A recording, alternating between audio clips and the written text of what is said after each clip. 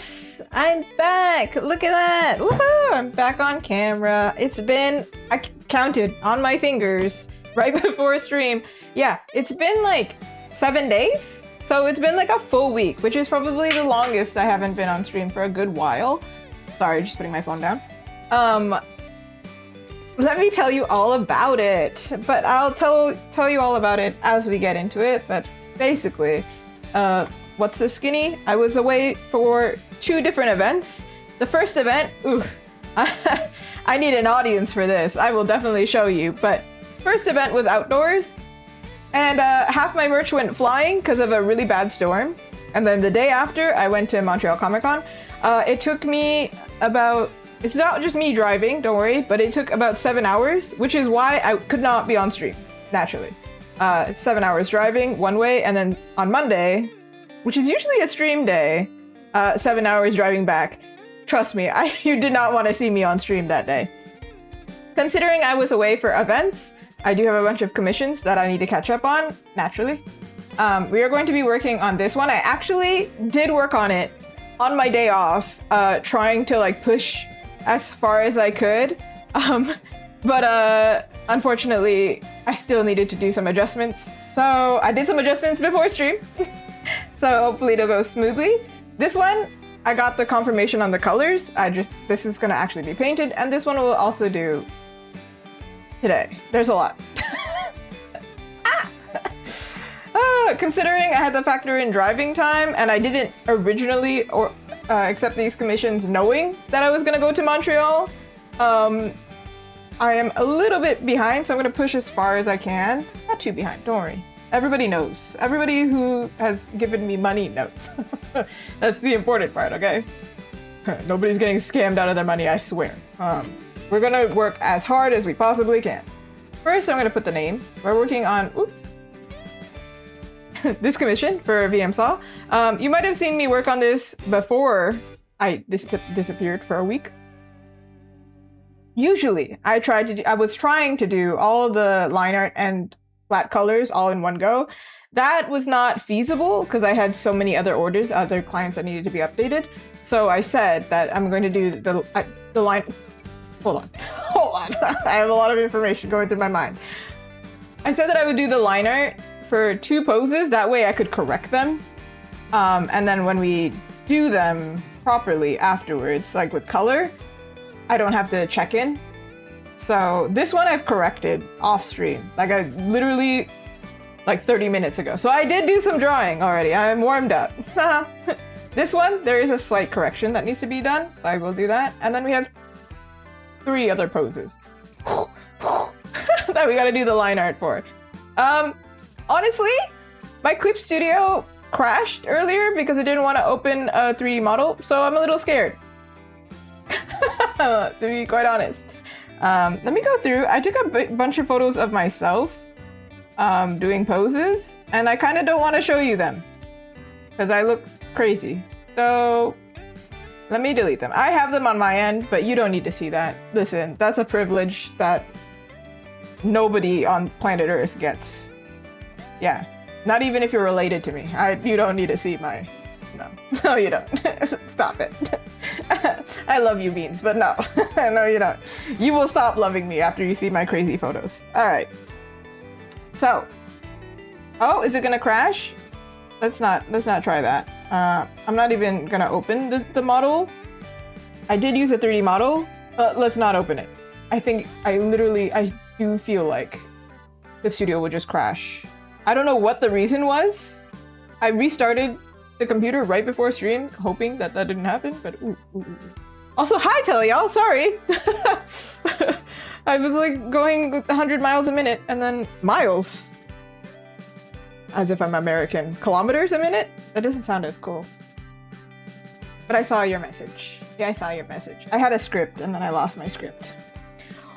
It's boiling over here in Canada, by the way. At least in Ontario.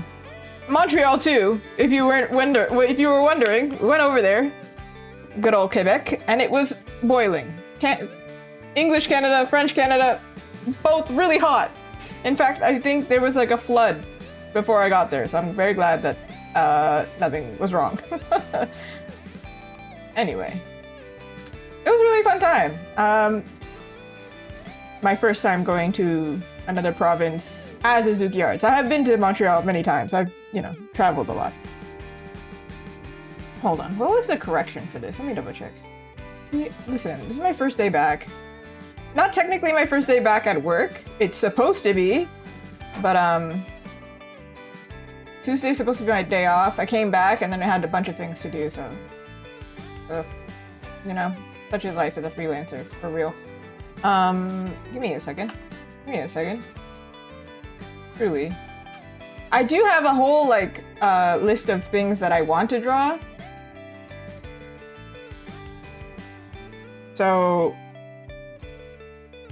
based on requests that people have given me, and a bunch of things that I now not so sure that I am going to draw. I had started drawing them, and now I'm like, maybe I shouldn't do them, because I had such a fun time in Montreal, and now I'm like, I should take care of myself a little bit more.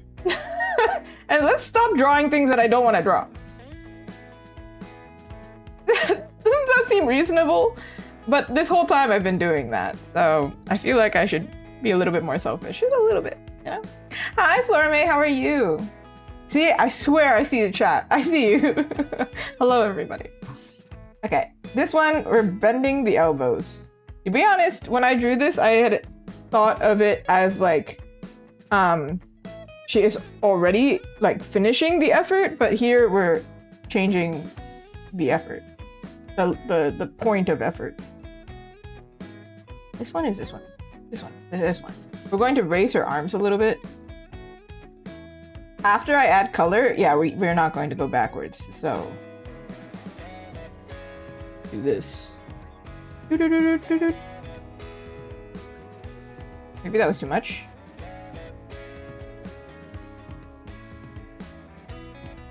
Ooh. I'm doing good. I'm having a great time. It wasn't a vacation that I went on, but it kind of felt a little bit like a vacation. Because everybody was so nice at the convention, it felt like a vacation. But I was working, trust me. I got home and I was like, oh, well, not home. I got back to the hotel, and every time I returned to the hotel, you could tell that I was really tired. I was dead. Actually, if we're going to make her arms bent.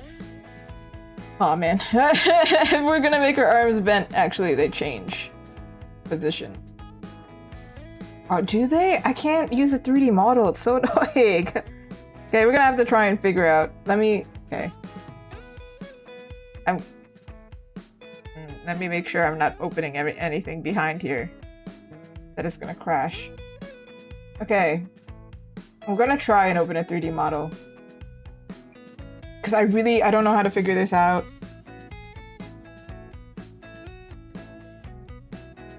Hold on. I'm not gonna delete the layer, I'm gonna go backwards because I had the 3D model. Let's see if it works. Whew, not broken. Oh, you got COVID! No, I'm so sorry. I wish there was a way for me to move both of these at the same time. But alas, there is not. Oh, okay. Here we go. Okay, this kind of task is why I'm kind of like, yeah, it's just because I've been doing so many commissions. The personal work that I do, the merch that I make, I think I should be a little bit more selfish and only draw things that I actually want to draw. Even though I get a lot of requests to draw different things, it has to be like I have to want to do it, and also other people want me to do it. It has to be fair now. Because I'm realizing, yeah, it's not good if the artist doesn't want to draw anymore. That's my point. There has to be a balance of frustration, because frustration means that you're learning, right? And then a balance of enjoying what you do.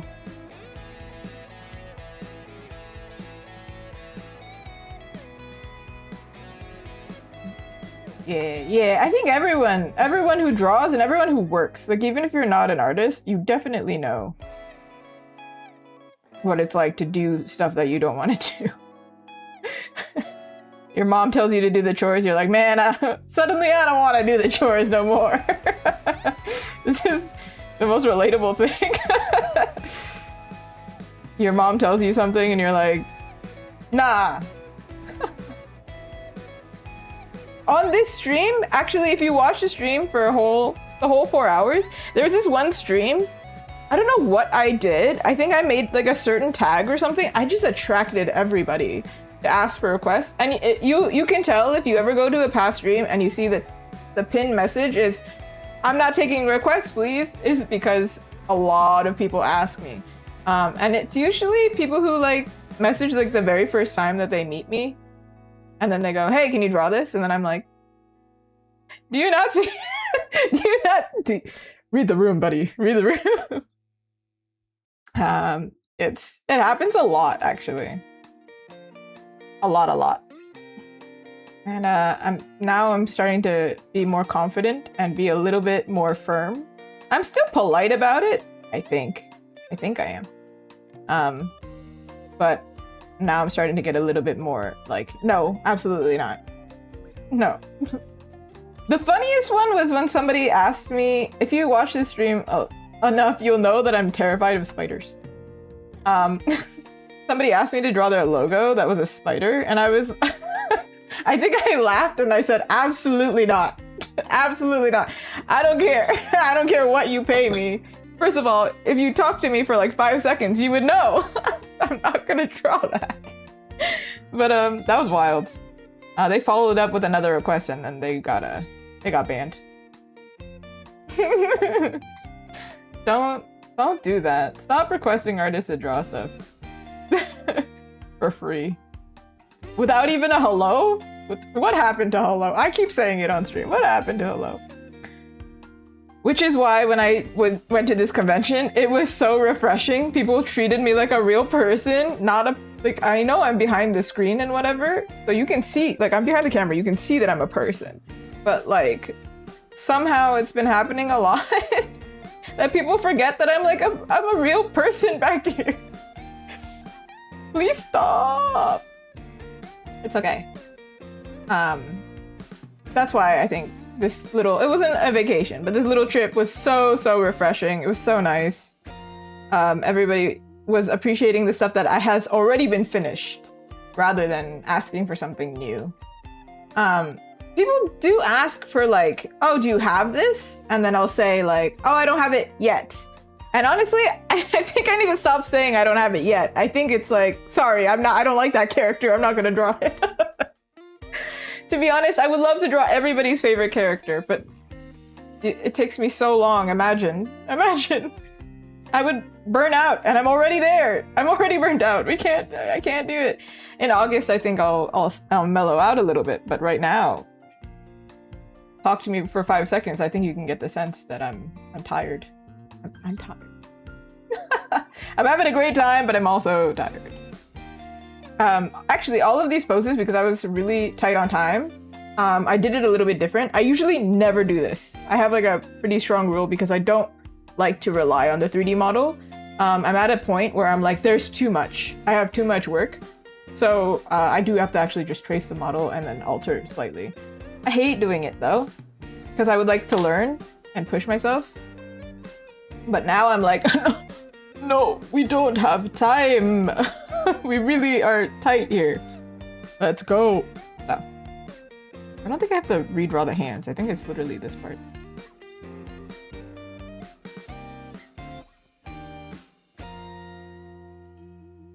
Yes. It's the worst, yeah. When it's from a friend and you're like, I have to tell you politely. Oh, oh no.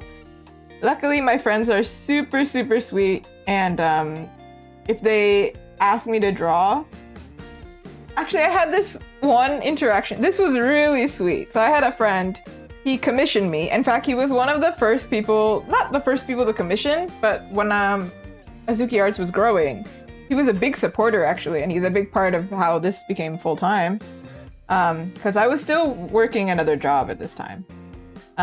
He commissioned me more than once to draw characters that I normally wouldn't draw. He commissioned fan art, which is fine. You can do that. And he specifically said, like, one time, hey, I don't want you to burn out. So, like, if you are stressed, take it easy or something. So that's a good friend. Supporting an artist, I think. Capsuko, hi! I'm back! It's been a whole week.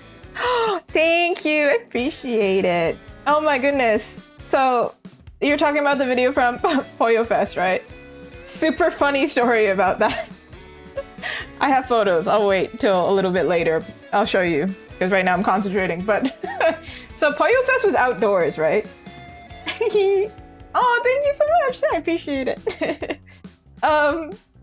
So Poyo Fest was my not first outdoor video, but like, or not outdoor video, outdoor. Actually, yeah. I think my very first time selling outdoor. My God, can I speak? Getting frustrated with myself. My very first time selling outdoors. It was actually in the same area, and it also rained. But the difference was I was in a container, like a storage container, so it wasn't so bad. This was my first time selling in a tent, and it rained really hard, right? Every single time since then that I have sold in a tent, the weather has gone bad. And I was like, what is this? And if you follow me on Instagram, you would have seen this. It's really funny. But really bad at the same time. It's funny, but it's not funny. Okay. Basically what had happened was, it was a tent. The tent was secure, but we didn't expect there to be a storm. There was a heat wave. So we were like, it's already kind of unsafe for me to be out here, but I'm gonna do my best. I showed up, I set up, sat down. I was boiling. Like, it was 30 degrees. Like, it was really, really hot. And we were like, nobody's gonna come here. It's so hot. I was like, I'm a pretty energetic person. But it got to a point where I was like, I can't expend any energy talking. I'm so tired. It's so hot. Which should have been a warning sign. It was really bad. What happened about like an hour in, some of the staff, it was run by the city, the staff came over and they said, hey, so just so you know, there's going to be a thunderstorm. If you want to like seek cover, you can do that. And I was like, oh, I realize. I can see it. It's approaching us. I checked the forecast. The forecast changed late. And then it said that there's going to be 100% chance of a thunderstorm with lightning and everything. And I'm outside. Not only am I outside, everything that I have for the display is also outside. And I'm like, oh no. So I'm like panicking. A huge gust of wind hits us. And we survived. And then we did it. So my whole display fell over. That was cool. That was very cool. And then the tent started like lifting and approaching me, and I thought I was gonna die. That was cool. And then the table flipped over. So that was cool too.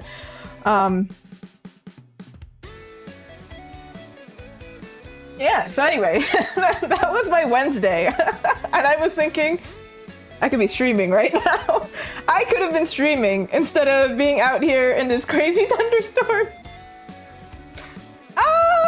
The community was super nice. I wish the city warned me earlier than me realizing. I had already realized and I was panicking already. But like my panic can't do much at that stage. Like what am I supposed to do actually? I was solo. I was one person and I have about like what 50 stickers? The sticker designs, not 50 stickers, sticker designs, which means like 100 stickers or something. 100 or more stickers out.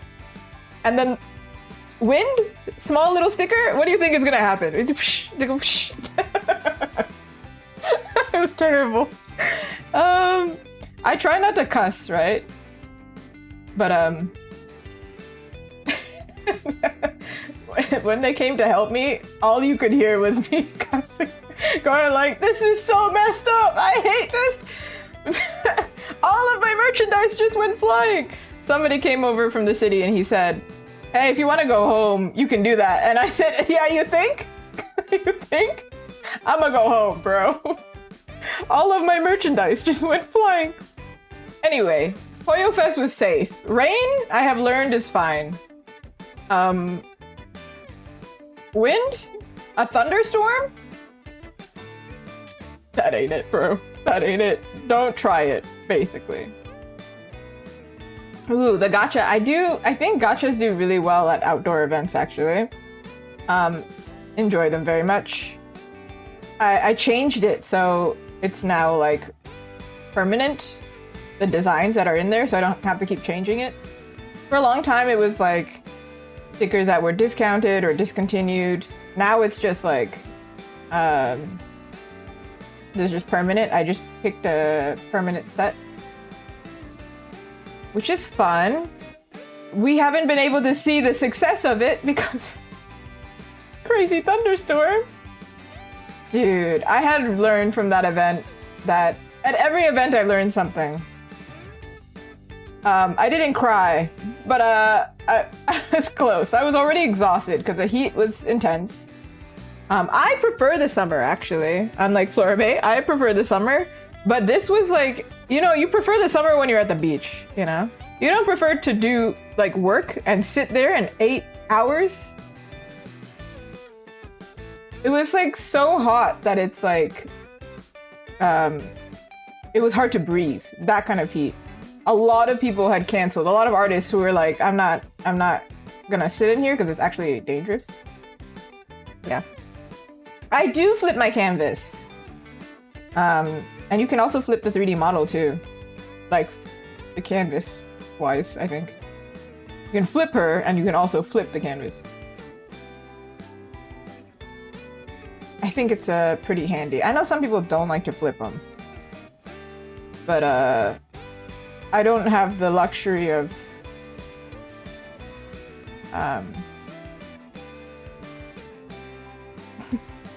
not facing my mistakes. I need to face them. Yes, you did. You did say that. Yeah, no, I said unlike Floribay, I prefer summer. I hate winter. That's what I'm saying. I don't like winter. I'm the opposite of you. And we have snow, so that it explains. But over here right now, we are dealing with extreme snow in the winter, and then in the summer, extreme heat. Wait, did I say that backwards? You recognized him! I was like, this is for the people from the 90s and onward. Nobody's going to... I literally was like, nobody's gonna know who this guy is.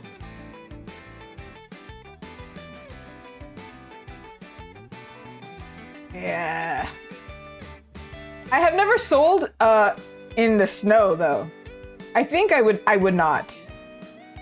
Because in the summer we have humidity, which is a problem, and paper and humidity, it starts to go like this, like it starts to fold, so it's not great. Rain, it also starts to fold. Snow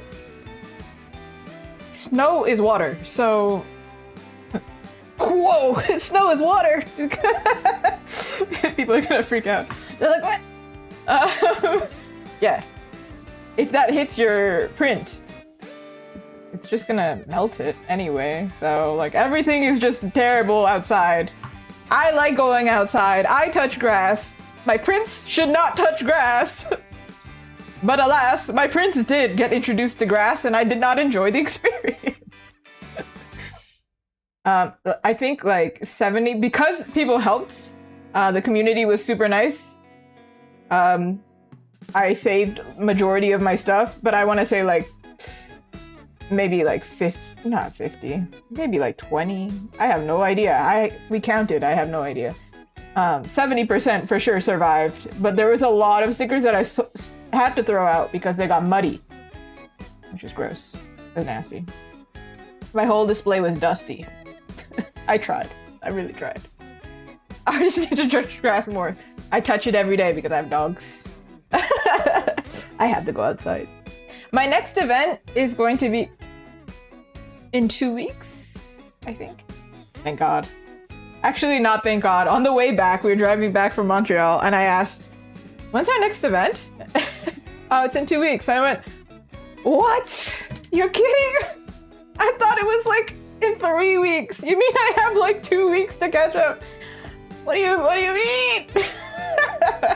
And then I went, okay, I have to reorder all of my merchandise because like half of it either sold out or destroyed, so.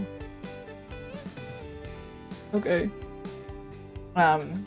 Okay, so if you didn't know where I went, let me give you a recap real quick. I did the last week, I did an outdoor event, and then immediately after, I did Montreal Comic Con, which is a 3-day event. So like, 4 of those days was actually me at an event. 3 of the days that I was missing last week was travel or just be in a coma, you know? Okay? Yeah.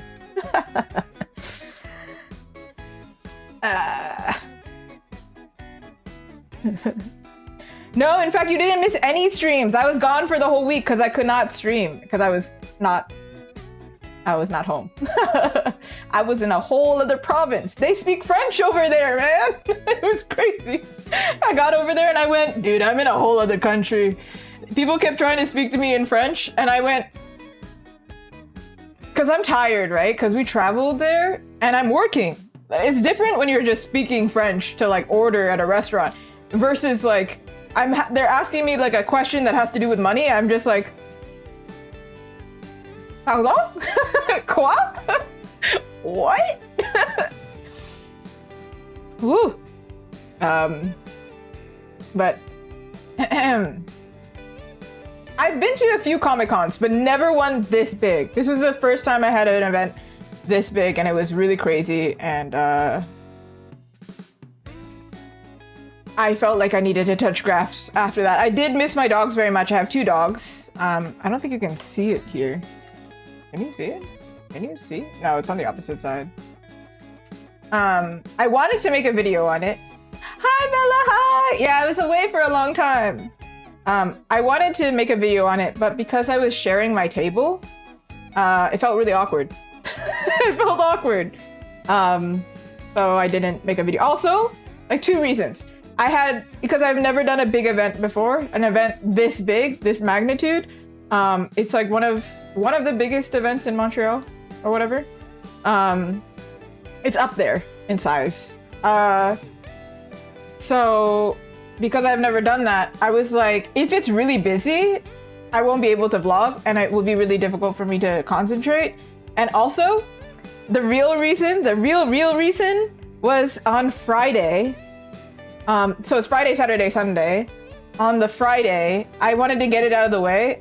I wanted to get my art signed by my favorite actor. So can you imagine me vlogging while being like, hi, I'm so scared right now? That would be terrible.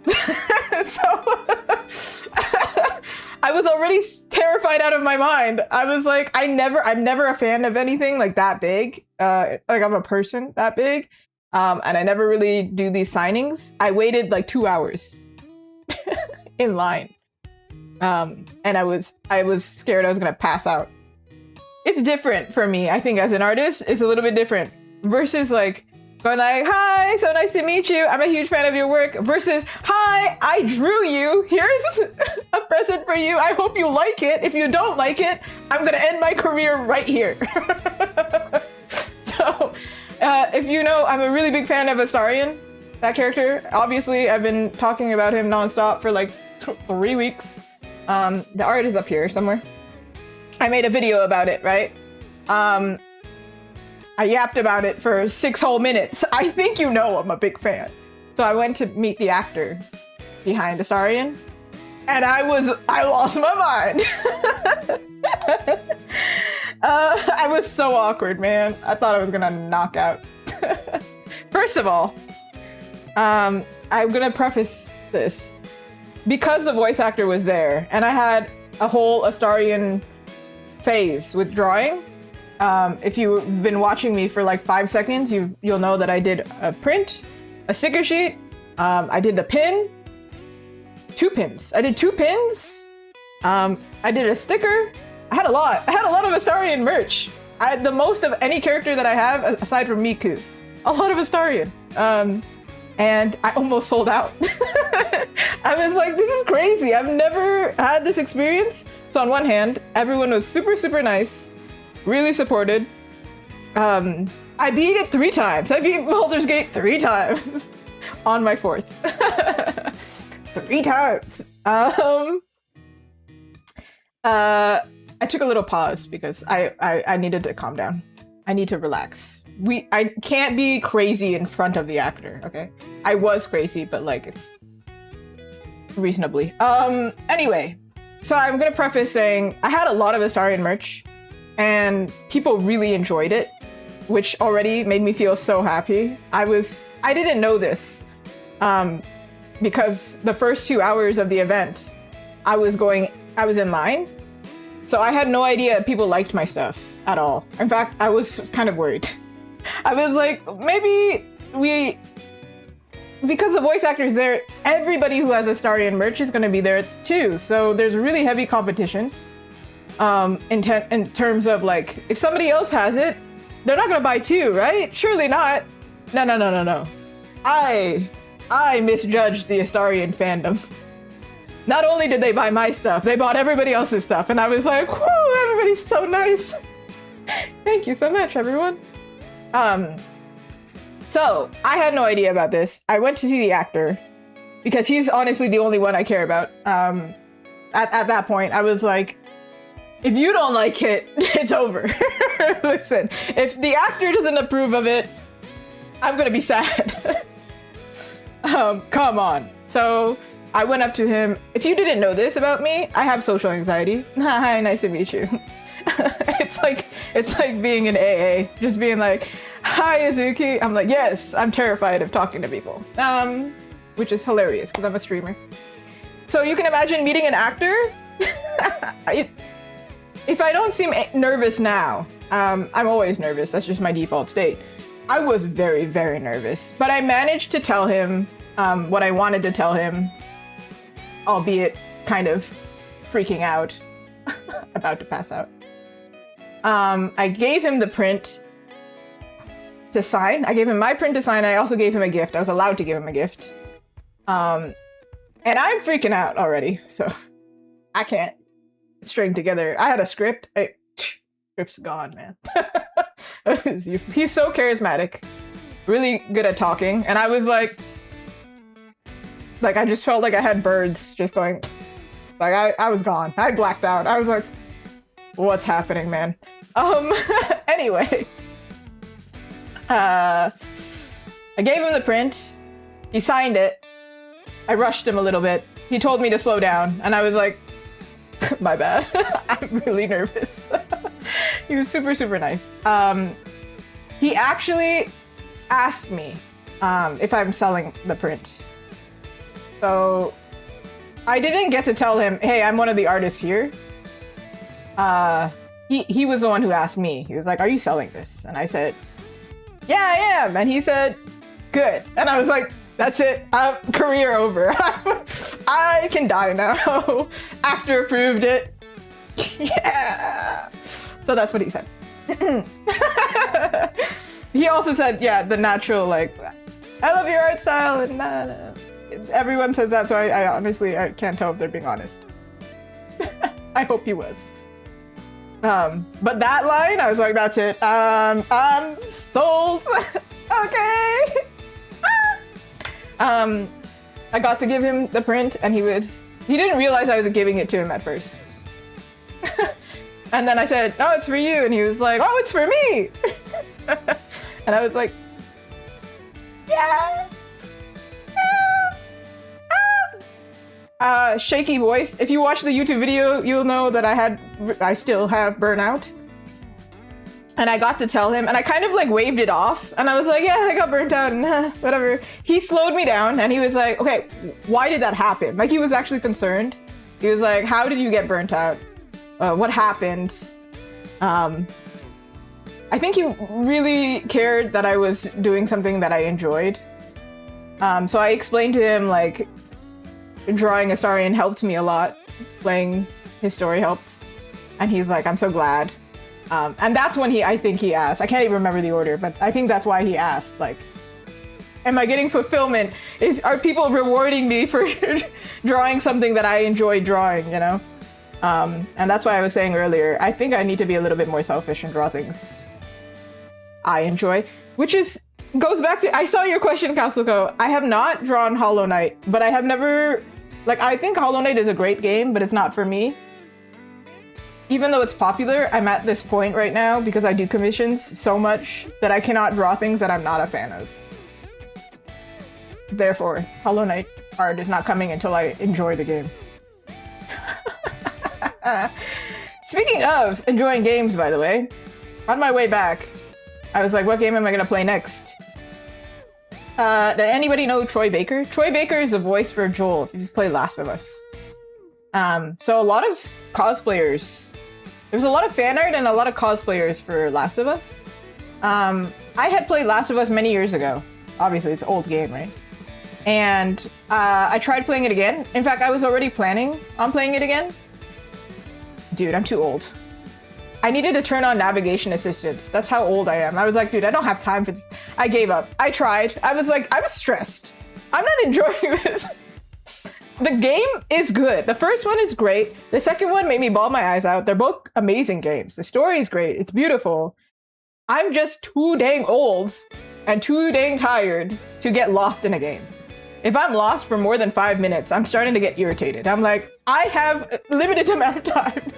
Tell me where I need to go. I'm like Baldur's Gate. If I get lost, I just stumble across something funny, and then I'm like, oh, fine. I still get content. Last of Us, I'm just lost and running in a circle and I'm getting stressed. I'm like, what is it? And then if I get lost, sometimes I die. And I'm like, I don't like this, man. I already know what happens in the story. I think I don't care. And then I had to turn on out of pride. Listen, I am really bad. I get lost really easily. I can't read a map, which is why I should not drive in the city. But the fact that I had to go into accessibility options and turn on accessibility, I was getting annoyed. I was like, no, out of pride, I can't do this. I did this like 10 years ago or something in my 20s. No. Don't tell me that I'm old. Game, don't tell me that I'm old.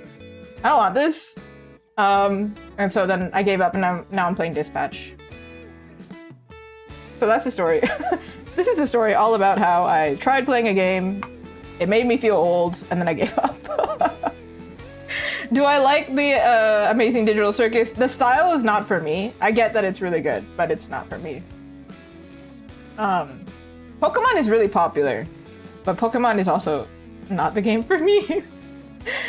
I have two things. One is I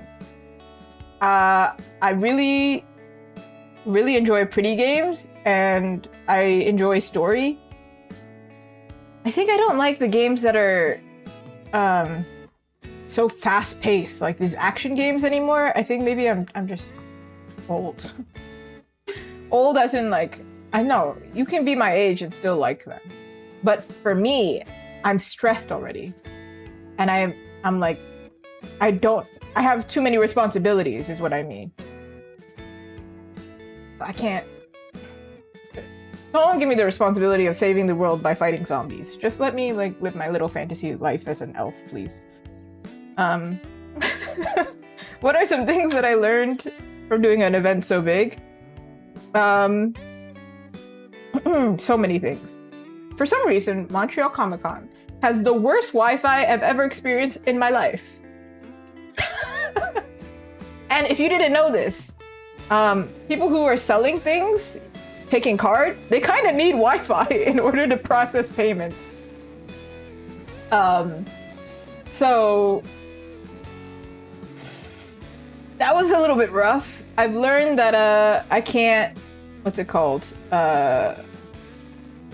First of all, I learned how to do it on my phone because my iPad stopped working. And then I learned that I can do it offline, provided that I reconnect to Wi-Fi. So if you use Square, just an FYI, if anybody wants to learn this right now, if you use Square, you can take it offline. They just record your credit card information, and then when we get back to Wi-Fi, then it's essentially saying pending for us, and for you it doesn't show up. And then later it like sets up or whatever. I don't know. Honestly, I don't know if it shows up for them because they also had bad Wi-Fi. Everyone had bad Wi-Fi. It got to a point where like people would come up and they'd be like, "Don't worry, I have cash because you're the third person I have visited." The other thing that's really important, I had a half table, which is 3 feet of space. I would say display is so important because when I sold out of something Astarian related, other things were selling. It's because the Astarian thing was blocking the other thing. So when this item sold out, this one started selling. And it's straight up because they just didn't see it. So if you have a very limited space and you're not visible, next time I'm going to be so careful about that. I had a lot of merchandise that was not placed in the right place, and so people didn't buy it because they didn't know it was there. You have about, like, I don't know, 2 seconds to stop somebody. And actually, I had a bunch of people. This was really funny. I have made this a rule now that if somebody compliments me really hardcore for 2 minutes straight, and they said I'm absolutely gonna come back, they're absolutely not gonna come back. So it happened at every relatively big event that I've done. And this one, it happened twice where somebody gave me a lot of compliments. They stopped by and they were like, "Oh my god, I love this piece. This is amazing. I just can't buy it right now." Because of my placement and the way that my booth was set up, I think people actually couldn't find me again. Unless I was like aggressively waving at people, they would miss me. So that was another thing. Display and literally being able to be seen. Because I was blocked on 2 sides. Yeah, easy to miss me. Have I heard of Hogwarts Legacy? I have. I played it. It got boring really fast. That's my ranking of it. It was not very good. I think for the... What's it called? Not the gimmick, but the... I like fantasy, yeah? So the fact that it's like, it's a fantasy game, an academic setting, you can see the appeal. The game itself is not strong. Yeah. As somebody who games a lot. For me, I would rank it. It's a game that I dropped, so that means it was not that good, I think. Aside from all the other things about it, the main thing for me was legit, like the game itself was not good to me.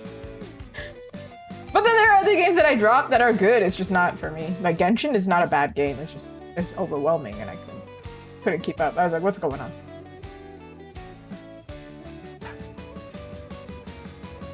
Did I complete the storyline? I honestly don't remember.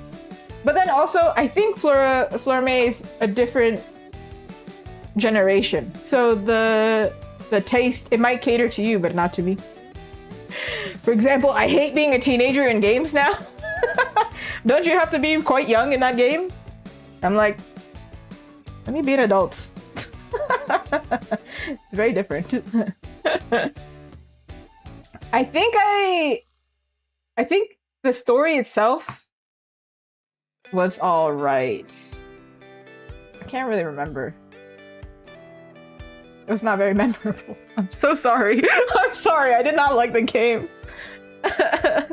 I'm so sorry. See, Persona 5, I get it though. Persona 5, I think they originally wanted to make it an adult game. So they have some adult things in the game. But it's definitely one of those things where it's like, yeah, I get it. I do get it. It's okay. It's all right. If you love the game, that's fine. It's fair.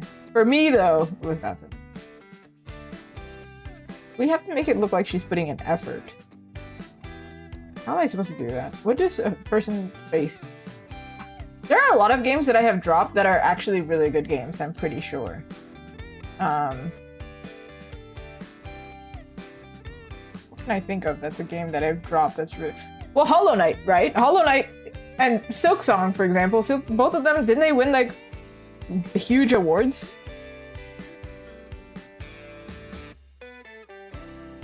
Did Hollow Knight win an award? I feel like it did. Did it not win like... It didn't win Game of the Year, did it? I'm gonna Google that. Everyone, hold on. Hold on. Hollow Knight awards. What award did it win? I know it won awards. I was a nominee for 2018 Game Award. Game of the Year. Yeah? I have some friends that are really good at that type of game, and yeah, it's too stressful for me. Being old is so real. So real. Oh.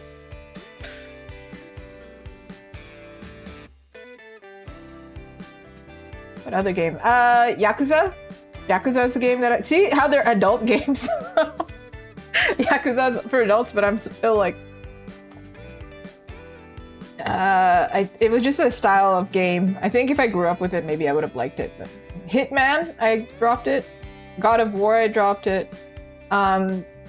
I know this is controversial, but for some weird reason, what's it called? Horizon? It did give me Uncanny Valley. I swear, I think they fixed it, but they remastered it or whatever. I straight up, it was just like the eye tracking was freaking me out. I do not know what it was. Again, I need to like preface, because I know she got a lot of flack for her character design. No, her character design is fine. The way she looks is fine. It's straight up, there was something going on with the eyes. I don't know what it is. Because I played Until Dawn and Detroit, and both of them have like humans or humanoid faces and whatever, and I didn't get that, so there was something going on. I did get it in Life is Strange, the most recent one. There was also something uncanny going on. I finished it, but I was very distracted by it. I was like, why are they... I think what was happening was like the characters were talking to each other like this. So the camera was like off angle. So they were looking at each other. But I got this weird sense. I was like, I don't see what you're looking at. And it feels... Something's... I don't know what it is, but something was wrong. Something was not right. And it was not every scene. It was this one specific scene that I was like, there is something going on with the animation in this one scene. Anyway, that's just beside the point. There's so many games that I've dropped, actually. I finished Celeste, but I do think that kind of game was not for me. It's another one of those platformer games. I understand why people like it, for sure. Dishonored, I have not. I have not played it, actually. Do I remember the style, though? Does it? For some reason, it gives me the sense that it's hard. Is it hard? It seems like a game that would be difficult for some reason. I don't know, but I've seen clips of this game for sure. For sure, it's been spoiled for me.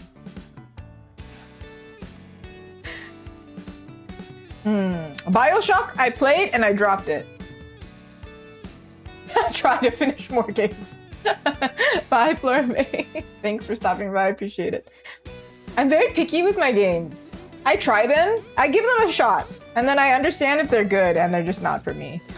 But there are some games where I'm like, no, this is absolutely not it for me. BioShock was a good game. I don't remember why I dropped it. It might have just been a mood thing. You know, sometimes you're just not in the mood for a game. You start it and you're like, I'm not in the mood for a whole adventure. I feel like when I played BioShock, I played it late. And so the graphics were already old and I was too picky. That's what I think happened, at least. Could be something else. Borderlands, I never tried.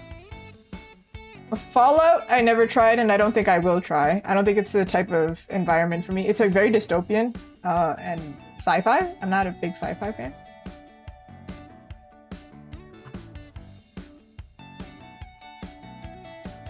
Fallout, yeah, Fallout is the same category. Did I say Fallout? Yeah, so I haven't played Fallout. I've seen it. I've seen like gameplay of it. I understand it's a good game. It's just not for me. What other games? Dude, what have I played? I have to look at my wall and be like, what did I play? What games have I played? I don't know. Elden Ring, I tried for 5 seconds.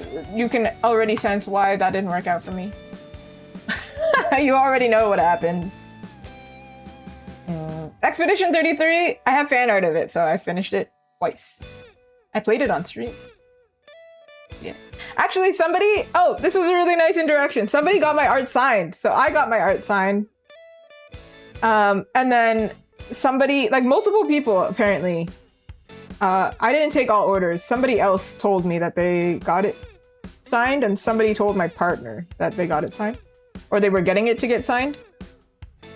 And then somebody came up to me with my art and said like, oh, I got it signed by Neil Newbon. And I was like, oh, I cried. I was like, oh my god, somebody got my art and then got it signed. Oh, it's crazy. Ah! Anyway, they asked me, they were like, wait, have you played the game? Because I don't want to spoil it. Because I asked what quote they got and they said, wait, have you played the game? And I was like, yeah. I'm a huge fan. I've played it 3 times. There's a lot of artists that are not fans of things and they make it, but you trust me, if I made art of it, I'm a fan of it. So Mael is up here somewhere. I don't think I'll be able to meet Jennifer English, but that would be really cool if I could. That would be cool. Elden Ring, I just straight up, I met the first boss and I died, and then I didn't like that. It gave me the same energy as when my boots fell over. I just started laughing like a maniac. Like,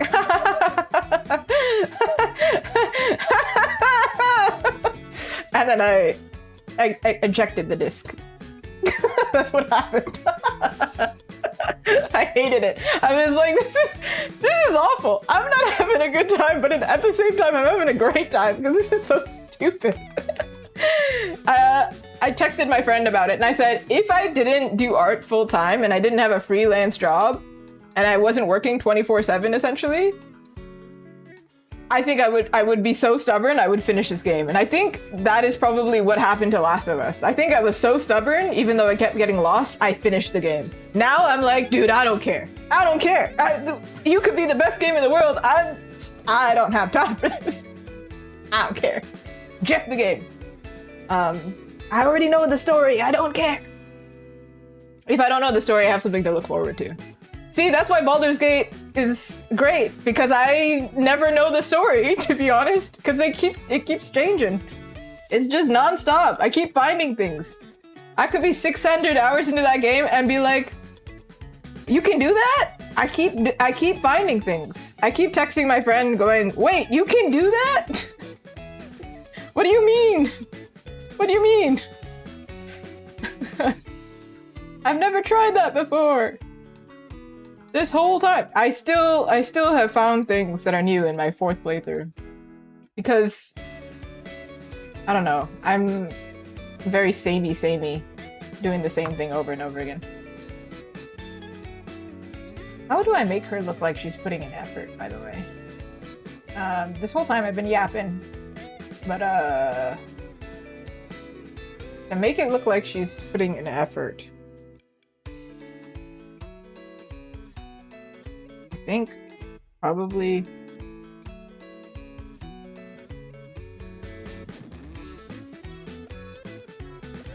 Well, I don't know why she would be looking at us. If she was putting in effort, she would be looking at the item itself.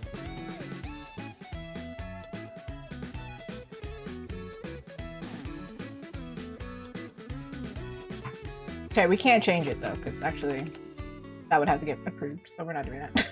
I'm not about to change it right now. We have other poses to do. How we what? Huh?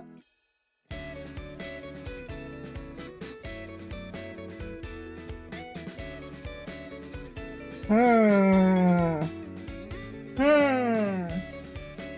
wonder if I play other so Last of Us actually used to be on my top 5 games list. Like games that I think like that I really enjoy and would play them again because they're like my top 5 of all time. And now I have to drop it from the list because I can't play it again. I just started getting irritated. I was like, okay, then it's not top 5 then.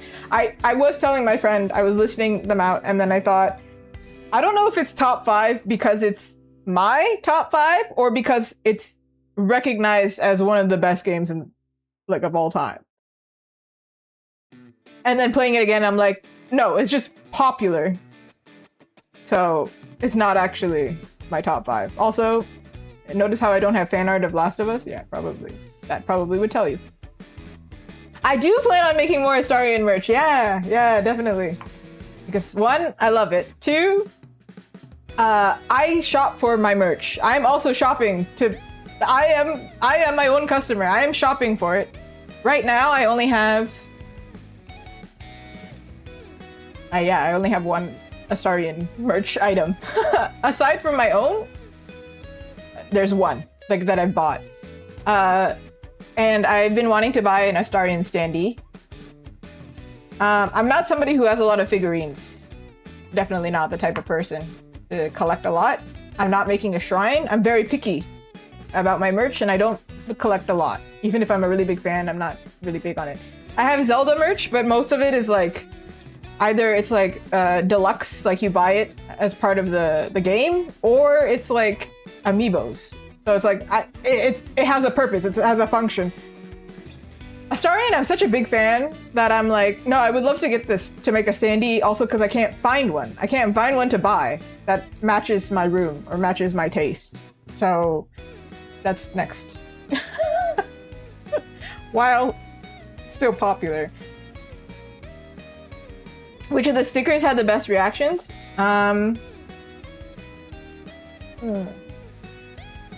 Ooh, Sandy. Yeah, that's how it's spelled. Double E. Do I have one in here? I just got some new ones, but I don't have them here. I have a photo in my shop. I'll show it to you. If you don't know what that is. Ooh, that's not my shop. Hello? Hello? There it is. It's kind of like a figure. Kind of. The most popular sticker... Hard to say. I think, honestly, I do think it was the Astarion sticker that sold the most. The Astarion sticker sheet sold out. I didn't bring enough. That's my bad. Whoops. That was completely my bad. I was like, it'll be fine. People don't like it that much. People don't like sticker sheets that much. My bad. I had somebody actively looking for it. They came over and I was like, it's sold out, I'm sorry. I have more at home. I didn't realize. My bad. So it's kind of an outlier. The Astarion, all of the Astarion merch, just assume it's at the very top of the list. After Astarion. It's I think it's hard to say because it's sold out, but Jinx from Arcane. Oh yeah, the voice actor for Victor from Arcane was there. And I started rewatching Arcane in the hotel. So there are so many people that I could have went up to and was like, "Can you sign this?" But yeah, because a bunch of Arcane fans were there, Jinx. Hold up. Oh, it's so good. So good. I'm on season 2, almost done season 2, so it's great. It's an animation, 3D animated. So I don't think we can call it a cartoon, but it's animated. It's almost like a video game cutscene. It feels like a really elaborate video game cutscene. It is based on League, but I had never watched League. You don't need to, like, I've never played League. I only knew of Jinx because I knew the character designer. Like, I don't know him personally. I mean, I follow him. So I already knew the characters. But aside from that, I had no idea what I was getting into, and I love it. I think I would do a Jinx sprint, actually. Somebody requested it, and I think I would do it. I don't know how to make... I need to search up, like, what a face of effort looks like. I've been drawing the same thing for, like, the past, like, hour, I feel like. My bad. My bad. No, Jinx is a great character. This is a standee, by the way. This is my standee. I'm not gonna show you somebody else's. Come on. This is a Miku standee. You see the artwork up here? There is no print of it. It's just I had to make it postable, so that's why. They have some really cool ones out there. It's kind of like a 2D figurine. A 3D figurine is like, you will leave that to the sculptors and stuff. I can't do that. I can only do 2D. Arguably, I could have done this a little bit different. I think if I was to make a version 2.0, you can actually do like multiple layers. Like to this part, the music notes, literally put it behind her, so there's like 3 pieces. The bass is also a piece. I currently have 3 standees. I'll make more. I have a Huntrix standee, a Zelda standee, and a Yeah. Okay. I was gonna search something up and I don't remember what it was. Oh, a face of effort. Face.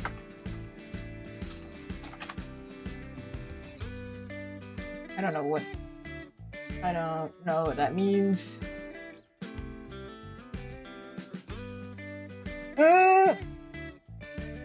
I think it depends on the design. This one, I specifically made it only to be a standee, and so then there's no sticker or print form. The Huntrix one is a print, a sticker, a standee. The Zelda is a print and a standee. But there's no large print of it. There's only a small one, because it's designed to be small. Yeah. It's like based on project to project. Like, which one is it gonna be?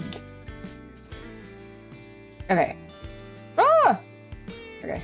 Let's see how I can make her face more efforty. You make an effort.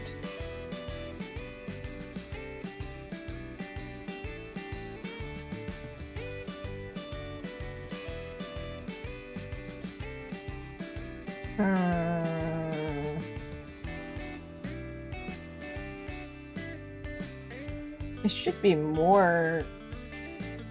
Like, it almost looks like she's angry. She's not.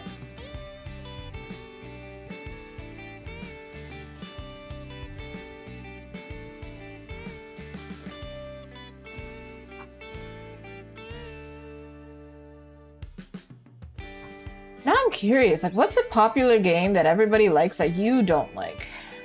We were talking about it, now I'm like... Or like a game that you think is overrated. I've seen somebody say that, Baldur's Gate is overrated, and I was like, I disagree. So, everybody has different opinions. I feel like I'm pretty basic, and I usually agree with, like, the top. Like, if it's rated well, I'm like, yeah. For a reason. MOBAs? What is MOBA meaning? Oh, Battle Arena. Right.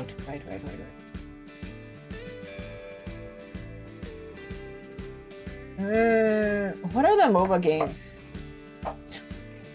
Fast versus Zone.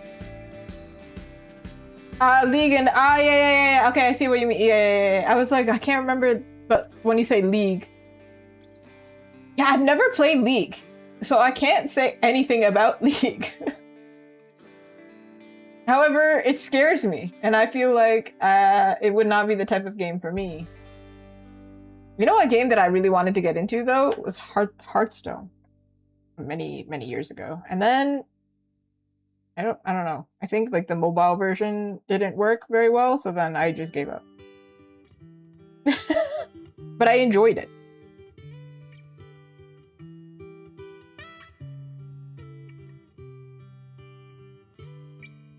Okay, she looks like she's making effort now. This would be like she's really struggling. I don't know.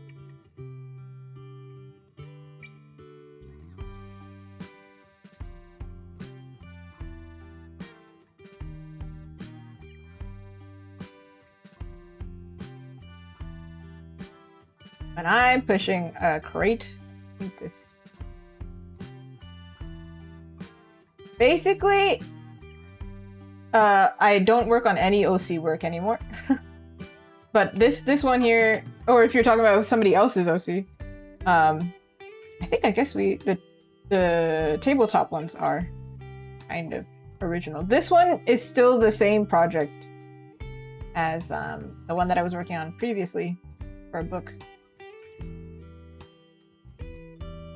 Oh, what? Huh? I think I drew it right the first time. The heck? The what? What? Go backwards. Oh, never mind. Too far. Whoop.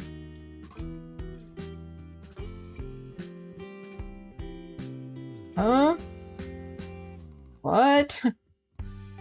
If you were to lift this... We do have some originals, or not originals, I guess. Yeah, originals? D&D characters to work on. Well, one is D&D, and the other one is another tabletop. I don't remember the name right now.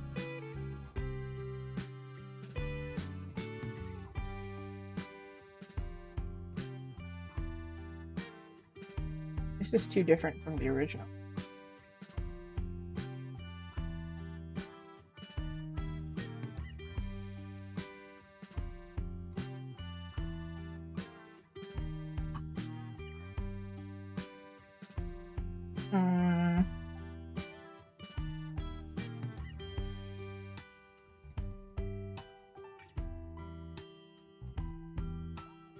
Her mouth was too open. Tame it down.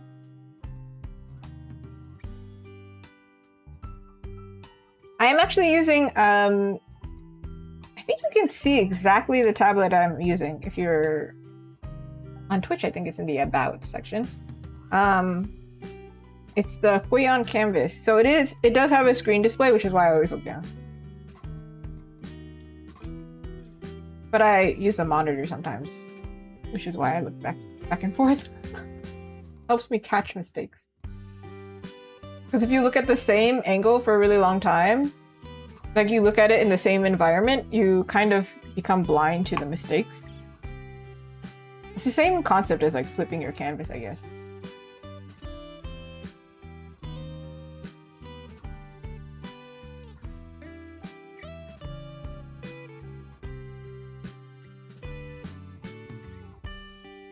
Ooh, maybe this is better.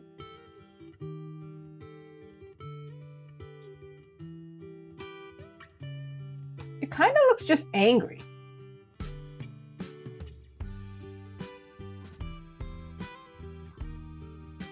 Because when I think of somebody who's like putting in effort, it's more like this. But maybe it's this that's making her look angry. Nope. Nope. Nope.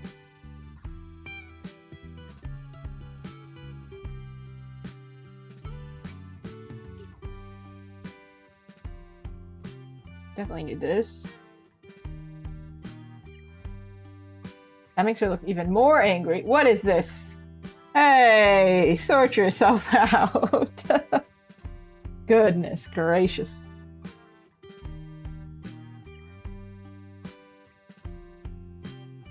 Okay, I think that's as good as it's gonna get because, dude. So my correction was to change the face and then also to change the arms, lift them a little bit higher and then bend the elbows. It doesn't really look like this elbow is bent, but I promise you it's bent, okay? Like, look at me, it's bent. Because look at the 3D model. This elbow is bent. It doesn't look like it's bent. But when I turn it this way, you can see she's bending her elbow, okay? She's bent. They're almost the same bent. Okay? You feel me? You feel? Yeah. I follow the directions. I can follow directions. Just kidding. I really can't. I will get lost. As we have established, I will get lost. But my point is, I did the thing, alright? I did the thing. Okay.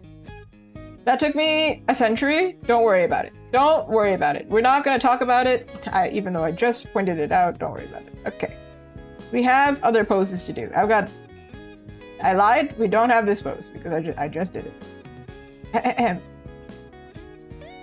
Look at my face. That's great.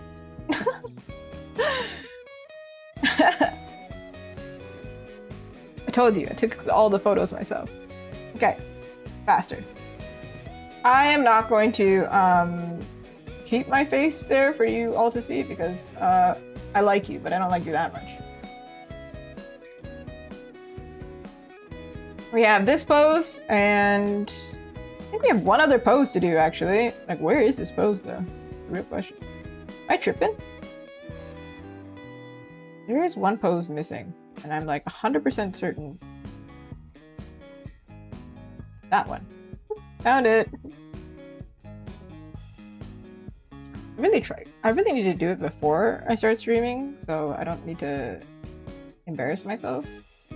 But y'all, that's me in pajamas. Okay. It's alright. You've already seen me lose my mind. Okay, this pose here. As you can see, there was a pose that I took a photo of, so I have the reference. It's okay. If you've ever seen me in person, that's probably what I look like. Losing my mind. I sent it to myself forever ago. A century ago. When did I send this to myself? A month ago? Sounds about right. Goodness. Okay. I did my pose backwards. So I'm going to... Oh, hello? What the heck? Things are just moving right now.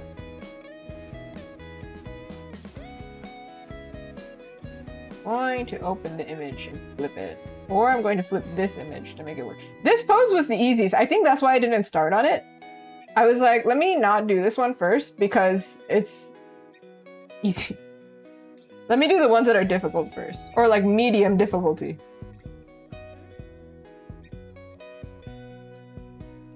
Alright. Flippy flippy. Alright. All right.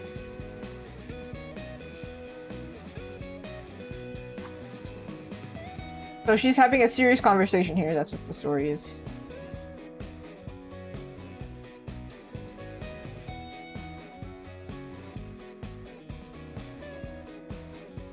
Oh my goodness, she's actually drawing something. It's crazy.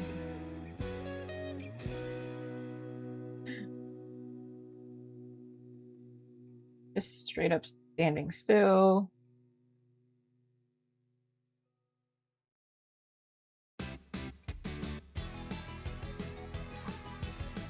Actually, so I did the pose myself, right?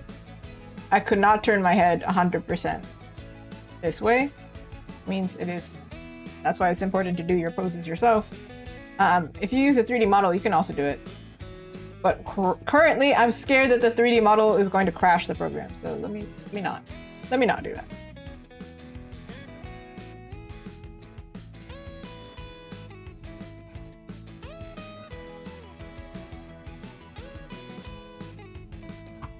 Ooh. Wait a minute, my hair looks crazy in this photo. So I like Pokemon. I think they're all so cute. However, the game was never my thing. I played it as a kid, and I think I liked it as a kid, but I also was not great at gaming, so if I got stuck, I got stuck. And so it's just not the... I did try it again. Like, within the past 5 years or something. However, I might have to start playing it again because Pombon is so cute. Based on a Pomeranian? Now. Clearly.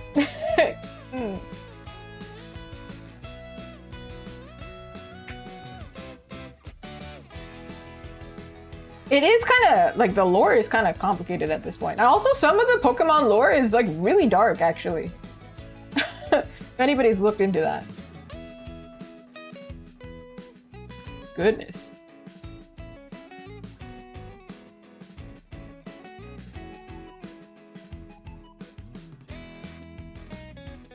I feel like I should be using a bigger brush, probably. She's actually quite small.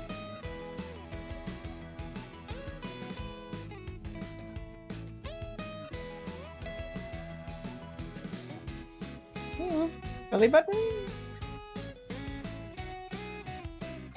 And lanky.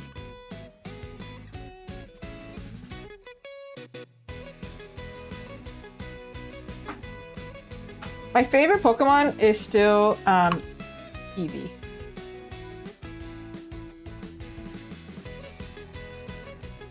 And Pokemon, to be honest, whenever I see an artist do Pokemon fan art, I'm like, they're making bank.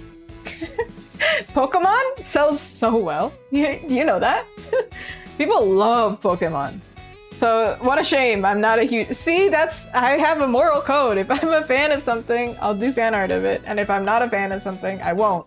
But you know how much money I could be making if I started drawing Pokemon. But then I have to draw all of them. And what are you supposed to do then? You're just trapped. What am I supposed to do? I'll be stuck there forever. It'll be over.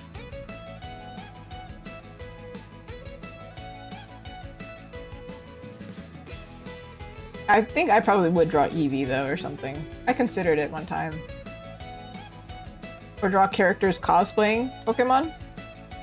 Could be cute. I've considered it.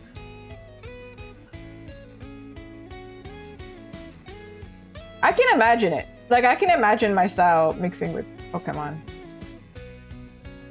What a shame. What a shame I'm not a fan. See, it's one of those things though where I'm like, I get it though. Like, I understand why people like it. It's just not my thing. I think it falls into the cozy game category where I'm like, no, I need something anxiety inducing aside from walking through tall grass. Yeah, I don't know. Like, when I was a kid, though... Millennial bait! When I was a kid, the games that I liked, I was not really big into Pokemon, except there was one Pokemon game. I don't know what it's called, actually. Coliseum game? And it was not traditional, I feel like. Was it literally called Coliseum? Surely not. Is it this one? Probably, because it's GameCube. Yeah, then probably. Yeah. Capsule goes like, yes, it is. Probably this one, right? I don't think they had another, like, game in this, like, concept like this that's older. It was probably this one that I played, and I think I enjoyed it. But I was also a kid, so I really don't, like, what the heck was I enjoying? No idea. Yeah. It looks really familiar, so definitely this one.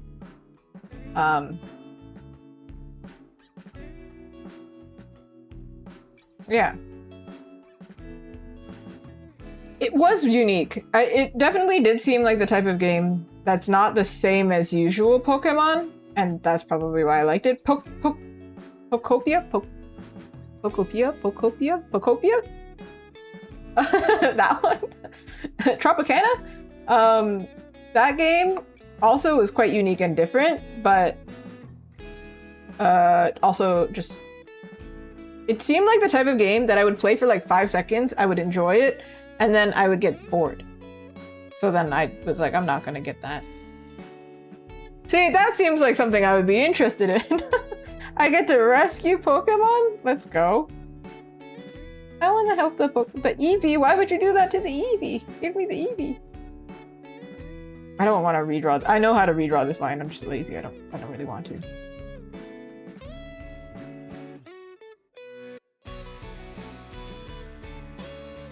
Ah! Oh, that's such a cute concept, though. Bring it back. Bring the game back. I'll play it again. Another game that my friend was encouraging me to play was the Hyrule... what was it called? Hyrule... something. It was linked to... Linked to Tears of the Kingdom. Was it literally Hyrule Warriors? Is that... It was! Castleco got it before me. I was like, what is it? Yeah! My friend was encouraging me, and I was like, yeah, maybe. But I think I'm in this like story game phase. This is like probably really entertaining and fun, but I'm also like, I want a story. I want basic. My brain is overloaded with things. I can't do anything crazy. So I'm playing Dispatch right now, and I am very much enjoying it. I think because it is quite slow. And the focus is more on like comedy. I'm in a place right now. I have seen Linkle. Cutie Pie Linkle. I've never drawn Linkle, which is interesting. But I have seen her. Think she's a cutie pie.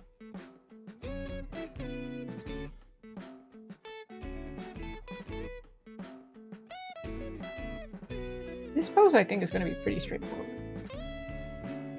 I have definitely... She's in another game as well, right? It's not just this game. She's somewhere else. Like, they introduced her somewhere.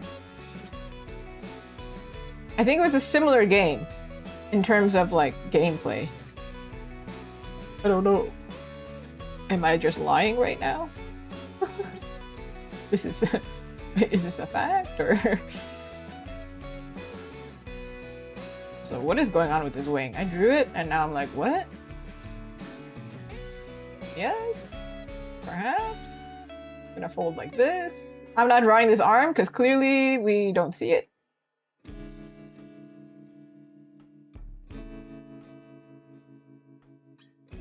This wing, I'm realizing, wouldn't actually fold like this.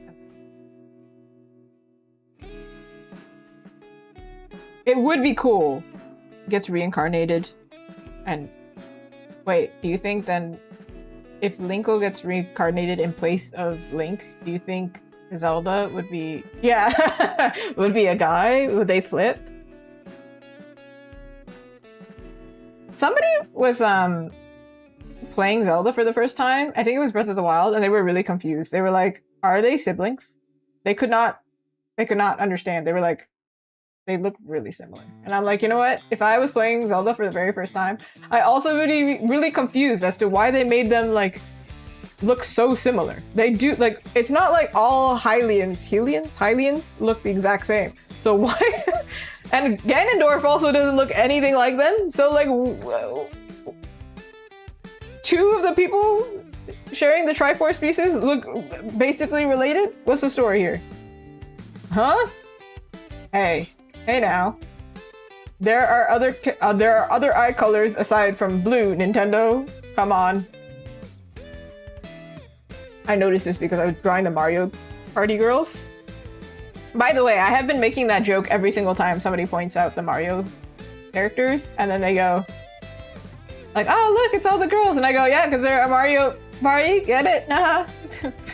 Anyway, while drawing them, I did realize, like, everybody has blue eyes. And I'm like, we can't all have blue eyes. Look at my eye color. It's not blue. Or are they trying to make them look as, like, as far away from Japanese as possible? Because what is going on there?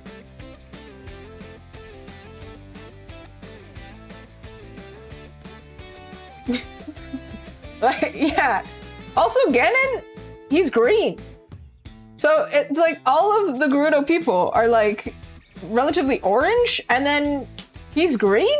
So like, what is the story? Why is Zelda and Link blonde with blue eyes forever? And then Ganon's not even a natural color. Like, what is that? Huh? What is this? What happened? Also, why is he so cool? Breath of the Wild was fun. And the Pokemon movies? Oh, that was the first thing that I watched, I think, in the hotel. I finally watched Detective Pikachu. And listen, I kept going, oh, Pikachu's so cute. And then my partner kept going, but he sounds like that. And I was like, I didn't say he sounds cute. I said he looks cute. It just block your ears and pika pika.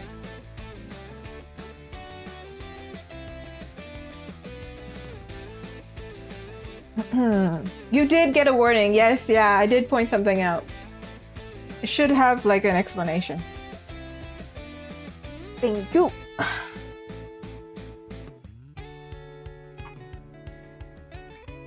Maybe not the new ones. I haven't watched the old ones in a really long time.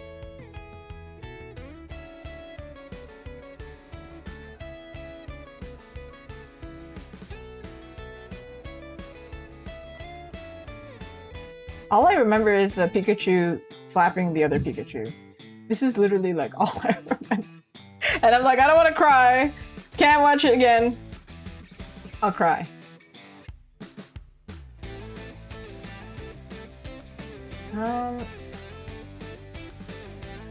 Did I make her up to?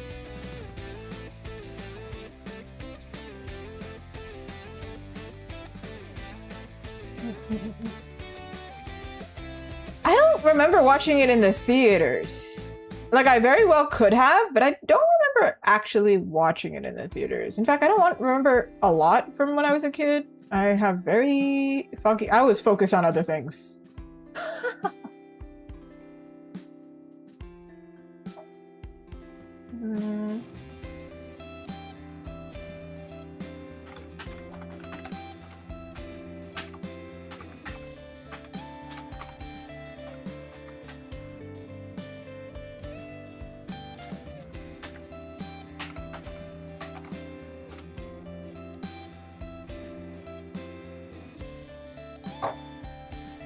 Let's see.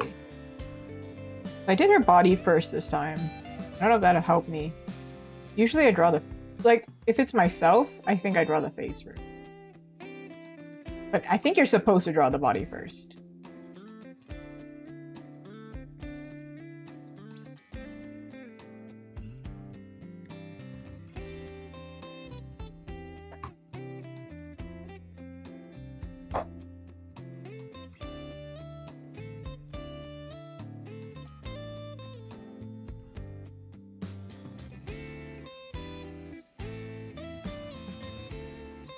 Alright, let's do a rough sketch. She's doing a serious face. Usually when I make a serious face, my eyebrows kind of look angry, but we're gonna try and keep her neutral. Do I remember what she looks like? We should probably pull up an image of her. Nope, that's her wing. That's her. Flippy flippy.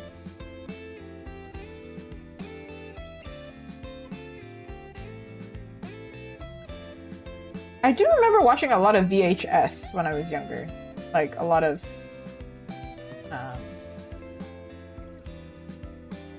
Disney movies? That I remember. For sure, I watch a lot of Disney movies. And DreamWorks. I watched Shrek in the theater too. Not in the theater. Sorry, at the hotel as well. Did I watch it in theaters? Who knows? I don't remember what I watched. Emperor's New Groove, so good. I used to quote that all the time during COVID. No touchy.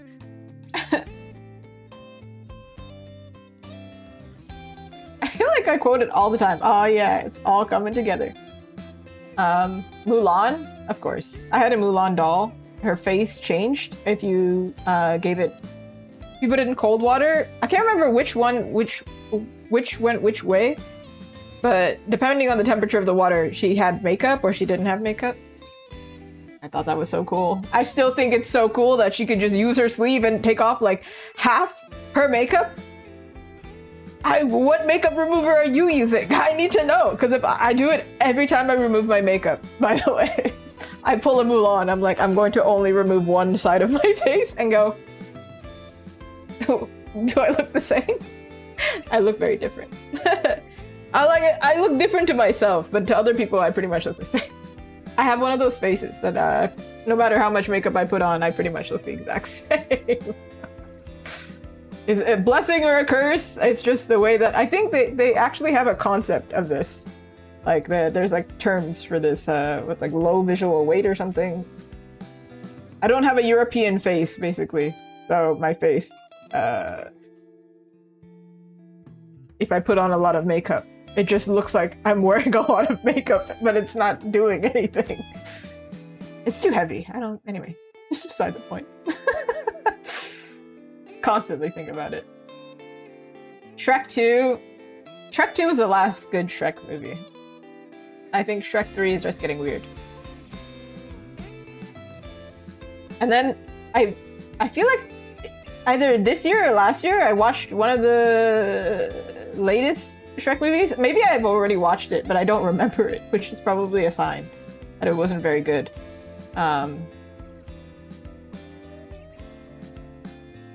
It was like the one where he goes not back in time, but he changes something.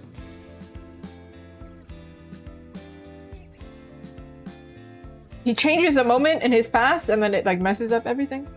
Yeah, that. Also, there's a Shrek game. I remember playing that.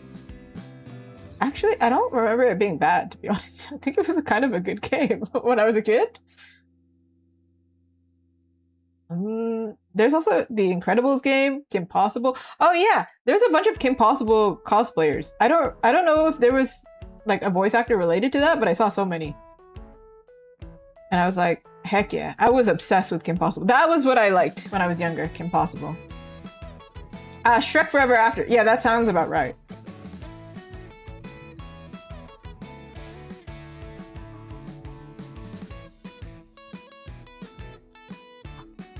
You look serious? You might look too old here.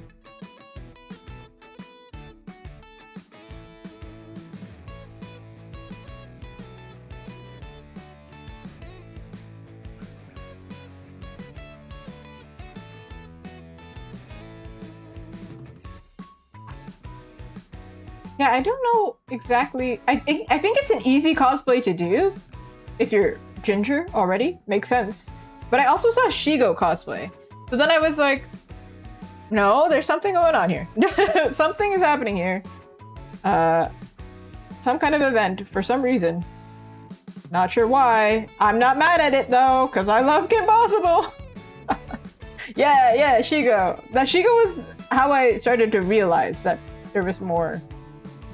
I think that like more than one convention it's happened though. So I think it's just like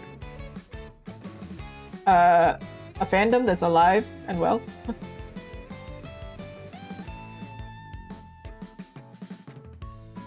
I would say that my first fandoms, I made a video about this and everybody kept saying that, oh, your first fandom must have been Genshin. And I'm like, no, just because I draw anime doesn't mean it's Genshin.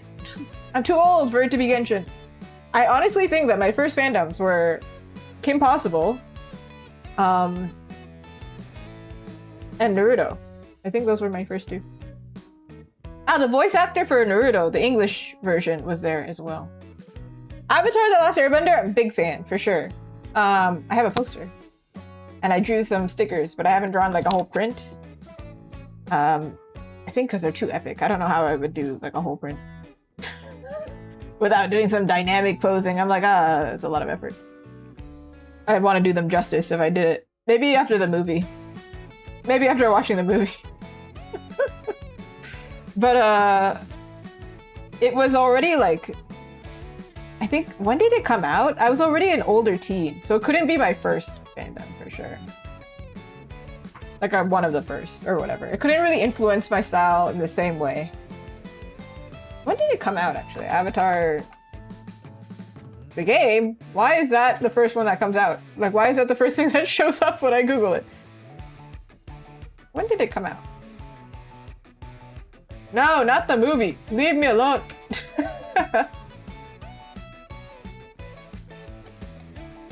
Okay, just gonna Google it and find it myself. 2005. 2005. Hey girl! Hi! How are you, Lilith?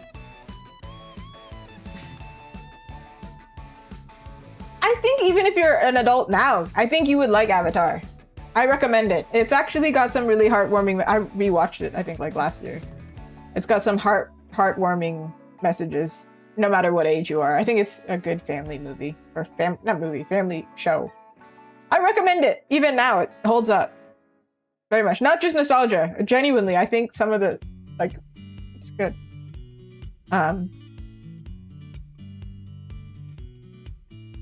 did I watch it, though? I think I was an older teen already. Because I think I watched it kind of late. Lilith, have you watched Avatar? I feel like... Ah, the voice actor for Toph from Avatar was also at Montreal Comic Con. So Toph also sold a lot. Nope, that's okay.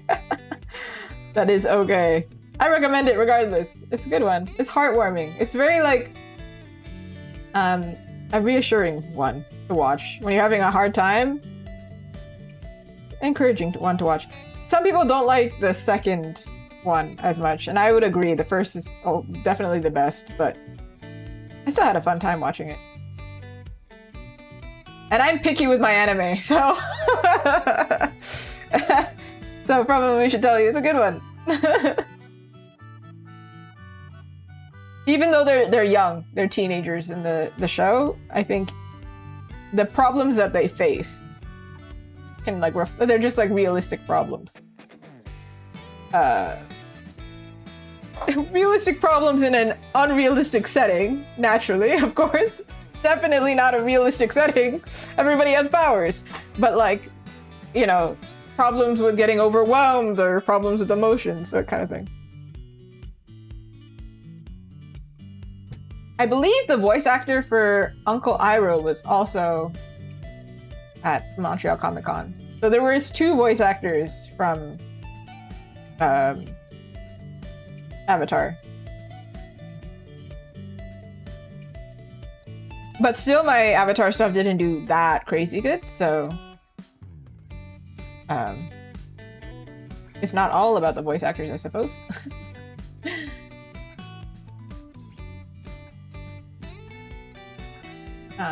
There's a voice actor for Arcane, Baldur's Gate, and Avatar. There was a lot more, actually. I was very surprised.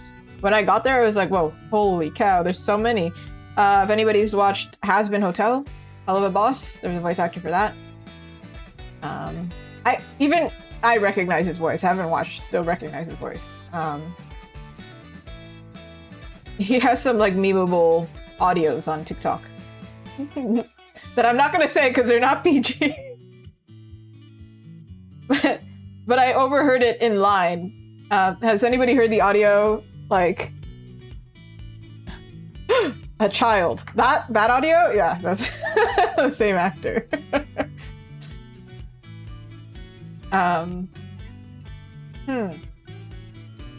Chilling Adventures of Sabrina was there. Last of Us, of course. A lot, actually, but I can't remember from the top of my head. Some of them were not things that I was into. I think there was a voice actor from The Office, maybe? Some American TV show.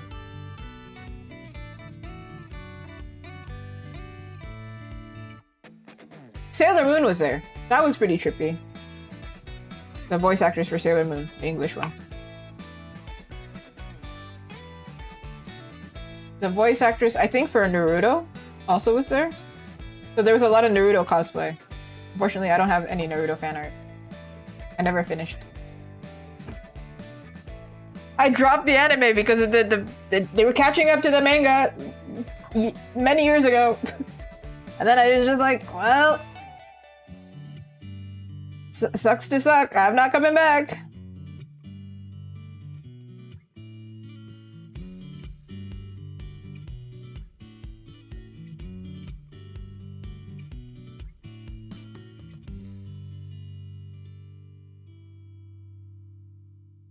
All right. I think that's good enough for the line art, I think. Or maybe...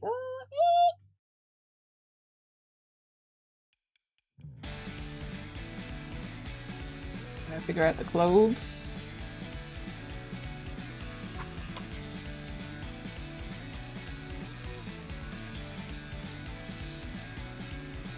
Hold on.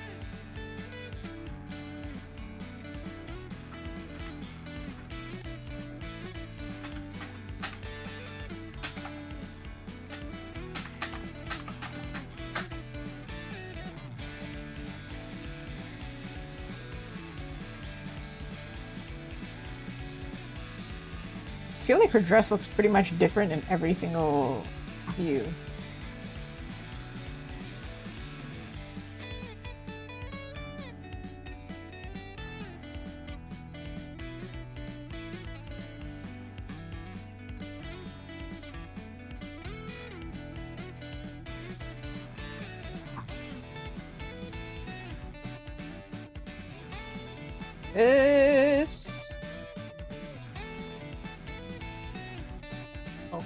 Okay. She's got no shoes on, because she's a savage like that. Oh, I saw Expedition 33 cosplay too. And then, this was really cute. So, I actually, the day this happened, I was talking to my partner saying like, I don't think my Mile print is very recognizable, and I have been told as much. I know this. People have still bought it, because if they stay at my booth for longer than 5 seconds, they clock that it's Mile. But if they're passing, they don't clock that it's Mile because of colors and the hair color and whatever. But multiple people had stopped by and pointed at it that specific day that I was commenting on it. They're like, oh, it's Mile. And a Verso cosplay passed by. And actually, I couldn't tell it was Verso because I think he was wearing like normal clothes. But his hair, it was clearly Verso, and then he had the scar. So then I was like, I think that's Verso. And he walked by, and then I went, like, I was staring at him to be like, I think that's Verso. And then he points at my print, and then he goes, yeah. And I went, yeah! Verso recognized its Mile! Woo!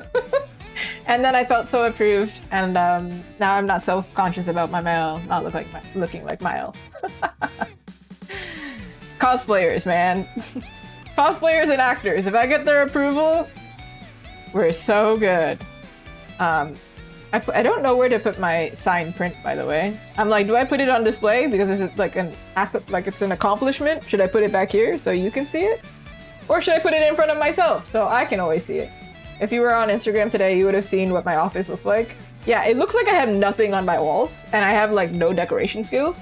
Now, because my wall on this side is completely covered, it should be the opposite, right? So you should be able to see it. But no, I'm selfish. I'm like, no, I want to be inspired. I want to look at my art. You can look at the art over here. Don't look back there. Don't look back there. Look over there.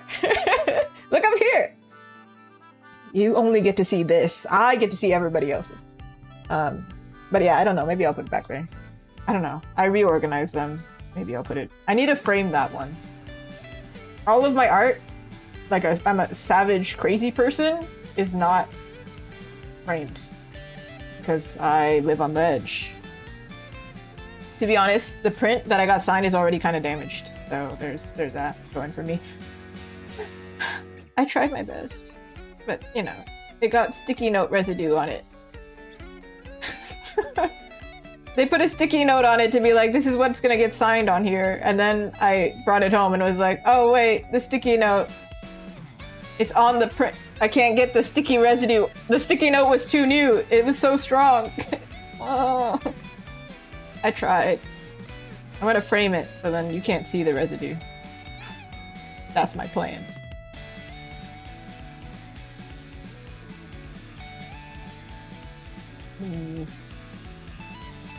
Drawing it backwards here.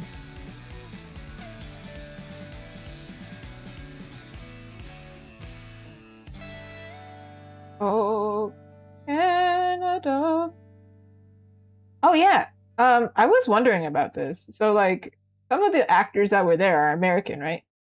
Obviously, the one that I visited was not American, was British. Chimps! Hi, chimps!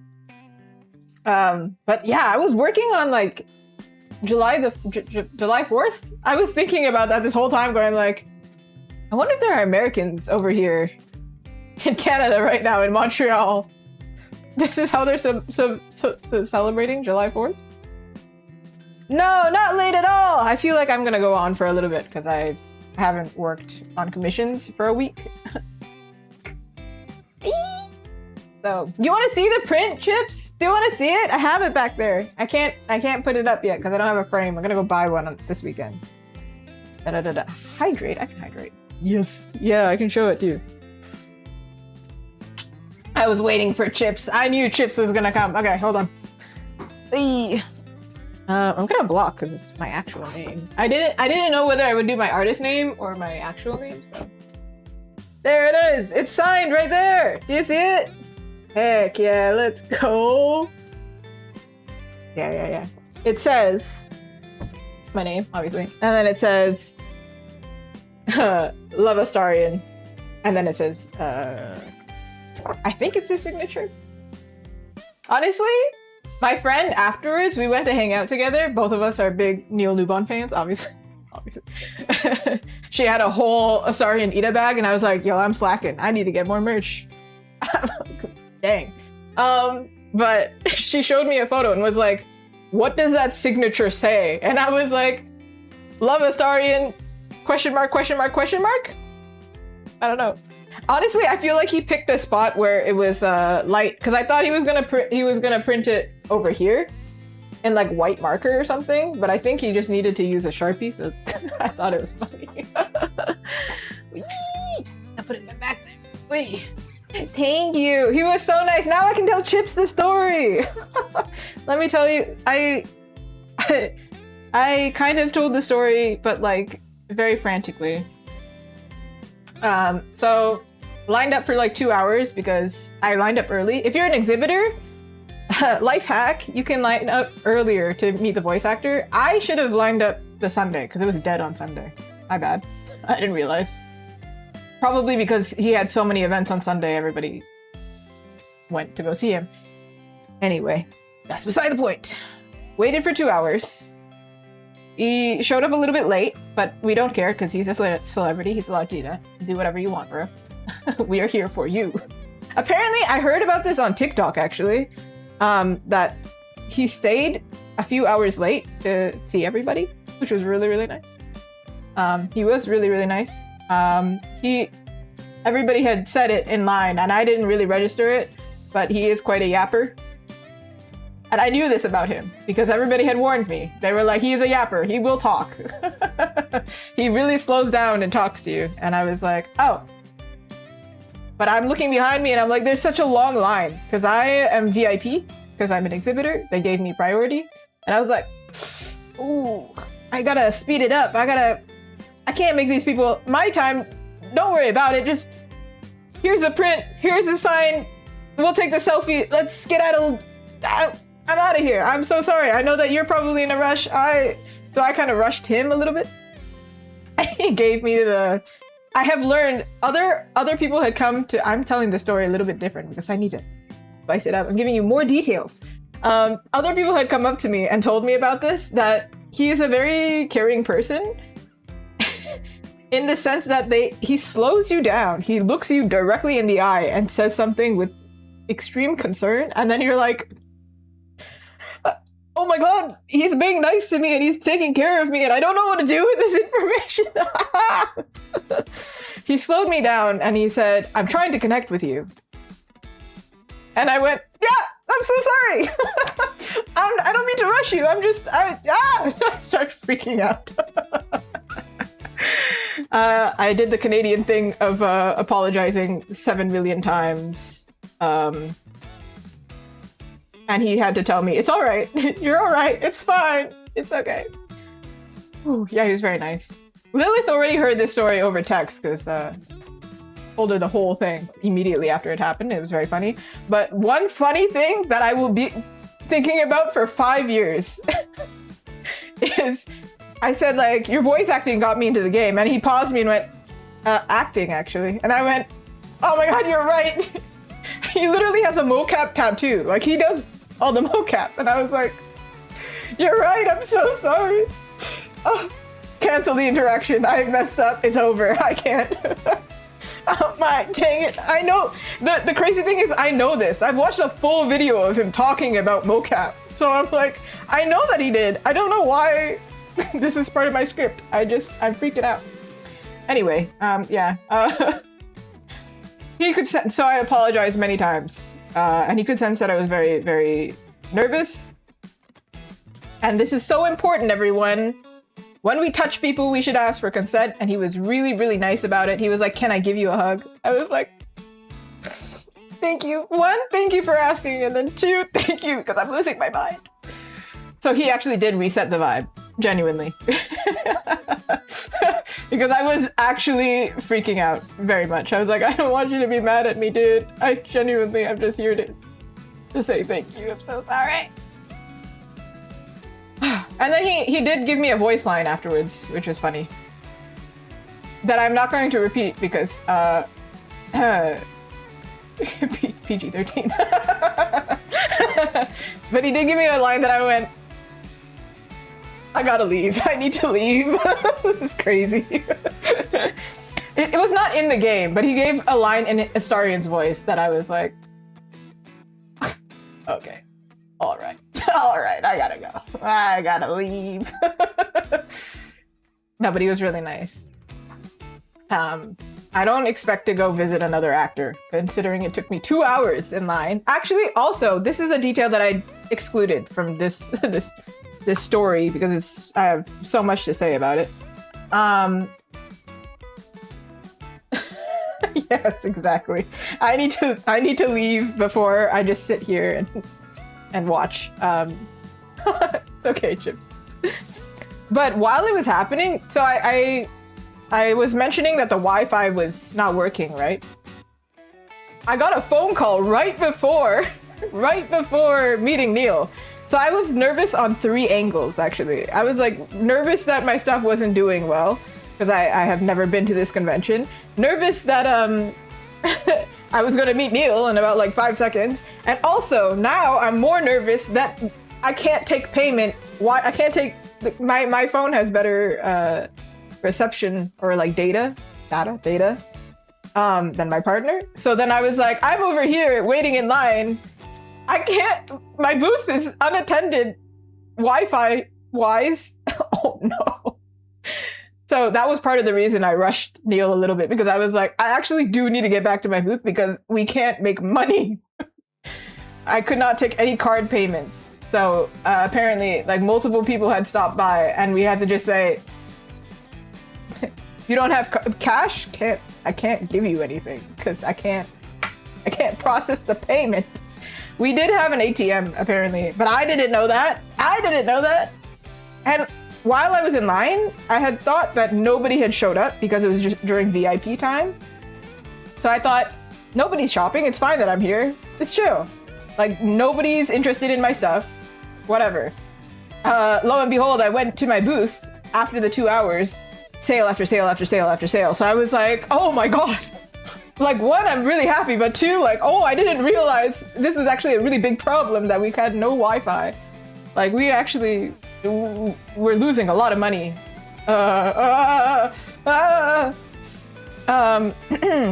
We figured it out eventually. It wasn't perfect, but everybody was really nice and they went to go get cash and come back. Essentially, everyone had their friend pay for them. I started doing some crazy dances because I was like, the Wi-Fi's not working. Let me take the thing and start doing like dances to try and connect. Like hopefully the payment will go through if I just connect perfectly. I look like a crazy person.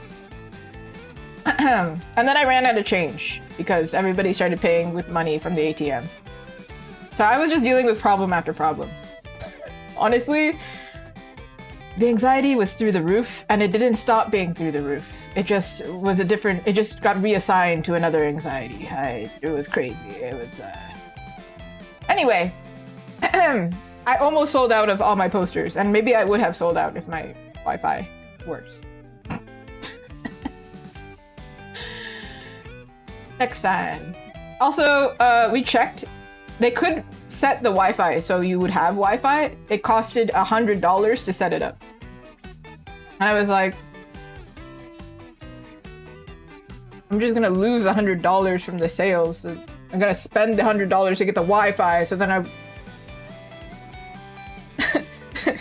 my brain was going, what? Huh? I have to pay money to not lose money? So we just took it. We were like, all right, whatever. Whatever. Whatever you say, man. Whatever. So that's another thing that I learned. Next time, pay for Wi-Fi. Pay for the Wi-Fi. Buy the Wi-Fi. Somebody across from me told me that they lost $200 in sales because of the Wi-Fi not working. I was like, ooh. Ooh. For reference, if you ever do a half table at a Comic-Con that big, the table itself is $300. You lose $200. And you're trying to pay off the table. Whee! Whee! Anyway, it was a really nice convention. Would go back, even though everyone was speaking to me in French, and I was struggling. Somebody in line, by the way, like waiting to meet Neil, I understood like half of what they were saying, but because of the accent and I haven't spoken French in so long, I actually kind of didn't understand what they were saying. They were saying like, oh, do I need to get a print for, like, to get it signed? Do I need to buy something or something? And I was looking at them going, oh. It's all right. I had a fun time. I kept going up to everybody and I felt bad. I felt like one of those tourists that like immediately assumes that they can speak English, but in Montreal, you kind of can assume that because their English is definitely going to be better than your French. At some point, somebody did just switch to English and was like, just stop. Just please stop. It was very impressive every time that they go, oh, you speak English. Sorry. And then they immediately spoke fluent English. I'd stare at them being like, we are built different. What on earth? Huh? How did you just do that? With no accent, mind you. They just switched from French to English like, oh yeah, no problem. I'm like, I get it that some of you have to do your job in both languages, but I don't. So I don't understand what it's like to be like that. Dang. But I have learned, yeah, people really like Astarion. I mean, same, but like, people really like Astarion. Whoa. The sticker sheet. So, what actually, behind the scenes, the sticker sheet, I was talking to somebody else. So, everything that I do, merch-wise, I always check it with somebody. Somebody I trust. To be like, do we think it'll do well? Do we think it'll do badly? I don't know. So somebody said to me, looking at the sticker sheet, this is either gonna do really, really well or really, really badly and nobody's gonna buy it. No, it's sold out. It was like one of the first items to sell out. I was like, oh, okay. really don't know. But if I had judged it based on every other convention and every other market that I had been to, I would have no idea. Because it didn't sell at other markets. It was really confusing. How do you know what's gonna sell? You don't. You just go in there blind and you just assume something will work, surely. There's more tales of my Montreal trip. My neighbor. So actually, I was sharing my table, but like I couldn't see the other side of the table because it was blocked. So to keep me company, my neighbor on my opposite side, we ended up talking. They were also really nice. Whenever I went to the washroom, they actually took my sales for me. Isn't that so cool? I didn't ask her to do that. She was just super nice. Like I would run away for like, listen, at a convention this size, the women's washroom, first of all, the washroom was really weird. It had only 2 stalls, one normal stall and one accessibility stall. If you're not of if you don't use the women's washroom, we look, okay, hold on. I have to explain this. This is crazy to me. So the men's washroom is next to the women's washroom. And both of them have their doors wide open, which is crazy to me because the men's washroom, I can just see everything. But what I was annoyed by was the fact that they had 3 stalls. They had 3 stalls. Women's washroom, we only have stalls. We have no option. We have to use stalls. So why do they have more than we have? That doesn't make any sense. Anyway, beside the point, there was a whole lineup, and so you have no choice but to stare into the men's washroom and just watching the guys in the washroom. It was so weird. Anyway, there was a girl behind me who was also waiting in line because obviously we have only 2 stalls. This is ridiculous. Why do we only have 2 stalls? And there are people in cosplay. So to get into the washroom and use the washroom, it's gonna take extra time. So naturally, there was a long line. There was one girl behind me that just straight up gave up. She was like, I'm going into the men's washroom. I don't care. I give up. And all of us went, approved. I respect the decision. I'm not gonna do it because I'm at the very front of the line, but as an exhibitor, I have like 5 minutes. I've been here for like 10 minutes. It's crazy. Anyway, beside the point, in those like 10 minutes that I was gone, because I had no choice, and it's also, there's a crowd to get back. I have to squeeze by people. People in cosplay, mind you, so they're like wider than usual. If they're wearing a big poofy dress, I can't just like, hey, yeah, and just like jump over the dress. That's not gonna work. Have you seen, I've been standing still for about like 7 hours. Do you think I can do any like parkour? Nah. So I just gotta swerve around people. Yeah. So I didn't lose any sales. You're going on a trip?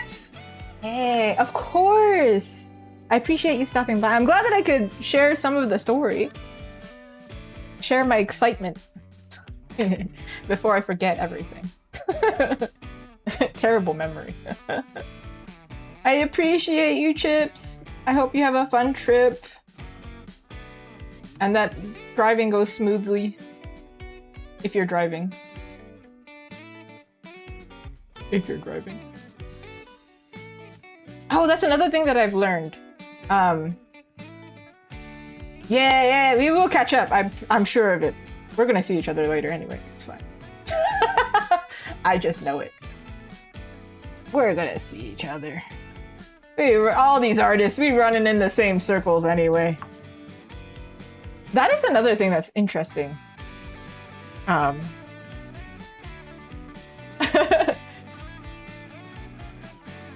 Like, you will travel to a whole other province, a whole other city, a whole other, like, I suppose, state in America. And you run into the same exact artist, and that's really trippy. You'd be like, oh, we all came here. So it's, like, pretty reasonable to be friends with an artist and, like, catch up with them, because you're gonna see each other anyway. I've seen the same artist in like 3 different cities. And that's pretty interesting. And then somehow we're always put next to each other. And I'm like, I'm not mad at it. They came over and they gave me candy. That's a quick way to be friends with anybody, isn't it? You come over and you offer them candy. I also offer, if you have a table next to me, if I have snacks, I will offer you snacks. My table neighbor also offered me snacks. This person was just really, this artist was really, really spoiling me. Not only did they take my sales for me, and offered to do it again if I ever had to step away, they also gave me snacks. They were like, hey, do you want, I don't know why, but they were very healthy, so I appreciated them. But they also were just like fully stocked on snacks. They come over like 2 days in a row. They'd be like, you want an apple? And I'm like, you just have apples? Where did you get them? What, huh? Have you just been, oh, did you just go to the grocery store before this? Amazing. Did you go to the grocery store here? Or did you go to the grocery store back home? Like how? So many questions. And that's how you make friends. You just offer people apples and then they have questions of why. Like, I don't know. If you have like, I don't know, a granola bar, it's kind of like, yeah, naturally, you brought them from home. And it makes sense. But you have fresh apples, then you're like, when did you get them? When did you go to the farmer's market this morning? How do you even know where it is? You didn't even have time to go. Where have you been keeping them this whole time? That's another question.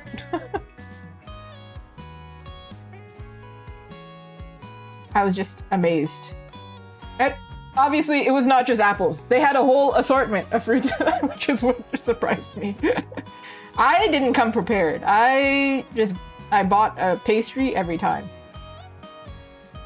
Because I was in Montreal. And Montreal, to me, is French adjacent, and therefore, I'm gonna buy croissants. In fact, when I went, my friend told me, you have to go buy a chocolatine or a pain au chocolat, whatever you want to call it. It's required. You're over there, you have to do it. And I was like, all right. And I did. Oops.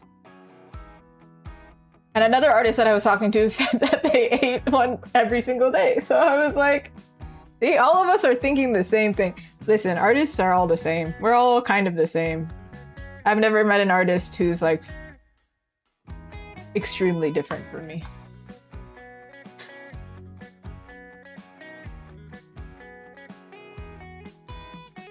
All of us can't sit properly in a chair. All of us have bad posture.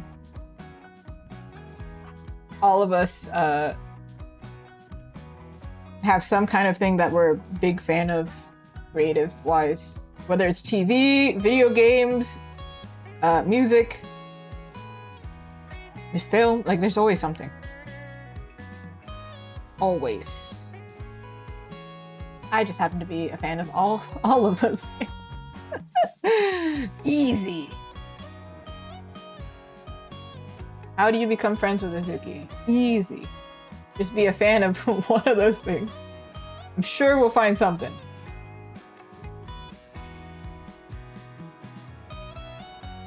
I was talking to my friend about this, and I think it is much easier for an artist to make friends as a convention artist than you would think.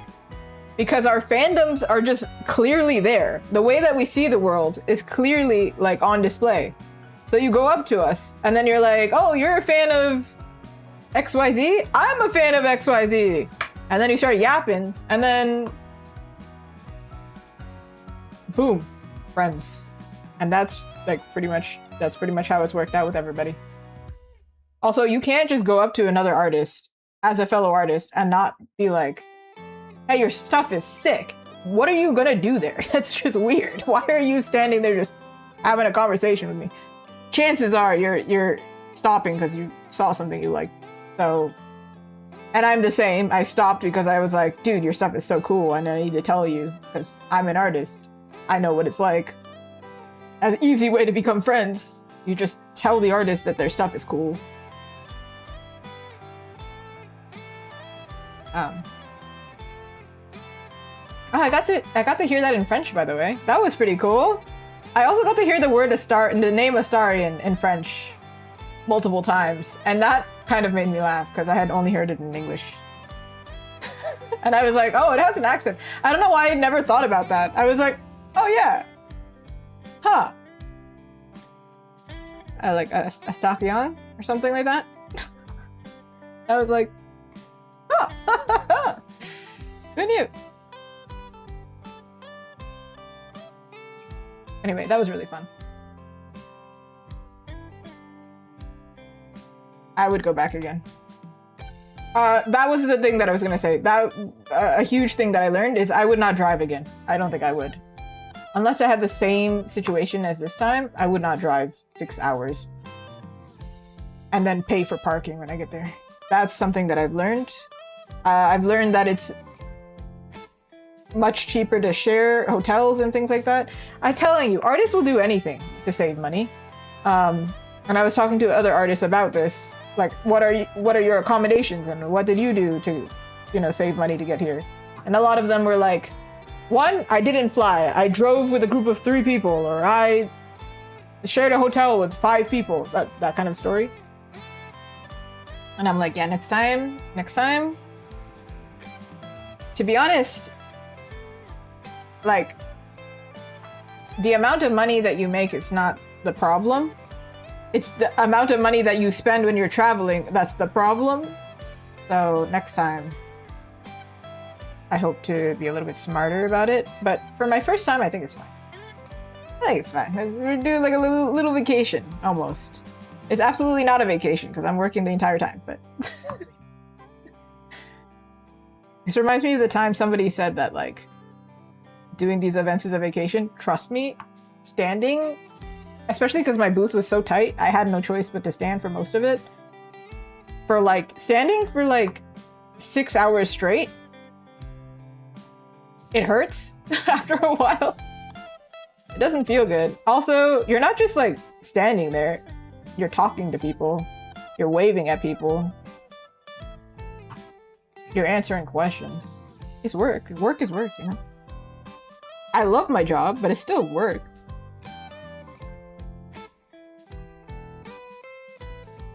And by the end of all of those days, dude, I collapsed. Not to mention that I was working on like a different sleep schedule. So if you watch my streams, you'll know that I have a very nocturnal sleep schedule.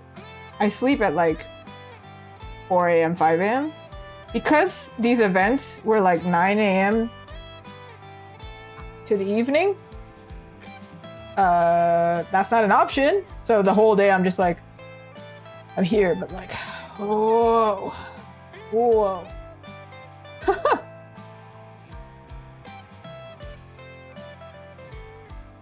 A lot of artists are nocturnal, but the convention time is not built for us, man.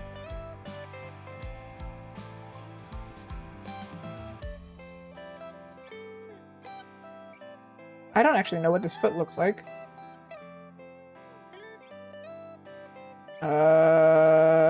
Hello? Hello? Maybe I need a 3D model specifically for these feet because this angle's wrong. Man, why do feet look so weird? Alright, let me erase this. She's bald! How can she be out here bald like this? She left the house with no scalp, no brain? Can't be leaving the house with no brain?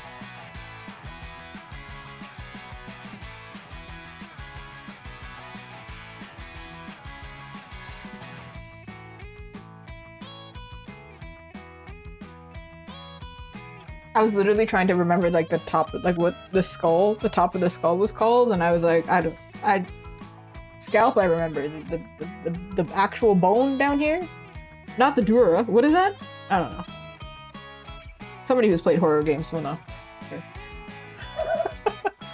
somebody out there. Not a scientist or a doctor or anything. No. Straight up somebody, a horror gamer, is more likely to come across this.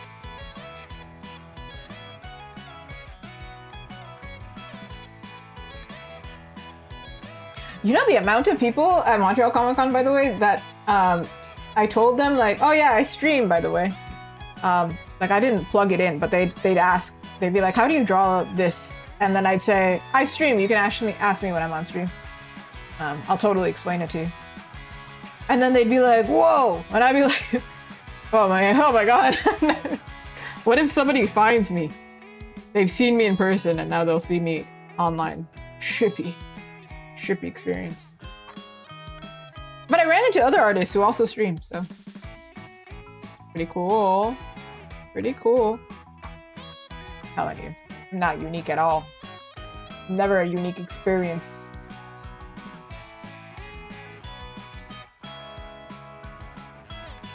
Stretchy.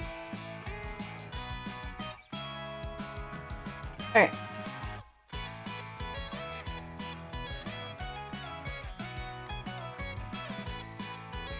Oh, also, to the people who have told me many years ago, or when I first started this, I think you would do really well at conventions. You were correct.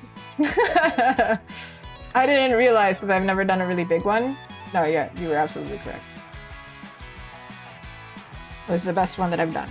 I'm kind of sad that I didn't get to vlog it, but at the same time, I'm kind of not, because then I got to experience it, like, properly. But it was so crazy, I don't think I would have had time to look at the camera. I think I'll vlog the next one, though. I hear it's gonna be dead. But I'm not sure, actually. Somebody told me it's dead. The next event that I have is Pretty Heroes. Actually, somebody asked me if I've done it before. They said that I would do well there. I think somebody asked me on stream, actually. Pretty Heroes is essentially like, I think they look for artists who draw pretty heroes, like Magical Girl. Seems to fit my vibe. I have a cutesy vibe here and there. I don't know what to call my vibe. It's like, I draw a lot of fantasy characters, but all of them I draw quite bright, but sometimes I draw some, like, you know, vampire characters and things like that. Or kind of more intense characters. Because I don't think I can put Zagreus in the same, like, category as, like, I don't know, my Niku or something. They're always quite smiley, though, so there's that.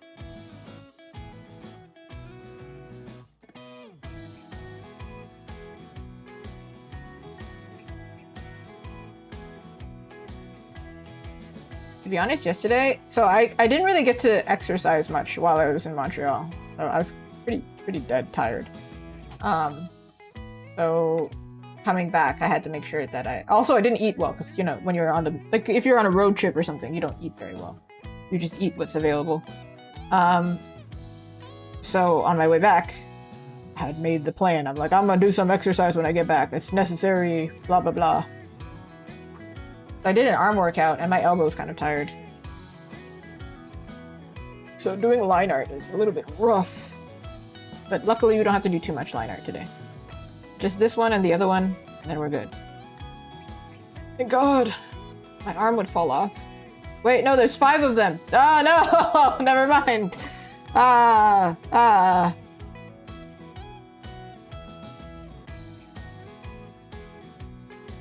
I thought it was going to be simple. It's okay. I was hoping to get this project done this month, so that's why I'm really pushing it.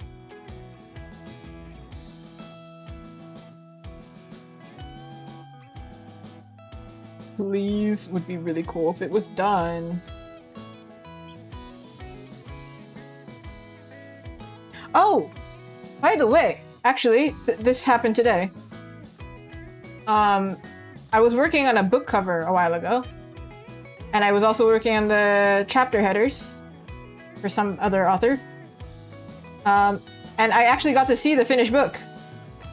And it looks very good. Hey, let's go. I love that. I love being able to see the finished stuff, and I also love being able to see what people do with what they buy from me. If you ever buy from me, feel free to show me what you did with it. I will be very excited about it. Somebody has come up to me at a market and then like fully just showed me their laptop and was like, hey, look, I put your stuff on my laptop. And I'm like, ah. Keychains, they'll show me their bag. Some people leave reviews and then they'll show it like the prints in frames on their wall. And I'm like, oh, dang, you're treating my prints better than I treat my prints. Because I don't frame anything that I make. To be fair, I only frame, like, the only prints that I have of my own are either damaged or they're not, like, the correct size. So it doesn't matter, really. You just remake it.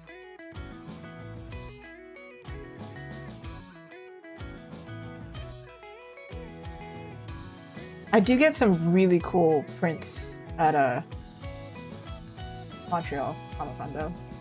I got a gold foil one. Dude, I'm inspired. I would love to do some gold foil. That'd be so sick. I have no idea where to get that done.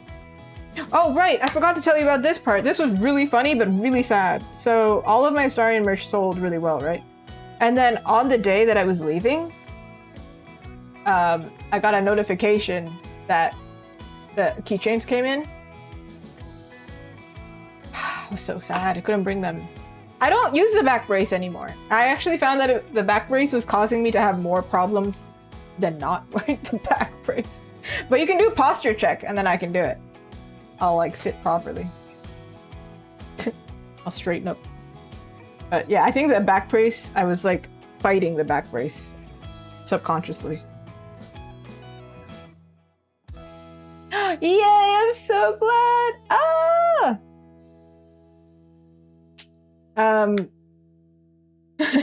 Yes, I still have it. I still have the back brace. I think it was just causing me to do the opposite. So I think like back brace is supposed to do this. I think I was either going like too far this way or I was fighting it. I was just sitting in a weird... What was happening is every time I got up and took off the back brace, my back hurt, but not in a way of like it felt good in a bad way. It didn't feel good. I don't know what it was doing, but it hurt. It was like wearing a really intense bra. It was like really tight. I don't know how to explain. Yeah, anyway. You can still do posture check. I will still sit upright. So glad to hear that, Rain. Rain wall? Rain... I don't know if it's connected or not. However, I'm so glad to hear that.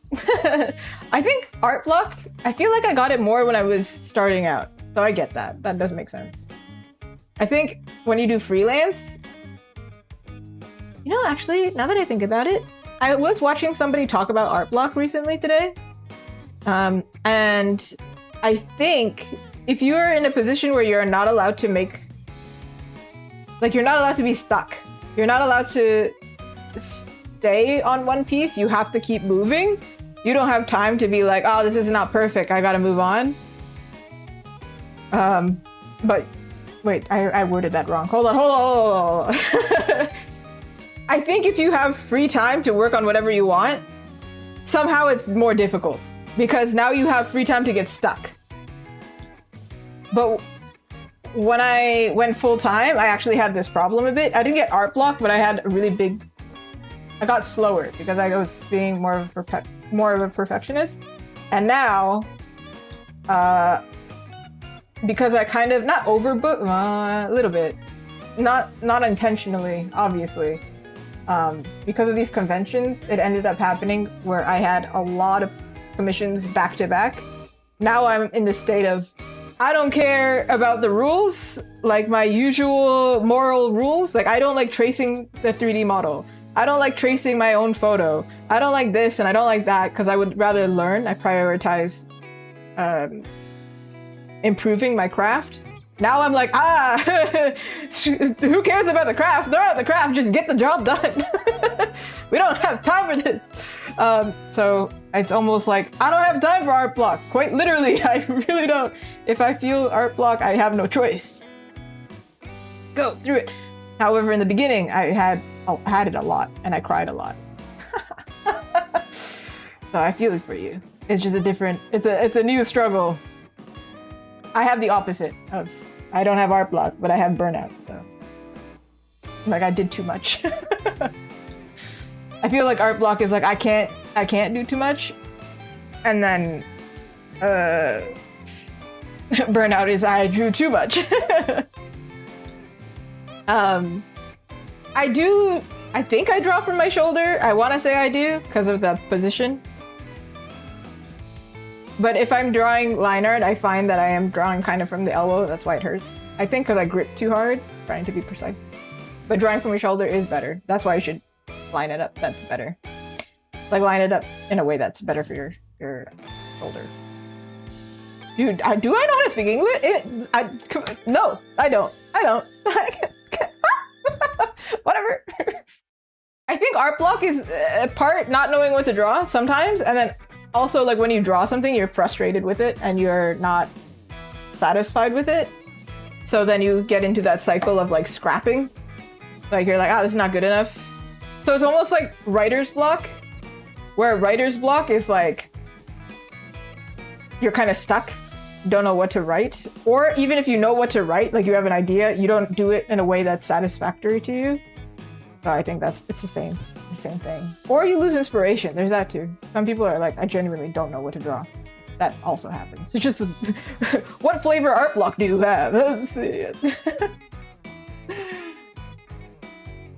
Ooh, that would do it though.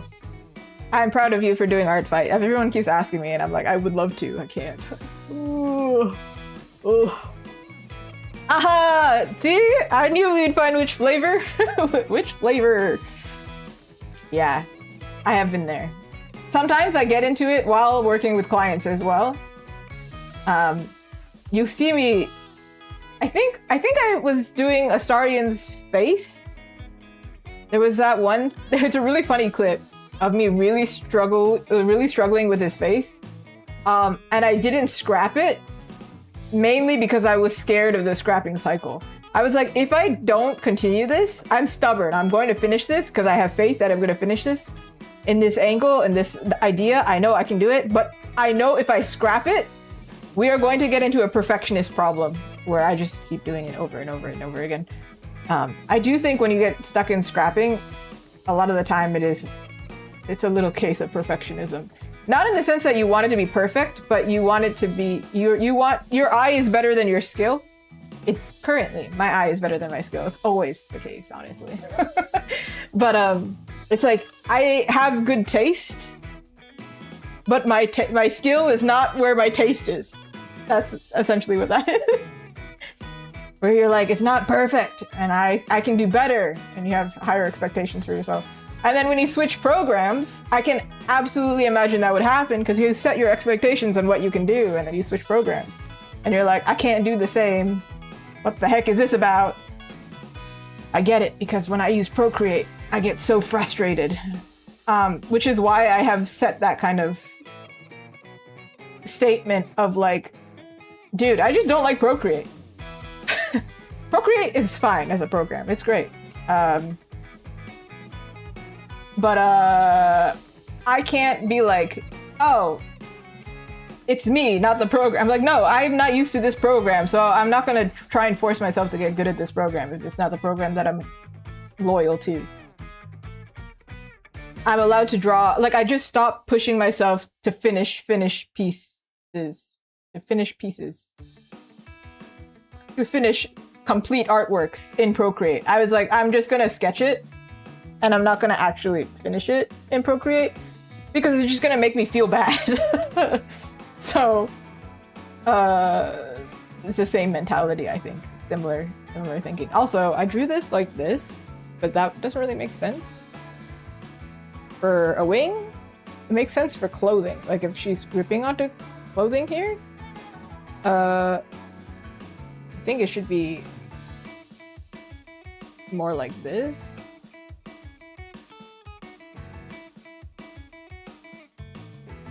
No, maybe it's correct.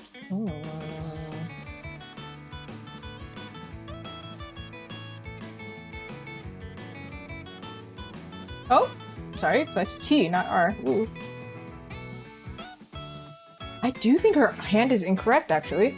Oh man, what? Why? Why?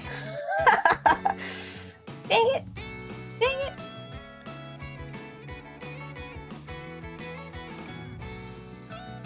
Hold on, we're gonna figure it out. I'm gonna figure it out.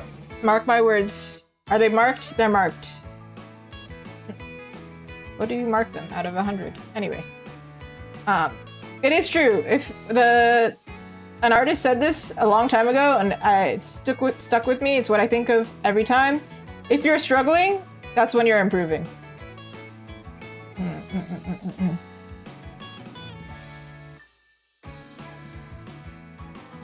I think you there is a balance to be had. Like, you can learn a lot from doing a single piece, but the problem is I don't think you learn very much if you're frustrated. You start to like impede on your learning ability. I'm trying to train my dog right now, actually. This is related, I swear. And my dog can sense when I'm frustrated, and I can tell that he's frustrated. So he stops learning because he's frustrated and he's stressed.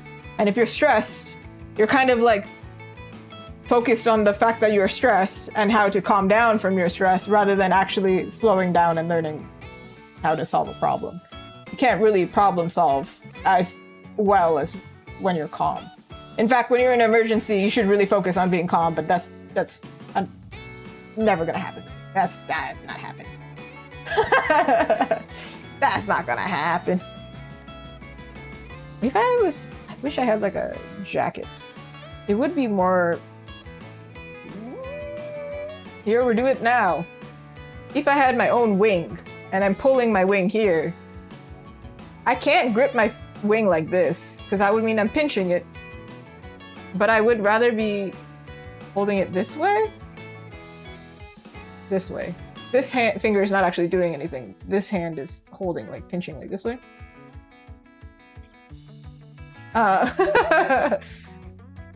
So like this, meaning this hand, it should be raised like this. Ugh.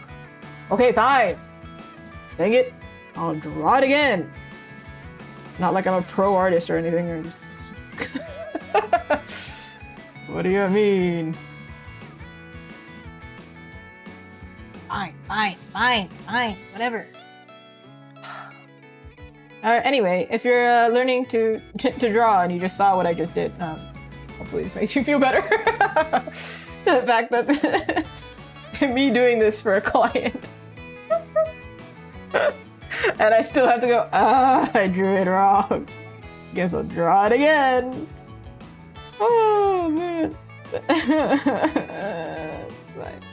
It's fine, everyone. It's fine. Nobody panic. Ooh. Oh, that is something that I really tried to do for a while. I actually had a really hard time with perfectionism. It was really rough, actually. It was pretty bad. So, I had a really hard time finishing tasks because, you know, it was never good enough. So I got stuck in this scrapping cycle. Oh my goodness. It is actually the reason I didn't finish university. So you can sense it was really bad. Like, I really could not finish a project. Genuinely.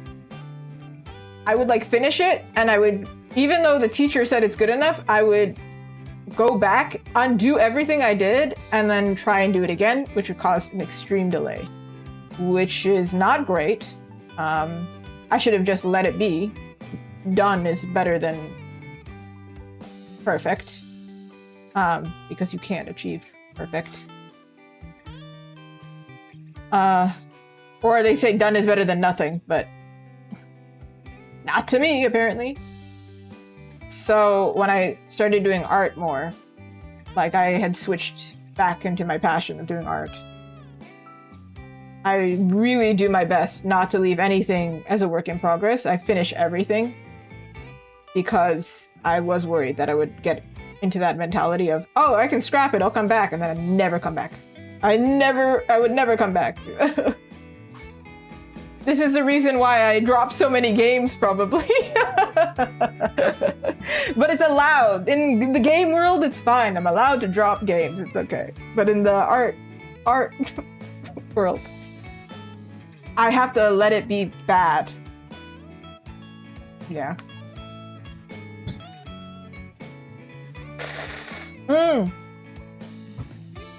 Art is so like illogical a lot of the time. It's so emotional. I get it. Yeah. So definitely don't. I think one step is definitely don't beat yourself up for like feeling it, because it's like you kind of get to the stage of like, oh yeah, I know the reason. Like I know I should be fine, and just like I see the problem at hand. Solve the problem. But when you're not logical, sometimes I think people get a little bit, they're hard on themselves. I know, because same. Same.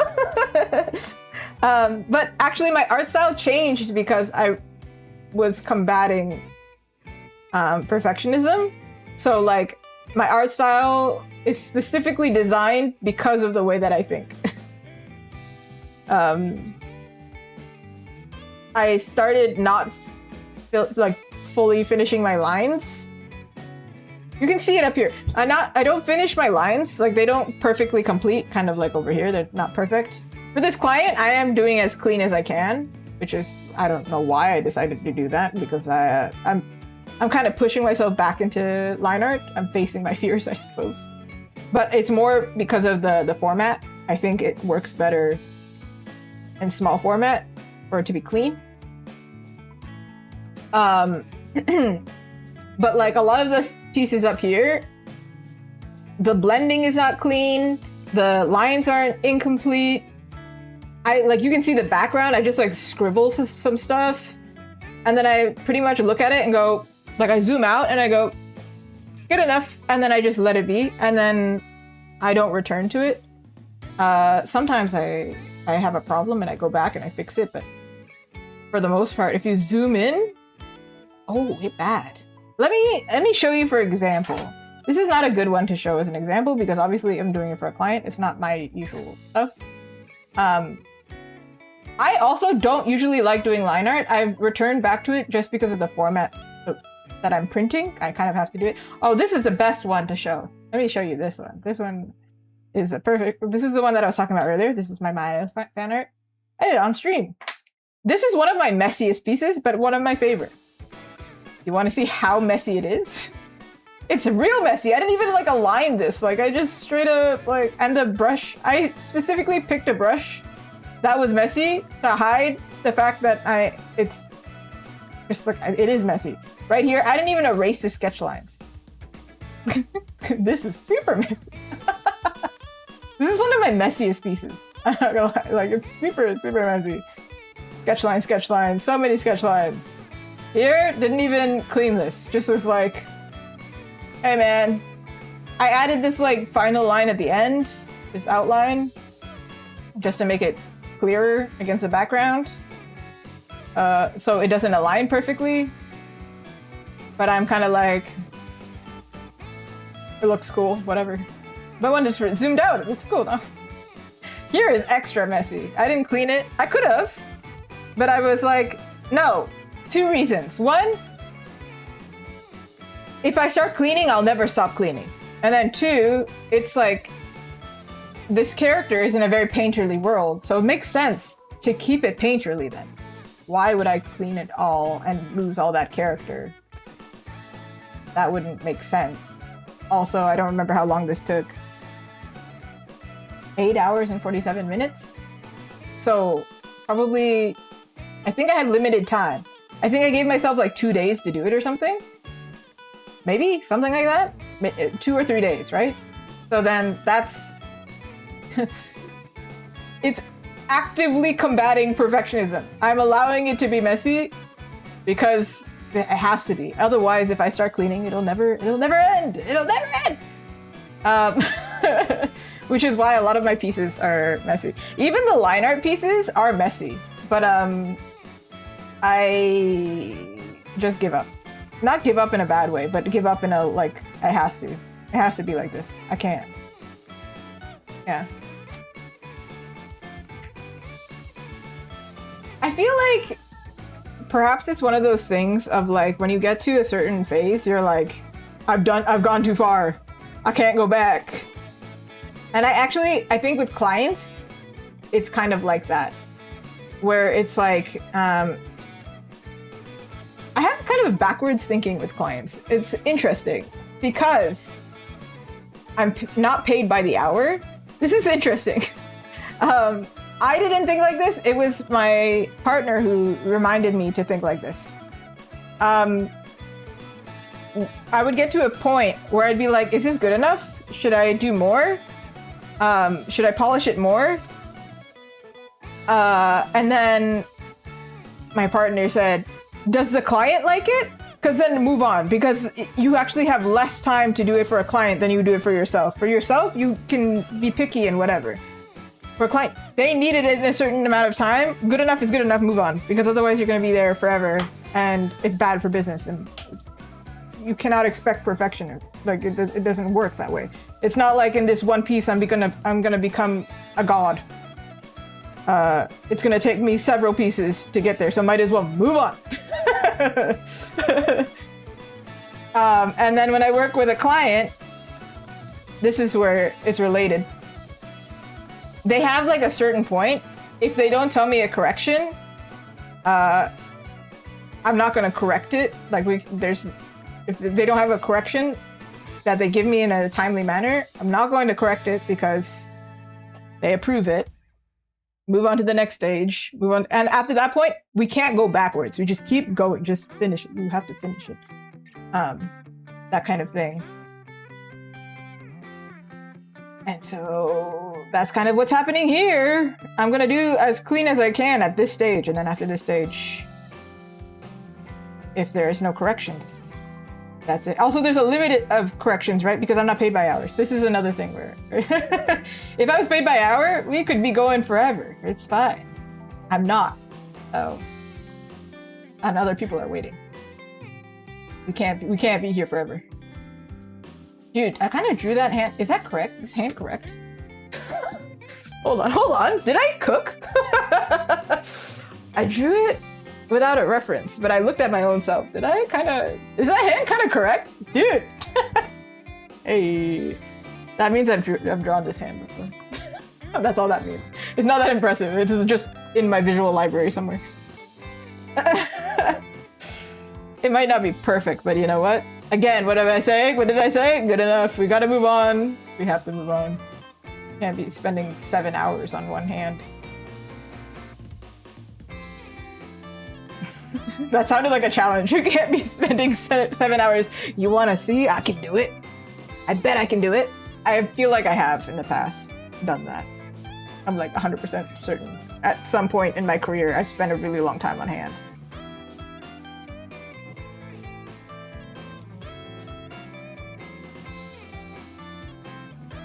They don't look like the same character. That's my concern. I actually always send it to my friend, and I say, "Oh, there's something that's imperfect. This is what I'm upset about." And then they'll say, "To be honest, I wouldn't have noticed." And I'm like, "Thank you. I needed to hear that. Moving on." It works every time. Send it to a friend who's good at that, by the way. If they tell you, if you send it to somebody who's really critical, you're going to be there forever. Don't do that. When I work on merchandise and I'm still like fixing, I actually get really annoyed by this, but it's important. I'm the type of person, which is why I hate getting critique unsolicited, because I cannot show you my true reaction.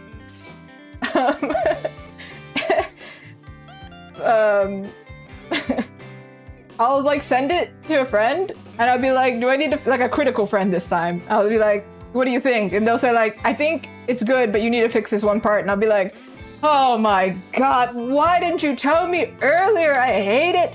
Ugh. And I have a whole fit, and then I go, and they go, it's fine, you can leave it like that, it's fine, if it's up to you, you're the artist. And then I go, no, you're right.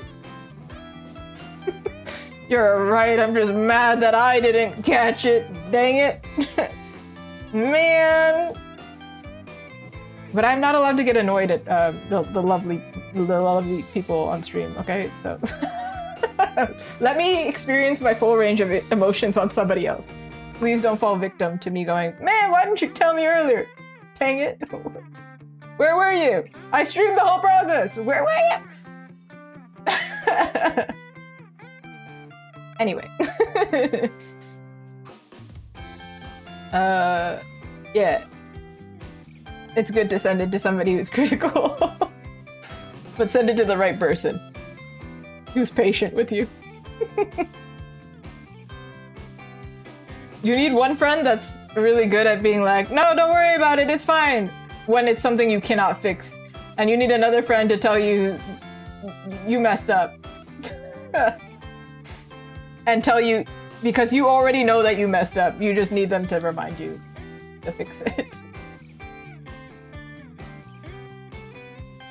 Balance.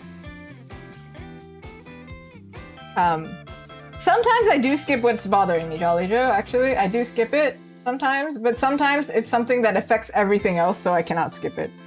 Like, for example, if I don't do the arm, and I skip the arm, and then I come back, and then I realize if I fix the arm, I have to fix the torso, and if I fix the torso, I have to fix the leg or something, because the balance of the pose is wrong, then I have no choice. Then it's a tricky situation. This skirt is kind of ugly. This part is okay. I think I made it too thin. The fabric looked too thin. The more wrinkles it has, the thinner the fabric. Did you know that? Well, now you know.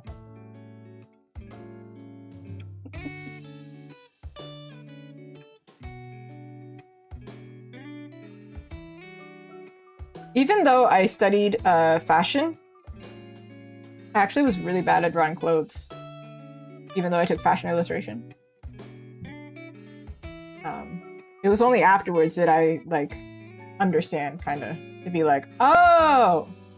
This fabric looks like chiffon. The way that I drew this fabric looks like starchy cotton or whatever. Muslin or whatever. Even though I've looked at the textiles for a long... I've taken textiles. One of the courses that I did well in.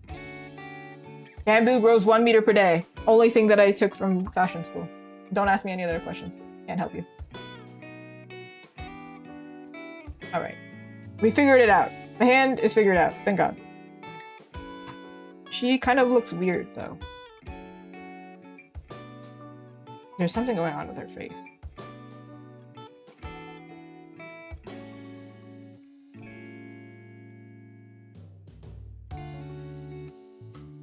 Does she look serious to you? I don't know if she looks serious.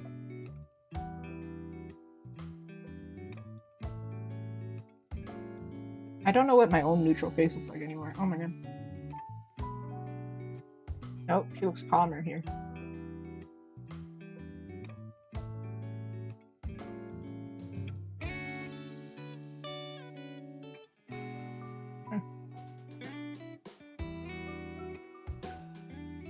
I think art fight, you don't need to have a certain skill.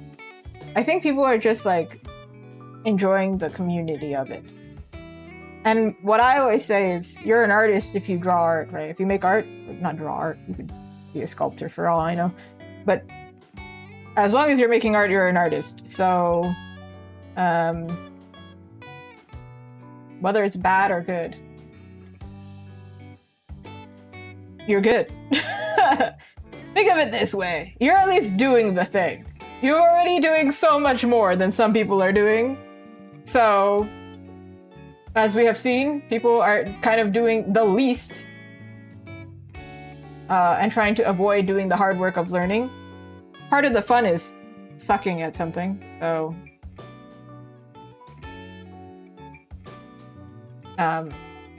by the way, Jolly Joe, I am very much partial to emo girls, so go for the emo girl. That's what I used to draw. Okay, I do see the issue now.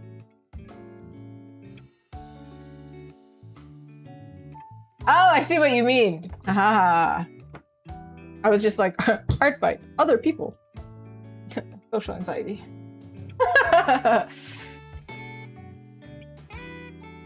I think it's okay. You can experiment.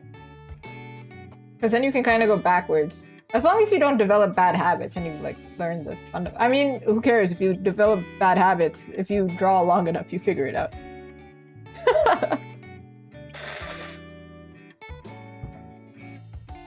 I have some bad habits in my art. I still catch them. My critical friend will point them out to you.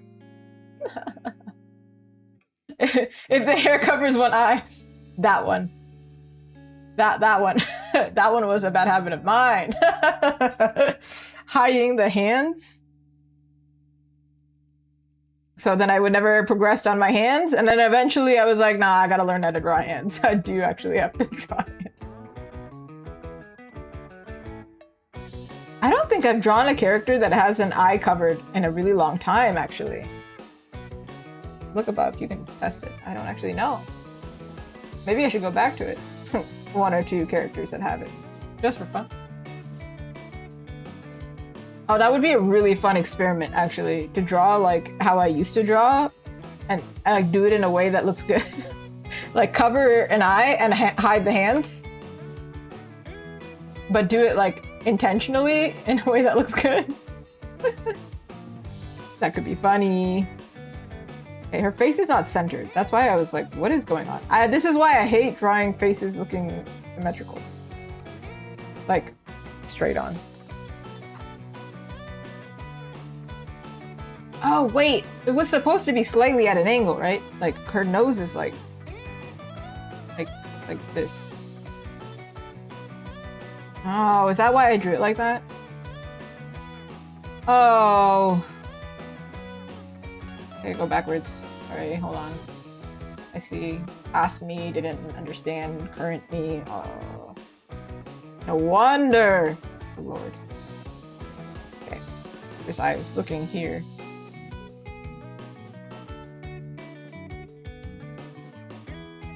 Ooh.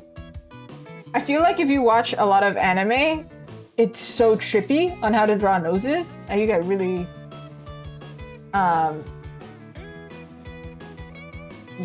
confused. But I saw somebody do a diagram. Oh my god, let me show you this. This is so like okay, hold on. I need to educate because this blew my mind when I saw it, okay? I'm gonna find a photo of a nose. Not a nose hair trimmer. Why is that the first image that shows up? That's crazy. Somebody give me a nose. What is this? Okay, thank you, random girl's nose. It's kind of uncomfortable to look at. Okay, wait. This is not just like a tutorial, this is just like a genuine thing that like blew my mind. Okay. So, if you look at this, there are multiple ways to draw the nose, and if you use anime logic or realistic logic, whatever. So the way that I drew her nose front view was this way, right? Like I did this. Actually, I'm gonna do it in different colors. So this is one, right? You can optional. You can add this part. It's a nose. Ta-da! Okay. Sometimes I do this part too, and that's how I figure out my nose. You can see it above. That's pretty much all of the noses have this little tip thing going on. But in anime, they also have this one where they just draw the center line. They have this one where they draw the edge of the nose. And that's why it's like just like that line, a single dot. They have this one, which is just the tip of the nose. This is the one that they always make fun of. They're just a straight up tip of the nose. Where it's like, what are we looking at? And the one that confused me the most, that I never understood, but now I add it into all of my artworks, which is tripping me out, this is the point where I lost my mind. Hold on, there's also an additional version. Wait. There's this one as well, where it's this, but they have this, where it's the shadow of the nose. That's what they're drawing over here. Like, they do this, and they do this. It's the shadow of the nose. This is the one that tripped me up, though. The highlight of the nose? Like, this part here? I never understood this. This thing right here? What? Huh? And now, I think I did it to this one, actually. This one I did like this part. There is one of them, though, that I absolutely did do it. I have it. One of you.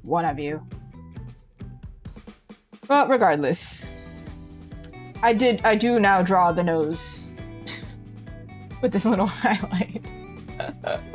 It's crazy. What? Huh? Anime noses, man. There's so many ways. See, all together, you can see the nose clearly, huh? Versus, like, when you see just this. What is this? This? Like, what? Huh? This is the most, like, obvious to me. Like, you can clearly see this. Anyway. It blew my mind. Still blowing my mind. Anyway, that was not that. My little segue. Not segue, little detour. Fun little moment.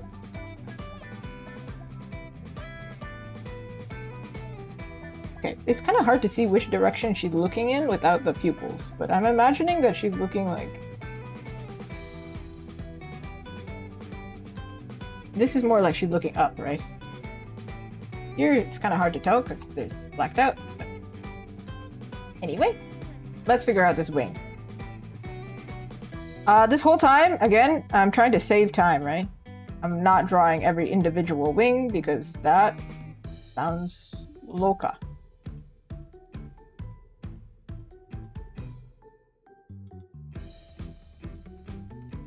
And I'm not of that variety. Kind of, but not really.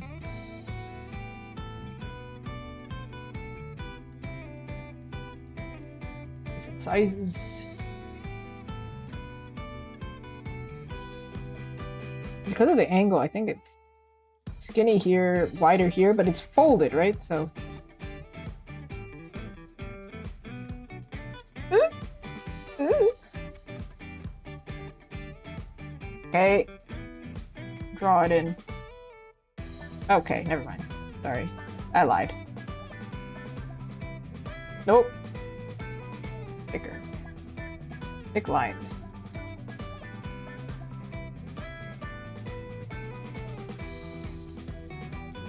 I have confused myself. This is like trying to... I'm one of those artists that cannot rotate things in their mind.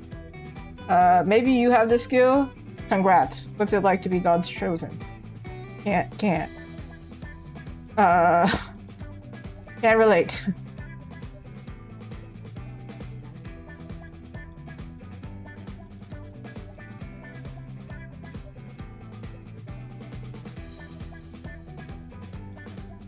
I think maybe this wing should be shorter. We're gonna find out. Because if it's folded over like this, I feel like it's shorter, right? I think it's shorter. Like, this makes more sense to me. Man, I hate redrawing stuff, but at the same time... This is why I hate line art. Because when I have to fix something. Oh, goodness. You are so good. To be honest, my chat, I cannot see. Oh, you're good. I'm not looking at individual YouTube chat. Ooh, an hourglass shape.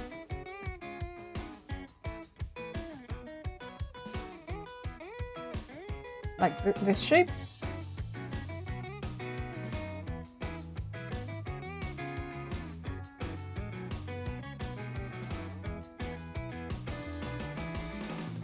Oh my god, it's so hot in here. Oh my god, the fan's not on. Oh my god. I'm losing my mind. Listen, it's too dang hot in Canada for us to not be doing that right now. Hey yo!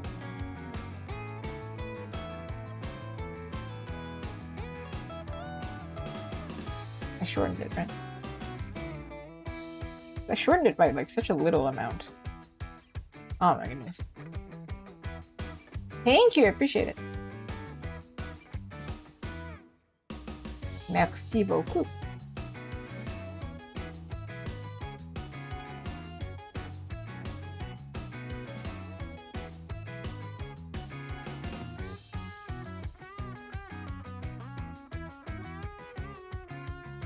Oh my goodness, I had this one really funny interaction in Montreal, by the way. Somebody was fully speaking to me in French, and I could sense that they were walking away, so I just nodded and smiled. And then they said something, and I went, and then they walked away, and I went, and in my mind I went, I had no idea what that person was saying. I felt like Messi. Have you seen Messi? Apparently he speaks no English. There's like that really funny like image going around of Ed Sheeran talking to Messi, and then like he was talking for like 5 minutes before somebody came up to him and was like, he doesn't speak English. Yeah, so I pulled a Messi and went like, I have no idea what they're saying. They were speaking too fast and like with colloquialisms, so I was like, I don't know what they're saying. But I can sense that we're not going to have a conversation, so I guess it's fine. Pretty funny. Yeah, Sheeran Messi. Yeah, exactly. I felt like Messi. Goodness. Listen. I have enough French to say, "Un sac? You need a bag?"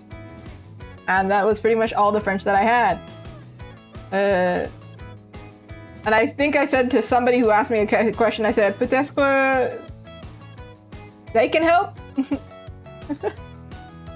Volunteer? That's literally like all the French that I had. Oh, no. I also said thank you. Some people did compliment me in French and I'd say thank you. That I understood. One thing that I heard a lot was like, I can't remember exactly what they said, but they'd say like, c'est beau, like it's pretty, and I'm like, merci. That I understood. Somebody said, I think they didn't realize that I understood French because I was speaking English, but they picked up one sticker and they said, c'est lui, c'est parfait, and I went, ah, thank you, in my mind. I was like, they probably have no idea that I understood. They pointed at my one sticker and they said, this one's perfect. This one, he's perfect. And I went, ah, thank you.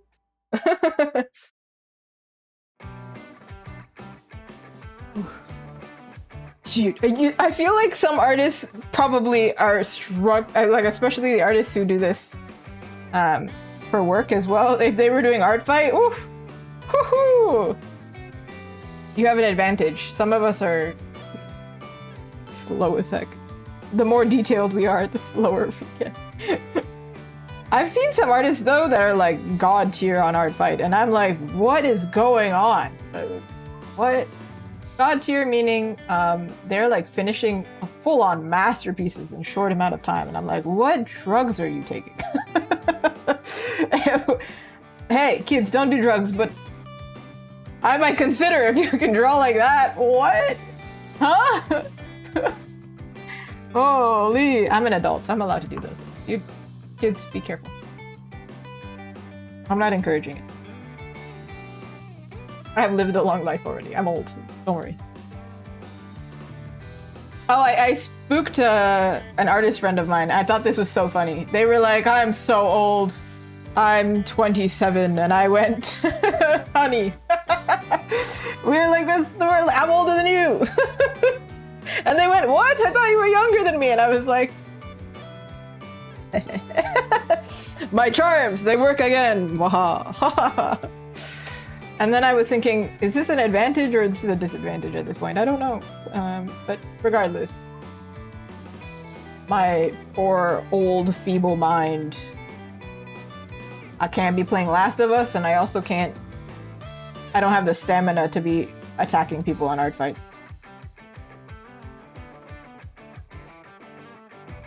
Goodness gracious, that's. See, that person. I want what they're having. It's probably just like Monster Energy. Goodness, I used to be way faster than I am. Again, it's perfectionism. I now have unlimited time, and so now I'm slow. Unlimited time.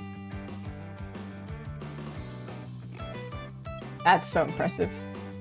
I used to be able to finish like an artwork in 2 hours. What happened? I think I can still finish a portrait in 2 hours. We should test it.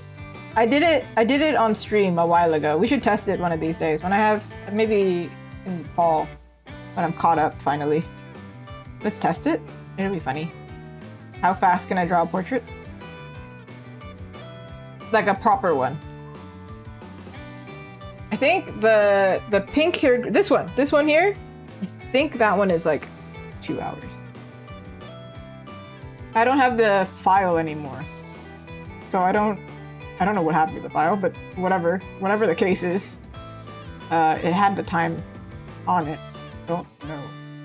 I made a video about it though. So I do think you can actually, I think it was like an hour 40 something. But then I touched it up. So I don't know. Oh man, there's an inside of it. No. There's gotta be a smart way I can do this. I'm not about to... No. No. No. Absolutely not. How do I do this? Do we flip it? Do we flip it this way? And then we shrink it a little bit.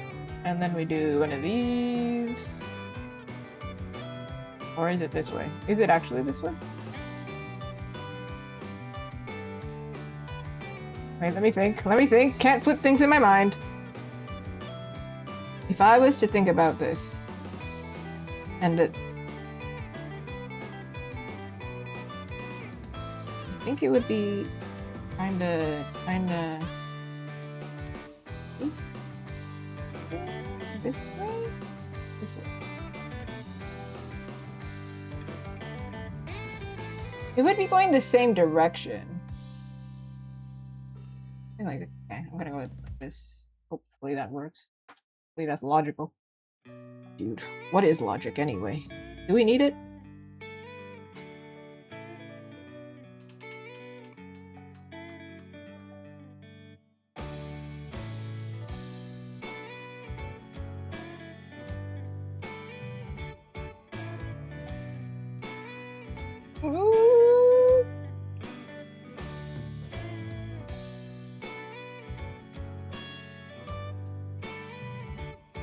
I walked around the convention.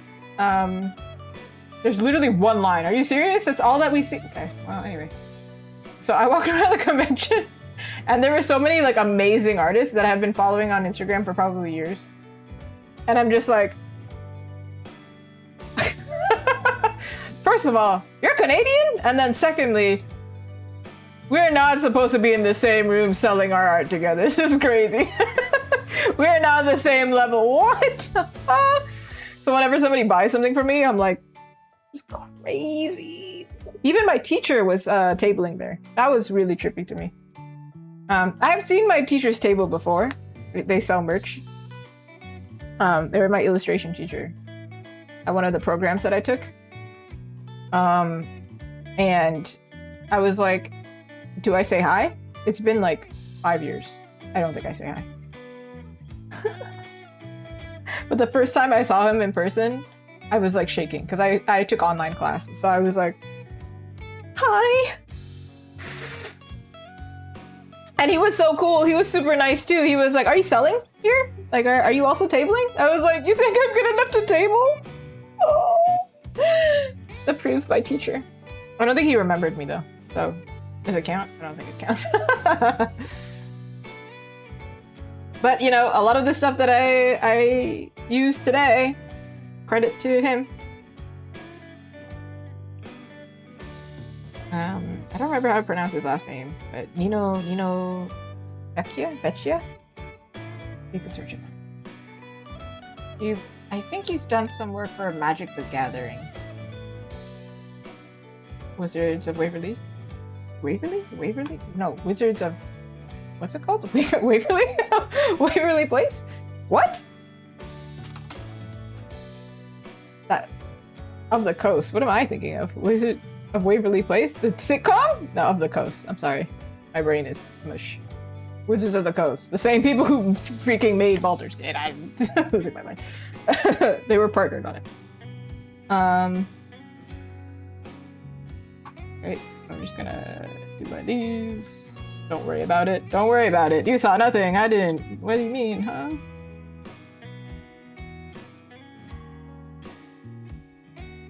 Dude, why do feet look so weird, though?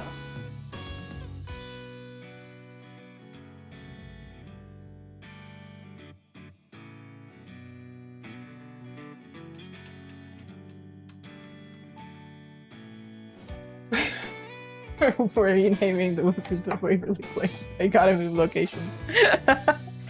And that's it! Back it up! Goodness. I was thinking of West Coast too. I was like, why am I thinking of W? What is happening?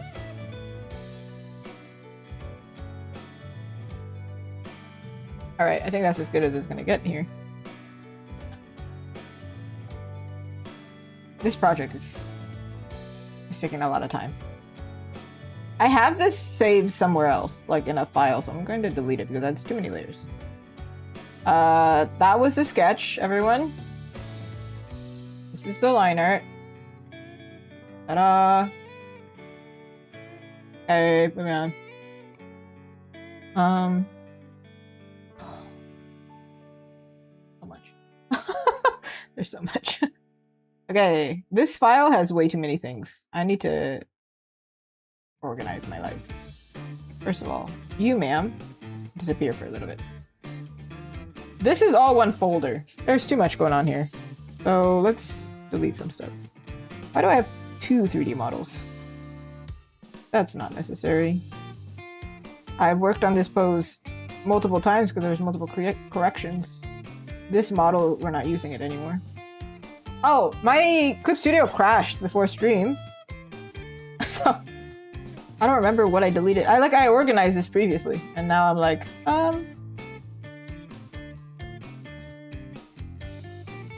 this can be deleted. What is this? Hello? Huh? What are you doing here?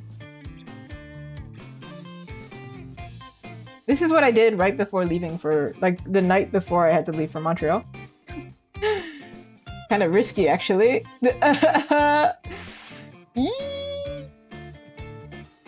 I was like, I should sleep early because I gotta drive. Proceeded to not. Also, I didn't realize this until like the day before, but I drove. I wasn't the main driver, so that's fine.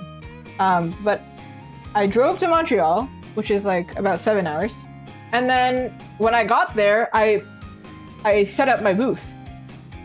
I didn't just drive there on one day. No, I drove there, set up my booth, like, did the whole thing, then passed out.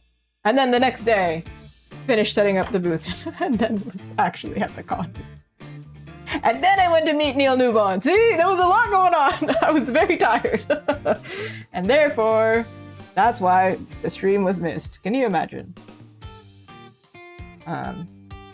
Some people drove back the day of, like on Sunday, but I was like, you know what? I think we'll die. So let's not do that. Okay, this is the next pose we have to do. That's another pose we gotta do. I'm losing where we are. This is a pose that we just did. Ooh.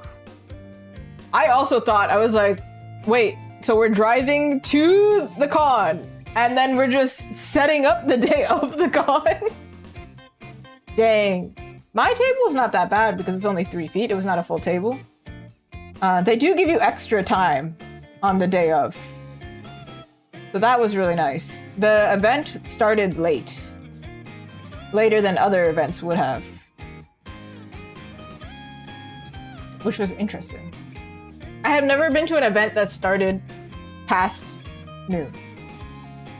Unless it was a nighttime event. I did do the event before that. The day before that had the crazy storm. It started at 4 o'clock. So the original plan was actually even more insane.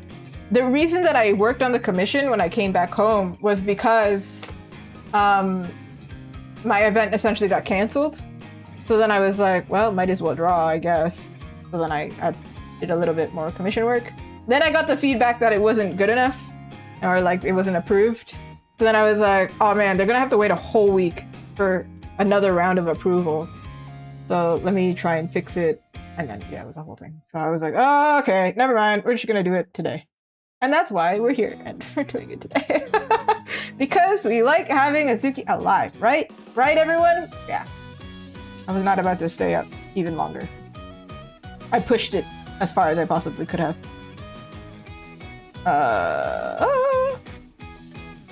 Default pose, please? Thank you. Alright. Alright. Okay, let's see if we can... I did the pose for the arms myself. So I think I can figure that out. I think honestly I can figure out the legs too. You know what? Let's figure it out first. Let's try this. Okay, let me find my photo. Once again, I'm not going to show you this photo because that seems wacky. Oh yeah, and like when I came back from the stormy event, not only did I have to like pick up all of the merch that, well, I didn't pick up most of the merch. Everybody else picked up the merch. I was busy trying to save things. We had to like sort the merch because like all of it was disorganized because it just flew apart. So then I had to sort what's good, what's sellable, what's not sellable. And then everything became covered in dirt. Like not wet dirt, but it was covered in dirt. So then I had to like wipe everything down. And then when I set up the display, it was still dusty. I was like, oh man. I tried my best to clean absolutely everything, but there was just way too much to do. I also passed out because of like heat exhaustion. So yeah, what a time. What a time to be alive. Very much appreciate everybody who came to help me. Because if they didn't, I think we would have lost like majority of the merch and then I would have lost a lot of money. Also, this was a really funny thing that I shared with another artist. This was super funny. Let me... So, if you didn't hear the story earlier, actually I have photos. I have photos. I can show you. It's really bad. It was really, really bad. Now I'll show you the photo. It was crazy. I think I posted it on Instagram the day it happened because it was like, I was like, wow, this is gonna make for a great story, and I'll share it to you right now. All right, everyone. Oh, should I share all these photos? Because it's kind of funny. Yeah, I'll share it all. You ready for this? Yeah.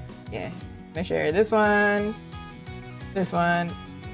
I'm not gonna share where I live. That's crazy. Whoa, calm down.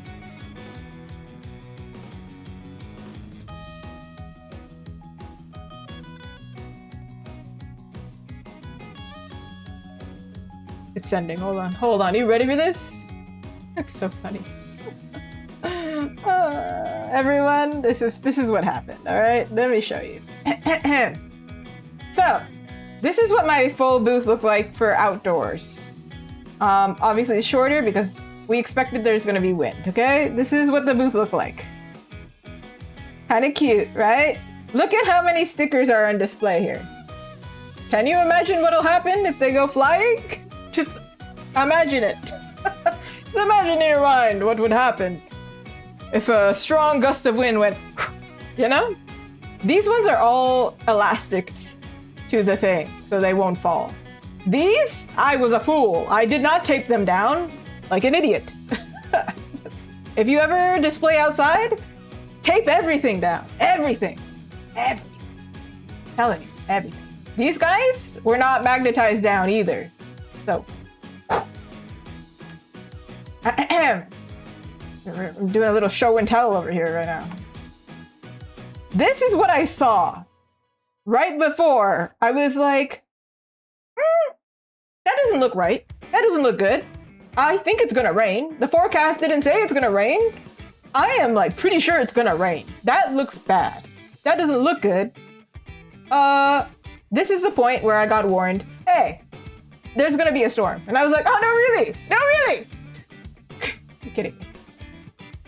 Are y'all ready for this? Oh, this is what happened. This is the first part of what happened. It got worse, but this is the first part of what happened. And why I was like, y'all, I can't make this up. So if you didn't know, this is my setup. These are all my big prints. They survived. They're fine. Thank God. They're the most expensive item. These are my small prints. Back here. Cash box. It was locked. Whew! If this was open, my chicken nuggets. My chicken nuggets. My iced coffee that spilled on everything in this vicinity. The fries, to be honest, I dropped them the first hour, so don't worry about that. That's fine. The coffee that got all over the tablecloth. R.I.P. Rest in peace. All of my extra merchandise. These survived. Thank goodness. This I put down immediately because I knew it was gonna fly. They flew anyway. They're all sealed, so that was smart.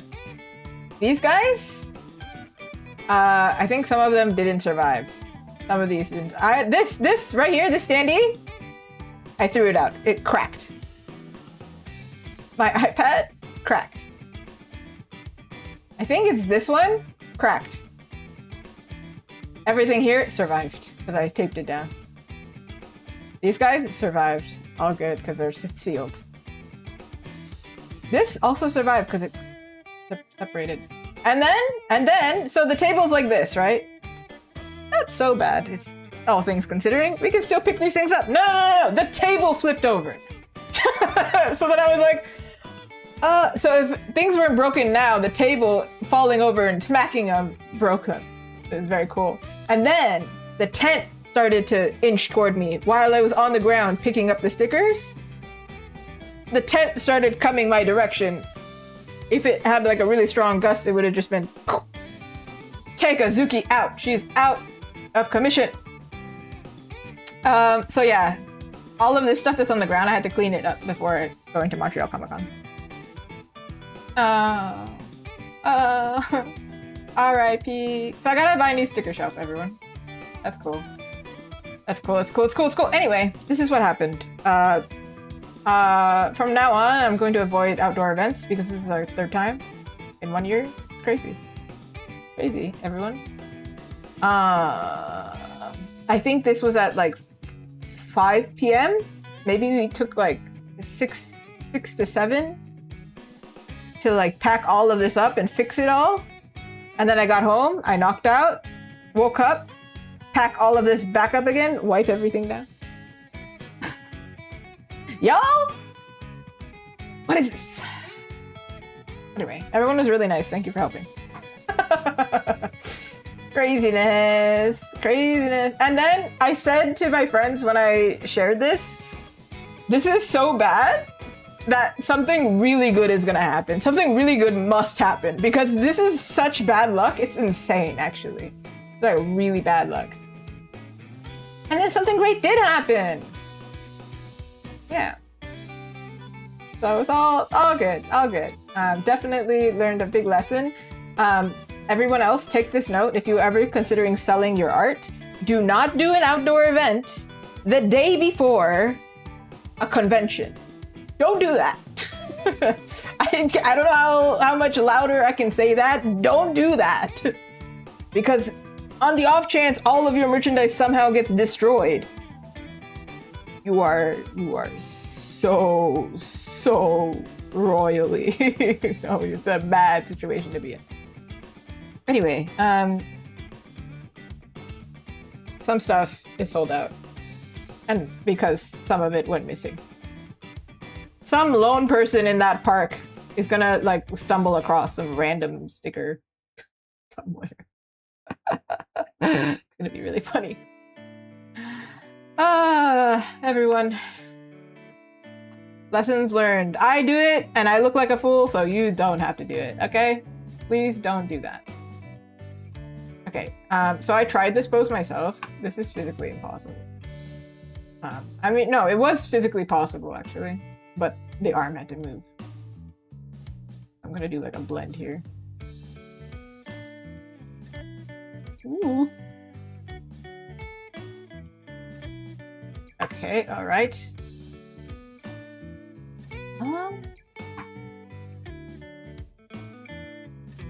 The arm is actually completely incorrect when I drew it. Maybe here. Usually I would say that my streams are pretty like chill. For the most part, conversation's pretty chill. Unless, like if I'm really tired especially, very, very chill. Don't worry everyone, that's the most enthusiastic I'll get. Retelling the story of the trauma of selling outdoors.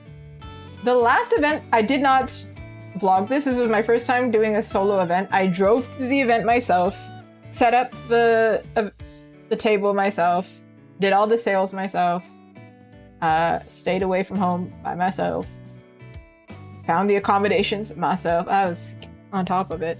Yeah, that event also was a 3-day event outdoors, and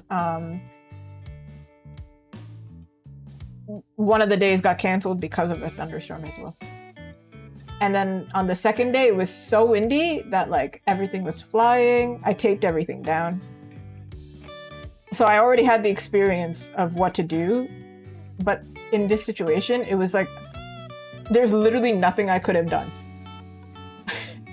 Like, I'm only one person, so like, how fast can I save my merchandise?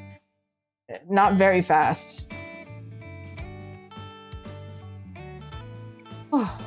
What a time to be alive.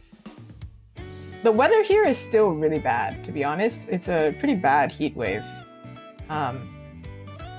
Whenever I go out, I like the heat, but anytime I go out, I'm like, jeez, I'm dying out here. It's not a pleasant warmth. I'll have you know. We'll get crystal here.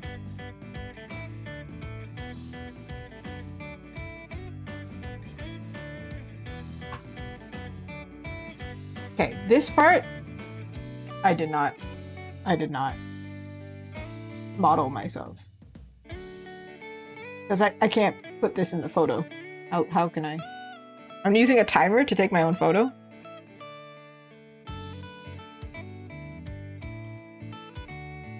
In fact, I don't think this part is visible.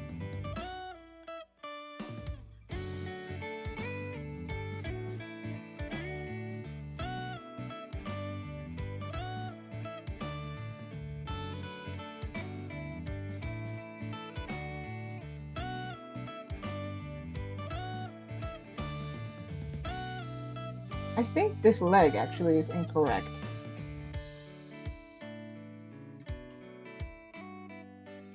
Like, if her body is like this, and then her torso's here. First of all, torso's too short. Sometimes I forget to add part of the woman's body. It only happens with women. I don't know what that's about. And then I make my male characters too long. So I do the reverse problem. I give the women less of the torso, and somehow I give the men more of the torso. Don't know what happens. They stole it. How dare they? My poor girls. They need organ space. What do you mean? Why are you taking it?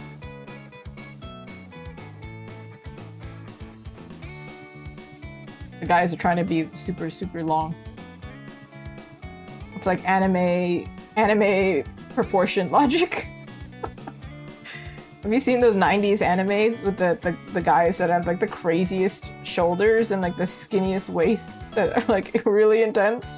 I feel like that's what's happening with my pieces.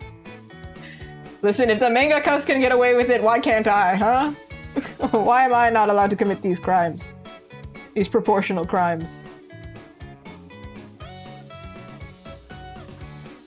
I've never had to draw so many feet in my life.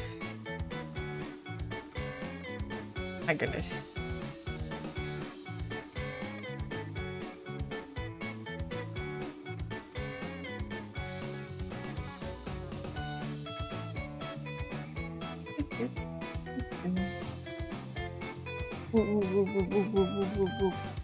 Sorry, just making sure something didn't crack.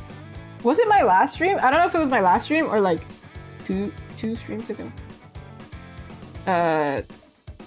Stream just crashed and I was like, okay, nice. I do think it was part of the weather, honestly. It was getting so hot. I've heard that some people the weather is getting so hot that things are like melting and is messing up internet and things. If it's not like the storms, it's, you know, straight up just the heat overheating. I didn't think that was natural.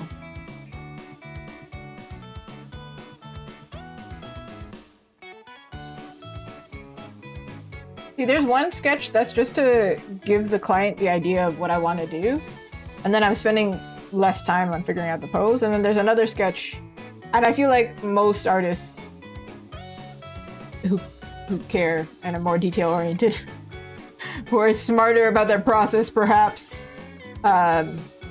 do this sketch for each pose. But I'm doing, in this case, I'm doing too many different poses that I was like, nah, we don't have time to finesse. I feel like if I had more shame, I would. Shameless. That's me. That's me.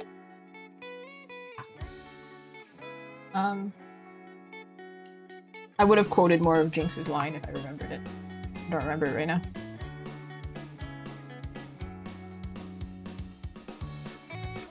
I just watched that episode too.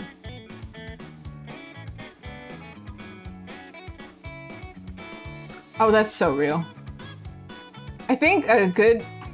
I don't know if it helps really with sketching necessarily, but a good rule, if you get stuck on details a lot, is literally do not allow yourself to zoom in if you're digital. But it doesn't really help. Doesn't it doesn't always help in this case where it's like, okay. Okay, I feel like her body's wrong. But for the most part, we know what the pose is, right? You can see what I'm going for. This arm, this part here is correct. Is this part here? I don't know about that. Hello, ma'am. Oh, goodness, we're way too close to you. You're uncomfortable. That's uncomfortable. Are you uncomfortable? I don't mean to assume that you're uncomfortable. Random lady. Can I not scale you down? Yeah, let's go. Okay. Right. Let's see how fast I can do this. I don't want to really model the whole thing. Seems like a whole pain in the butt. Okay. I'm not gonna model this hand and the head because we have that already.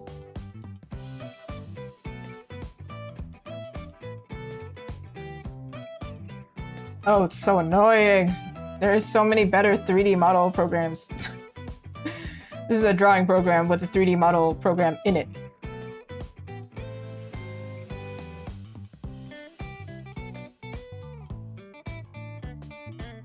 Okay.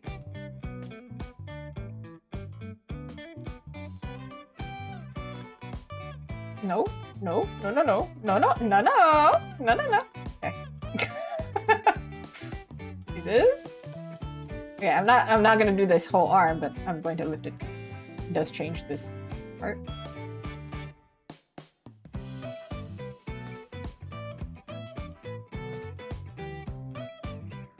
I feel like she's a little bit too curvaceous in the sense that, like, not originally what I thought was gonna happen. I don't know if that's correct, like, angle-wise.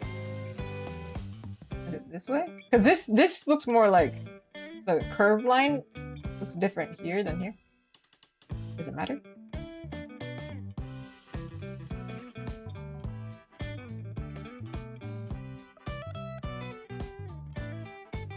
Is this naturally possible? Actually, I didn't draw it too wrong, did I? It doesn't look like that wrong, but I'm gonna change her angle to make sure it makes sense. Yeah? Yeah, it does. Okay. I'm always impressed when I draw something correctly. Maybe that's a problem with me, actually. Maybe that's a confidence issue, I don't know. I'm like, oh, I can draw sometimes. Oh, impressive. Whoa. Surprise to me.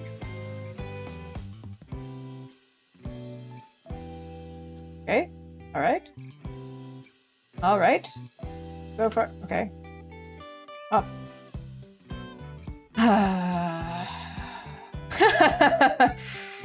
This arm. I don't want the finger. I want the arm. Okay. Okay.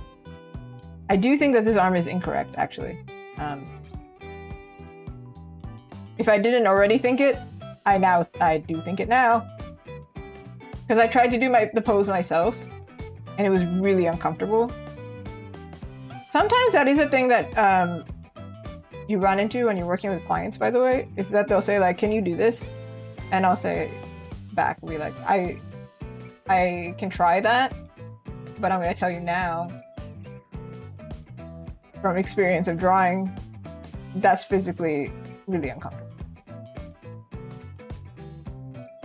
I think sometimes I'll tell the client, I don't think it's not usual, but I can tell you, I do it on stream all the time. Do the pose, the one that I'm talking about right now, you try it. How uncomfortable is that? They're already stretching really far. And usually models do stretch really far to make it look cool, but there's like a limit. At least with me, there's a limit. Okay, here she's pinching. She's like snapping her, I'm not gonna snap, but she's snapping her fingers. After the snap, it's like this. So these fingers should be together. These fingers should be lower.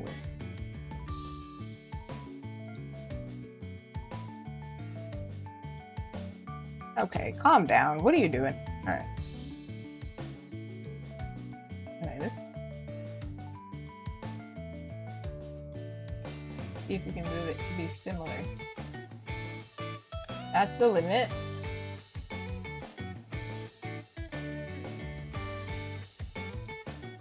This is more close to the extension, but not the right angle, right?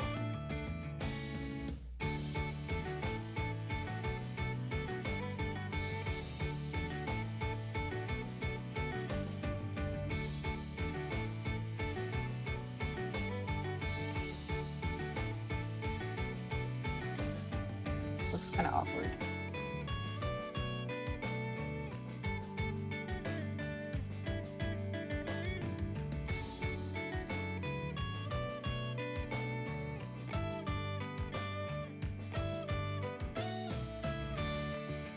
So far physically possible.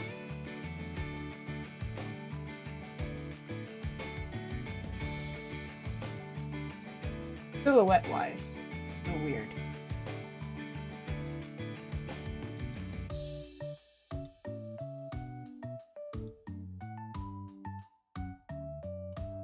That's closer. If I was to snap my fingers behind my back, I don't think my arm would be like this. It would be more like this. If I was to do this, it would be more relaxed that way.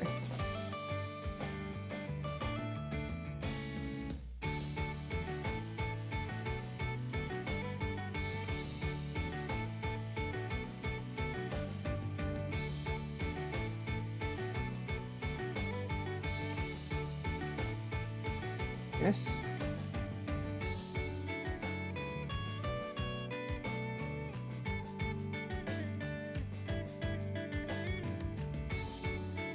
Wish there was a thing to like set the foot pose. Maybe there is, but I don't know what it is. In fact, I gave her the high heel foot, but honestly, it shouldn't be. This is more natural. Did her angle change or am I tripping? It did change. Okay. I'm gonna change the light source because I don't know what the heck is happening over here. Where is that button? There's a camera light. Ooh, can change the light source. Look at that. Ooh.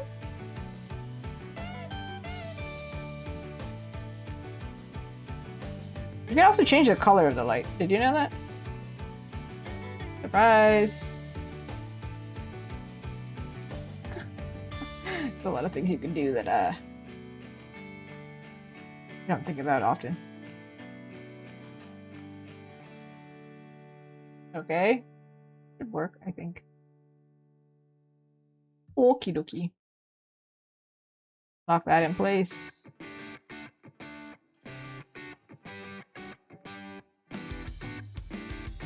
Just to make it easy for myself. I don't really want to change her angle. Change her angle instead.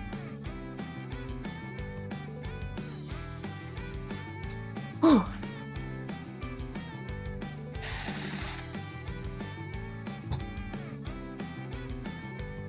See, I'm telling you, I missed a whole part of her torso. Even while talking about it, I still missed the part of the torso. She's longer.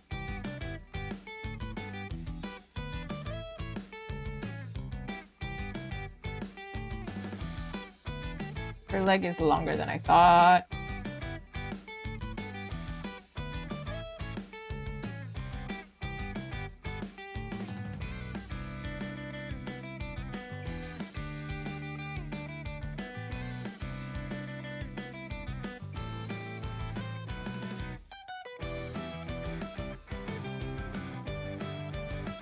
Ooh.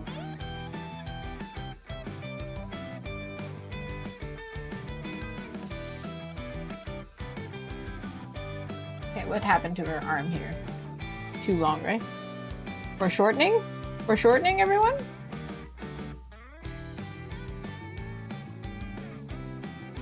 Did you want serving of foreshortening?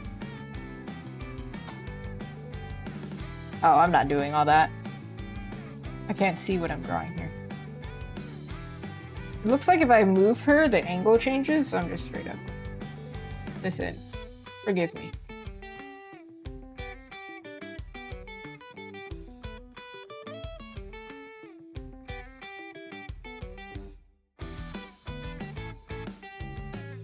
Knuckle.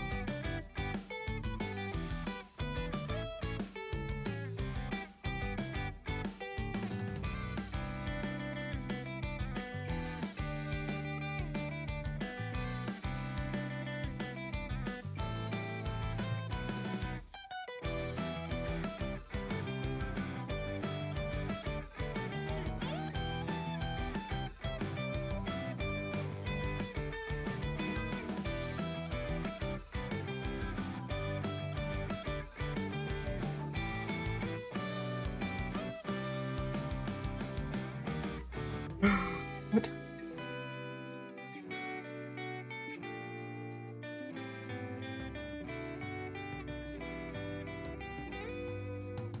Rotate.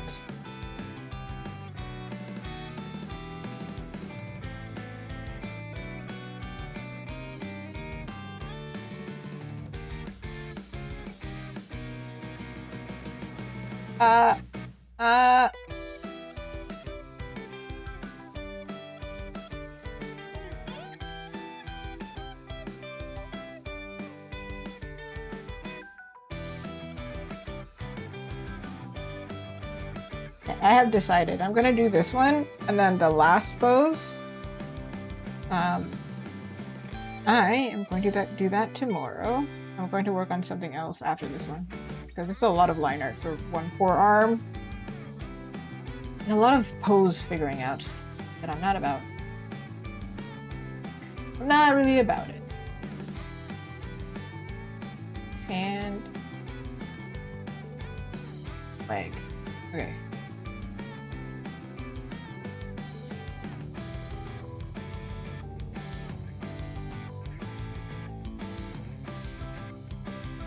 As much as I would like to do like 2 different types of streams, so I don't have to do the same project 2 times in a row. Sometimes health is more important.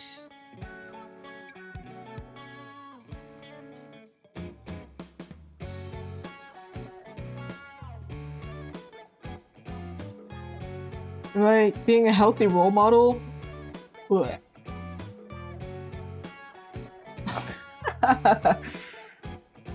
Encouraging you not to do what I do.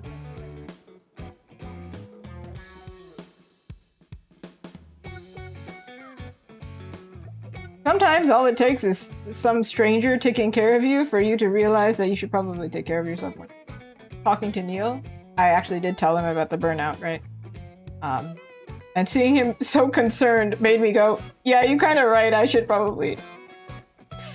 Coming from another creative who does this professionally, I'm like, yeah, you may be right, actually. I should probably take care of myself a little bit more.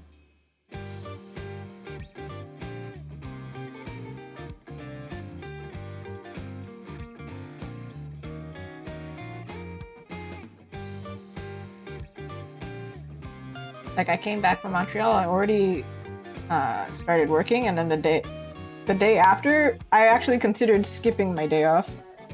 Because I was like, oh, there's so much to do. I still had to work on my day off. It was unavoidable. There's still something that had to be done, like emails and things like that. People waiting for replies. But I did manage to take most of the day off. So maybe I shouldn't push so hard. Would be one thing to come back and then immediately just already get tired. I mean, already tired, but you know what I mean. Super tired.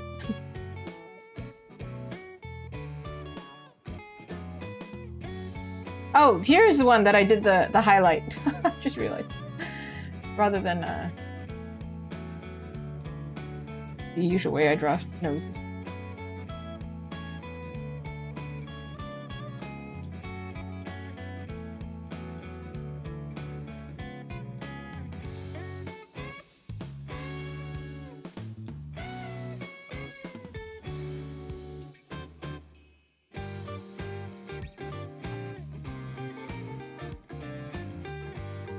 Ooh.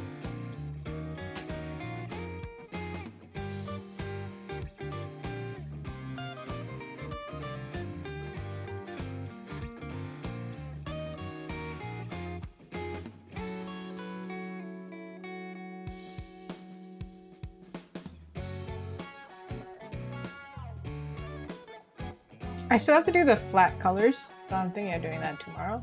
Figuring this one out. Then I can work on the other things. For at least an hour.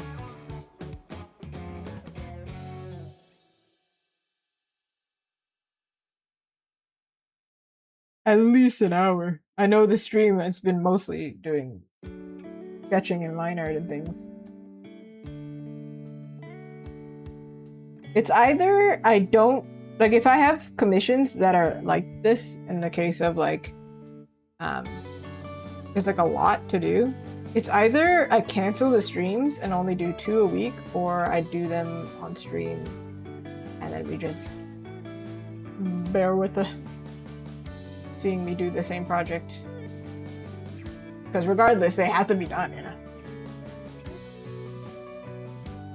Like, I'm still gonna do it, it's a matter of, are you gonna see it? So then my decision was more like, okay, I still have to do it.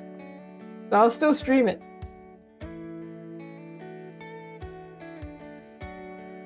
We'll discover later if that's a detriment.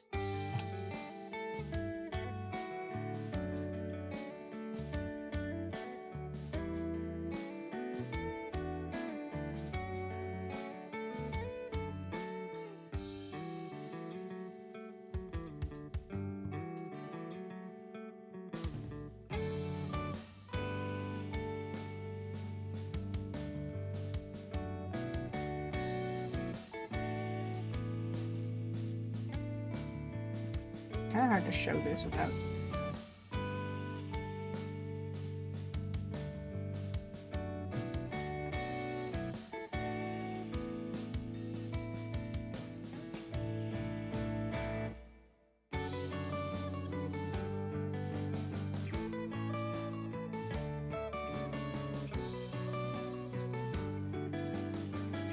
I don't know how to tell you all this, but I drew this angle wrong. I was like, wait, I think it's because of this. I'm following the sketch underneath, but actually, I should be following the reference. We should be able to see up her nose.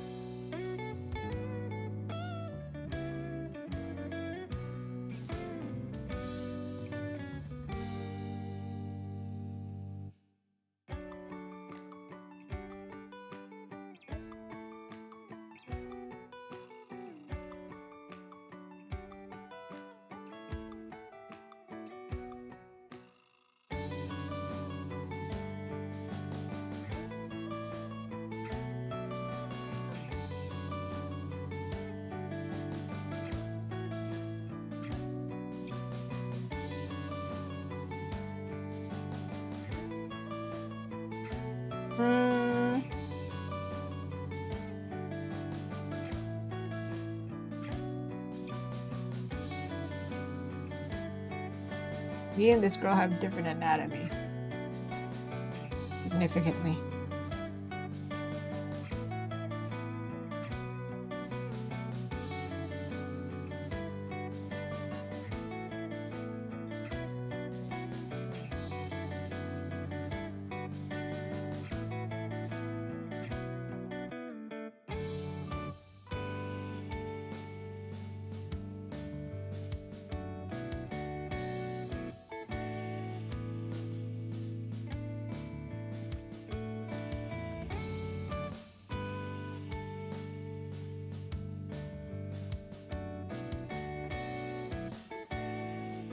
I know I've drawn it right when I look at a character and then I go, your eyebrows are missing.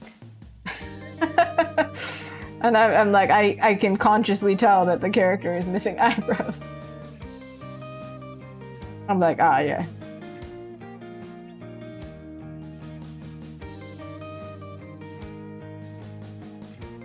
Especially this character has kind of defined eyebrows.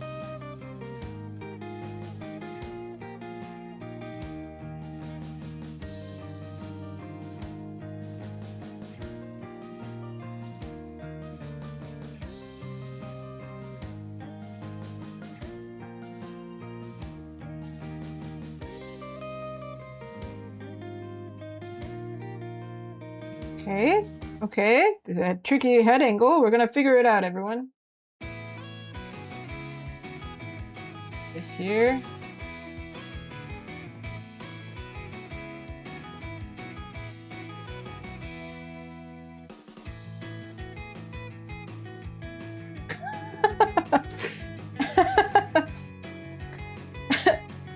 What? Huh? Hold on. Hold on. I got this. I got this, y'all.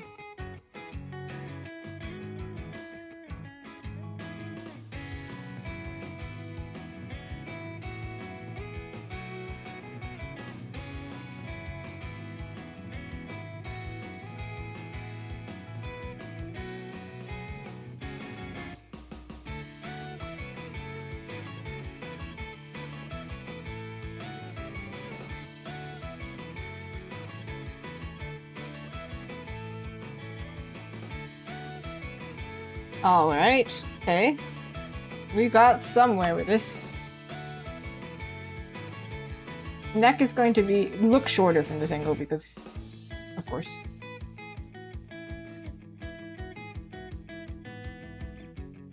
What? Over here.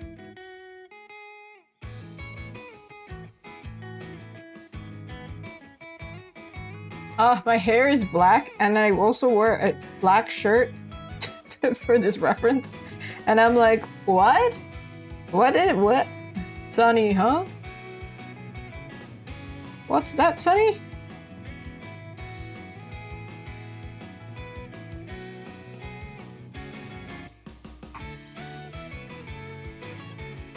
Okay, alright, we're getting somewhere, I think this eye angle is a little bit wrong.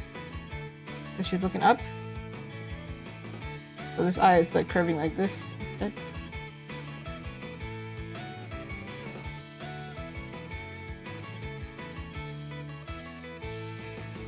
And now, see, her facial expression, if I remove her mouth, is not very happy, right?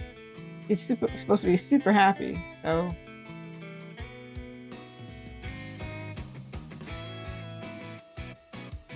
Now she looks kind of like relaxed, right? Without the mouth. But then that's probably a good sign.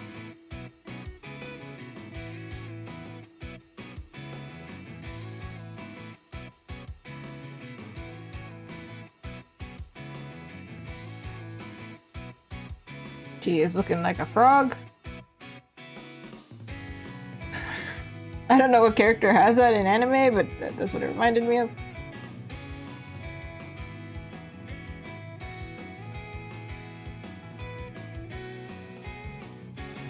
I think this angle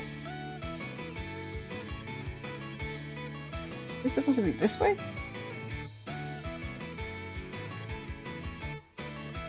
Yeah, because when you look down, your smile gets more curved this way, but when you look up, it gets more straightened. Or not straight, the curved the opposite way.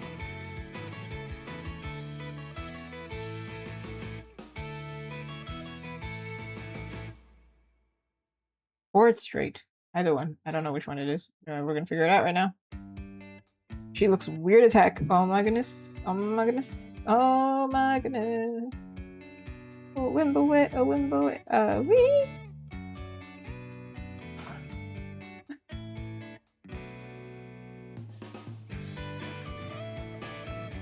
Up in the middle of the lip here.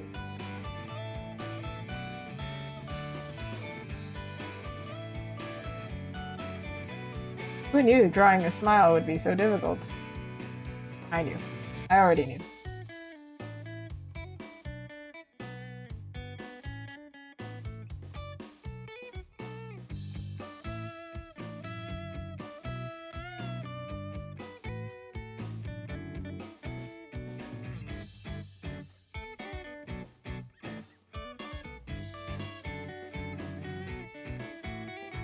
I think her neck is actually supposed to be here. Dress is here.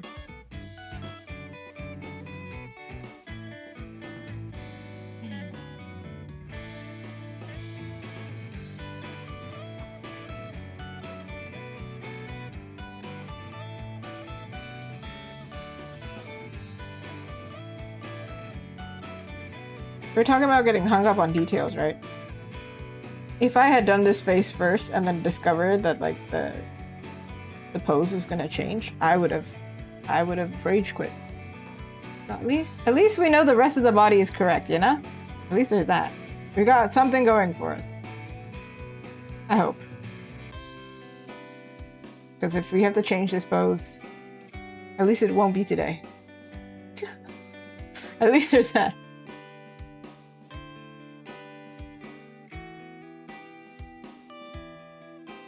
Oh?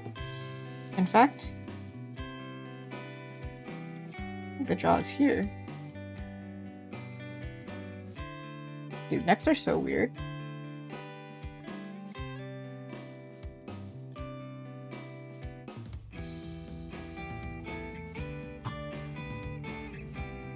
If I can't draw it, I'm always like, why does it look like that? It looks weird. It's not me. It's definitely not me. It can't be me who's struggling to draw. It's just that body part is just incorrect, actually.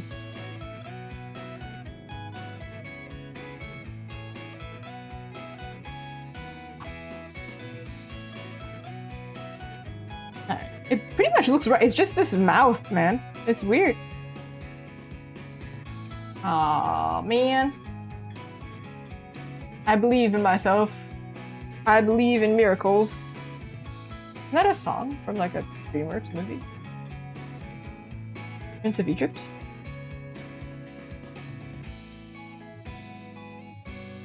Is it Whitney Houston? Hold on. Sorry, sidetracked. What? By the way, if you have never watched it, recommend. Animation's great, music's great. Oh yeah, it is! Mariah Carey and Whitney Houston! Hey! But it's not if you believe, it's when you believe. 1998, y'all! I'm old. Looking at my own characters, I'd be like, have I drawn this angle before?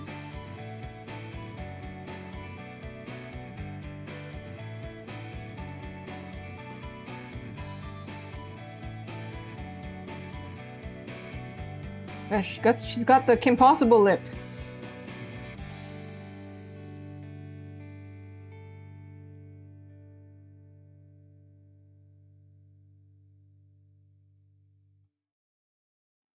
I dare you. If anybody's judging me for struggling to draw this smile right now, I dare you. Try it. I dare you. Hard.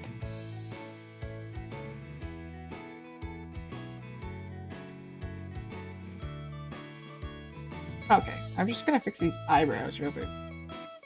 Okay, now she looks like loopy. Like, okay, calm down, girl. Girl. Ooh.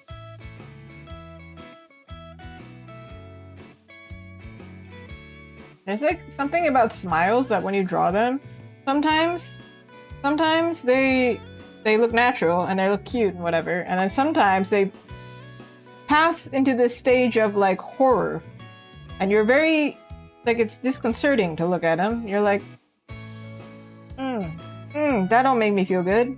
So, my concern, gotta balance it out.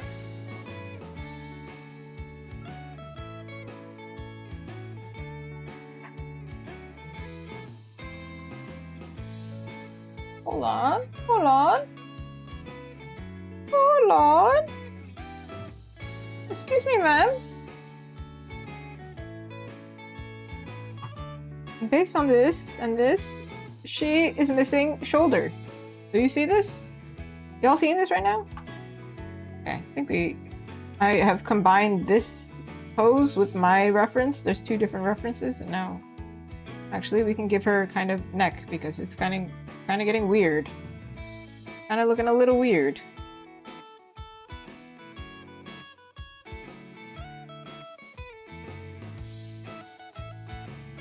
A little bit of surgery. A little bit of surgery never hurt anybody. People die in surgery all the time. Sorry, that's incorrect. Goodness. Ooh.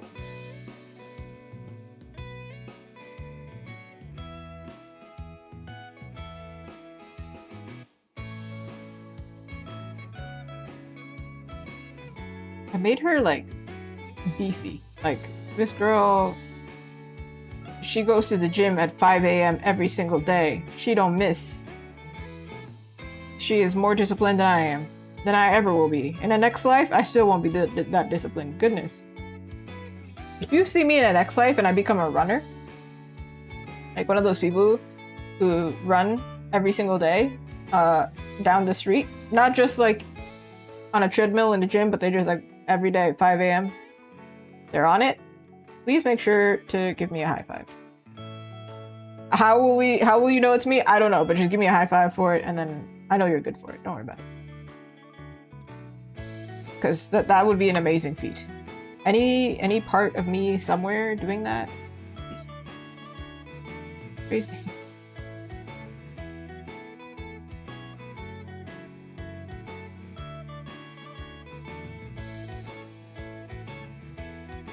All right, sick. We're gonna move on because I'm over it. I'm sure sometimes when I paint, I fix things anyway, so.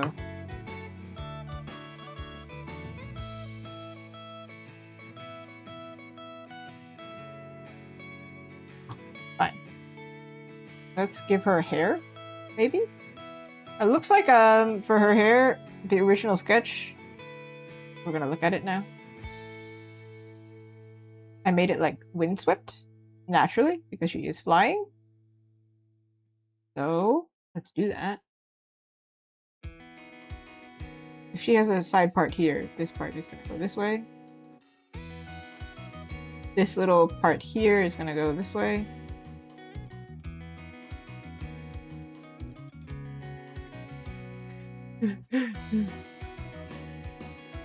Just got a little...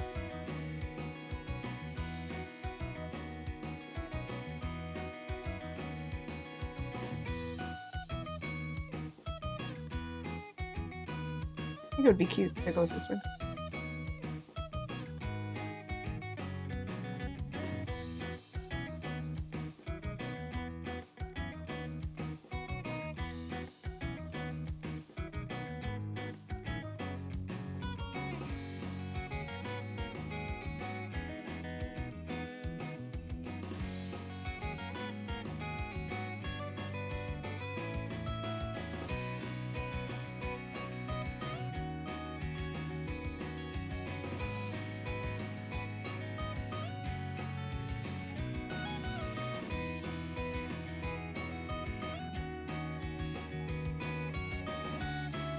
here she has really short hair, so I don't think we see much of it.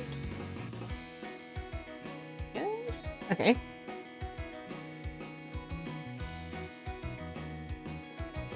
I think it's always really cute to have like a little hair that sticks up like this. And it's going the reverse direction.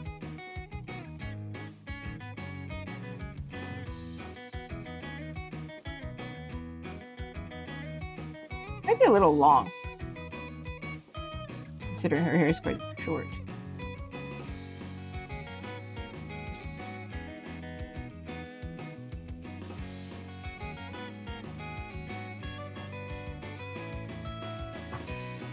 Nice. Nice-oo! If you're watching right now, you know what you should do? You should probably drink some water. Are you doing it? Are you drinking the water? Sorry to remind you, but unfortunately you need water to survive.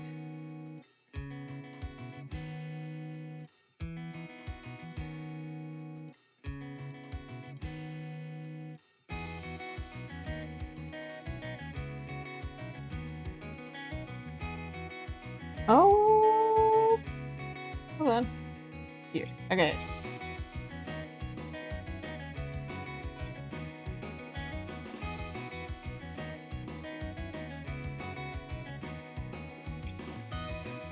In here, princess scene. This is called a princess scene, by the way, if you didn't know. It's a kind of a pet peeve after learning to sew. If you see a character with like really tight clothing on and there's no seams, that's not physically, like, not unless there's elastic in it and it's like a futuristic or it's a modern piece of clothing. That's not possible. There needs to be seams.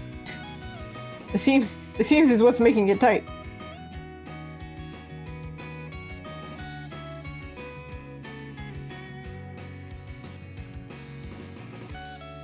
It looks like I previously figured this out in the sketch form.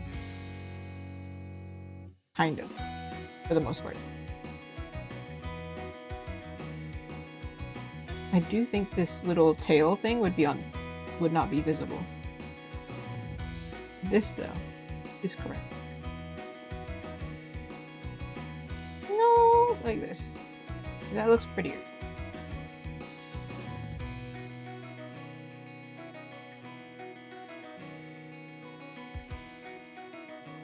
This way?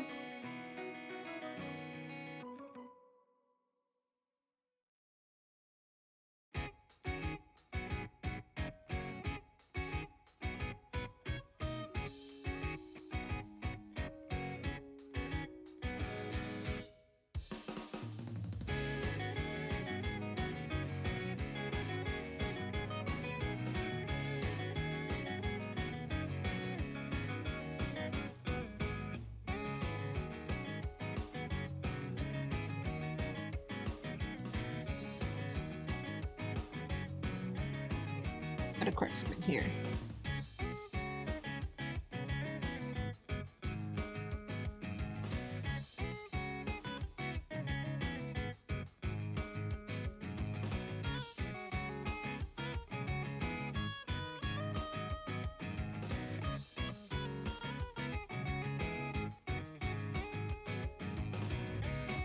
Then she obviously has wings, but we're going to draw that in on another layer, I think. We're probably going to duplicate these because we want consistency, otherwise.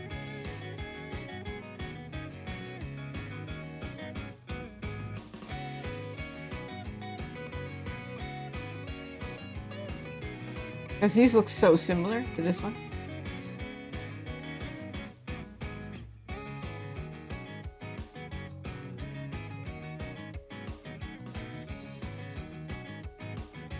There.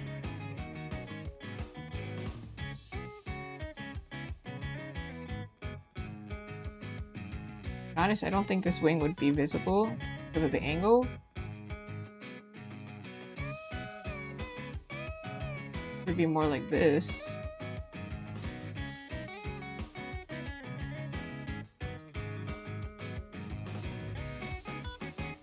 But I didn't think it would be visible on this one either, so I'm going to add it here. We're just gonna copy it.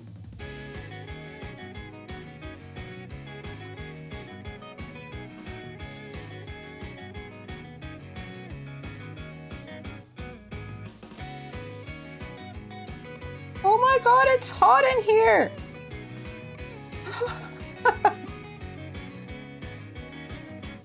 Boiling! You're like one of those frogs.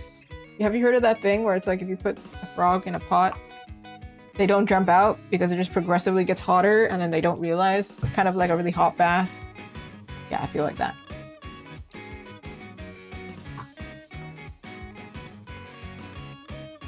Alright, we're gonna do the line art.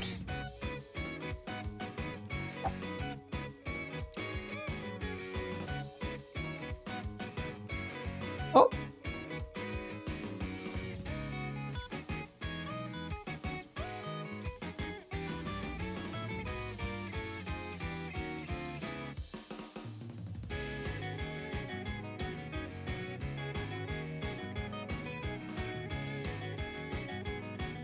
Okay, but I'm not going to do the line art for the face because the face is pretty clean and I don't think I can replicate that with line art without doing a million strokes for no reason.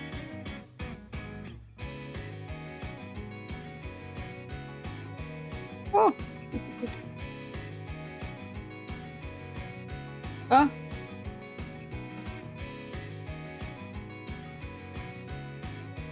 I want to see some expert line art skills right now. Ooh, ooh, looks smooth. I'm totally joking, by the way. This is not smooth at all. I'm struggling. Oh.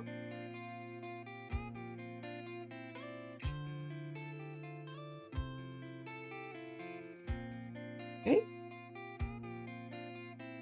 This should be the easy part. I don't know if it's necessarily easy. Also, I don't even remember what her dress looks like. What does her dress look like? Hello? What? Huh? Excuse me?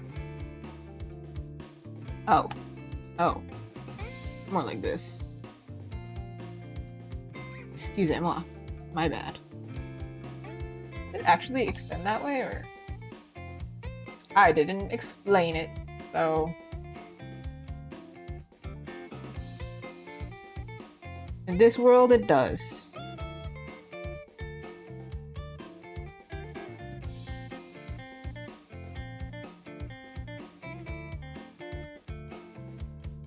Anybody else hold their breath when they do their line art? I certainly do.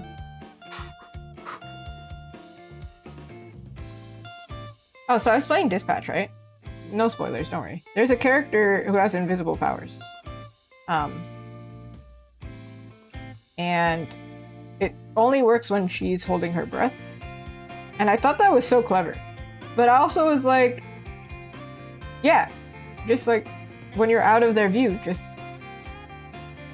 exhale.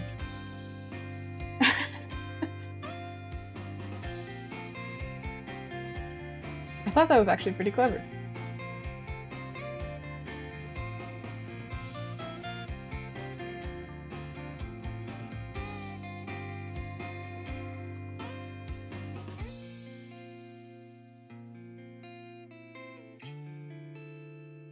I look forward to gaming right after this, actually.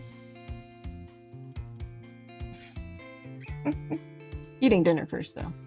Ooh, I bought Thai food. Oh good. I tried a new Thai place. There's these restaurants that keep popping up around my neighborhood and then just like disappearing. Because they just can't survive. I mean, the economy. Am I right? Am I right? Same. Artists are also struggling. Beside the point. I was excited to try it. Wasn't sure if it would be good because the other restaurants that have stopped by, I didn't even try them because I was like, this is not look good. This one actually was pretty good. I was like, oh, maybe they'll survive. Who knows? Maybe.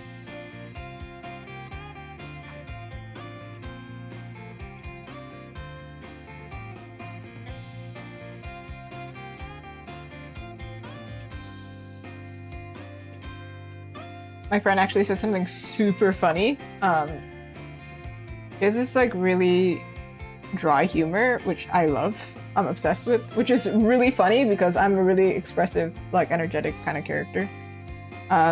So putting me next to somebody who's very dry is extra funny because it's like the juxtaposition is crazy. Anyway, they were like, "Oh yeah, good for you. You joined the artist scene right at the right time when AI is taking over and we have tariffs." I thought it was so funny. We're like, perfect timing, Azuki. You came at the right time. This is the best possible. This is such a lucrative position to be in right now.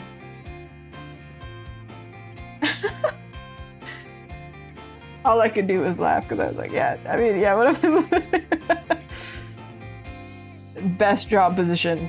Have the most firm job position on the planet, everyone. Thank you for watching my streams. It helps.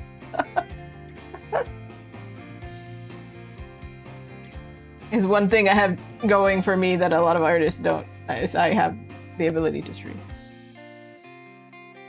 Some of us are too introverted and some of us just don't have the hardware. Very lucky. And some of us just don't want to, yeah. That's fair too.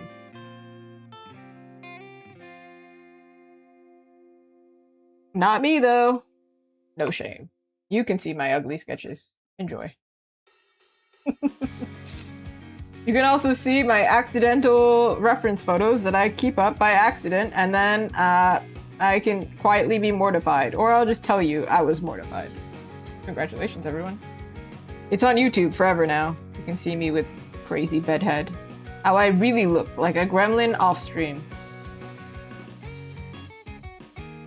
To be honest, I have kind of, at least during this heat wave, this crazy temperature, I've kind of given up on wearing makeup and everything too, because it just melts off my face. It's too freaking hot in here, man.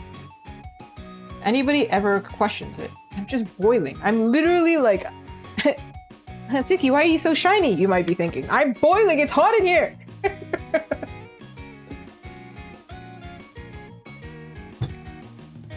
I'm gonna get a thermometer one of these days. I'm gonna put it on screen so you can see actually how hot it is. It's not as hot as outside right now, I think. It might be, actually. How hot is it outside right now? No, it's hotter in here. It's 21 degrees outside. It's hotter in here. I promise you.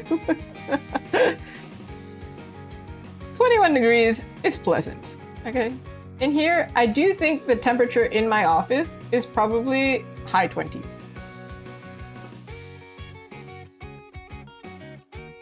And there's no wind, really. I mean, we have the fan now. Turned it on. I think the rest of my house is like 20-something. But growing up, to be honest, my house was hotter than other people's houses. They were like, why is your house so hot? And I'm like, I don't know, because we're Brazilian. I don't know. We're just used to it. We don't want to put on the AC.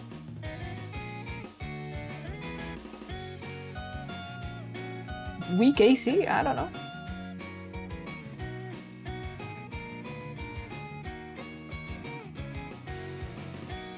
But even this is too hot for me. Way too hot. This is not organic matter, so it should be pointy. This, I'm probably gonna figure this out later, but this is supposed to be a crystal. What the heck does a crystal look like?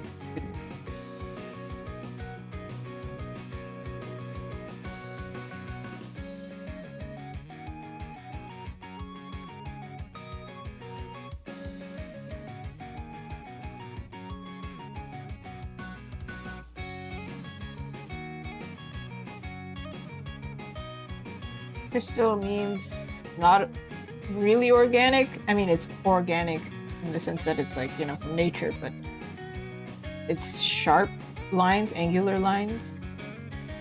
Not as many curved lines.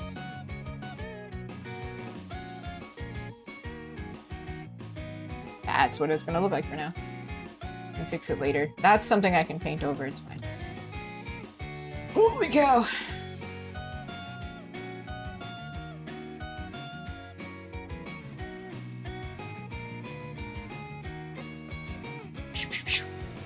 Oh yeah.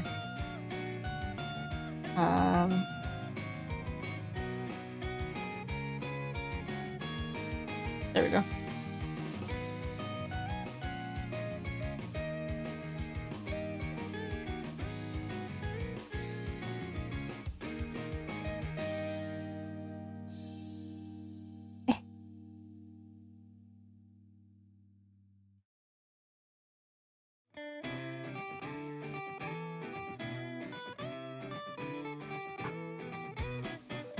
No, that is...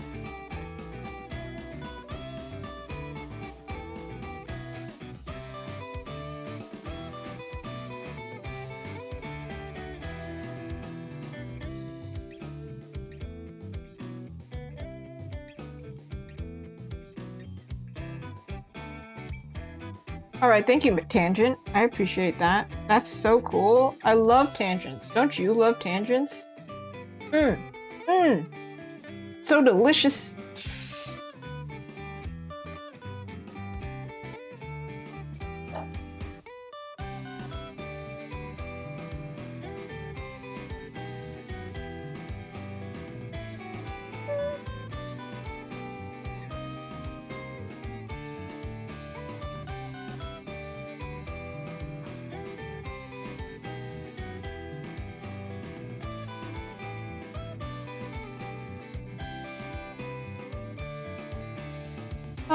We're halfway there. Oh.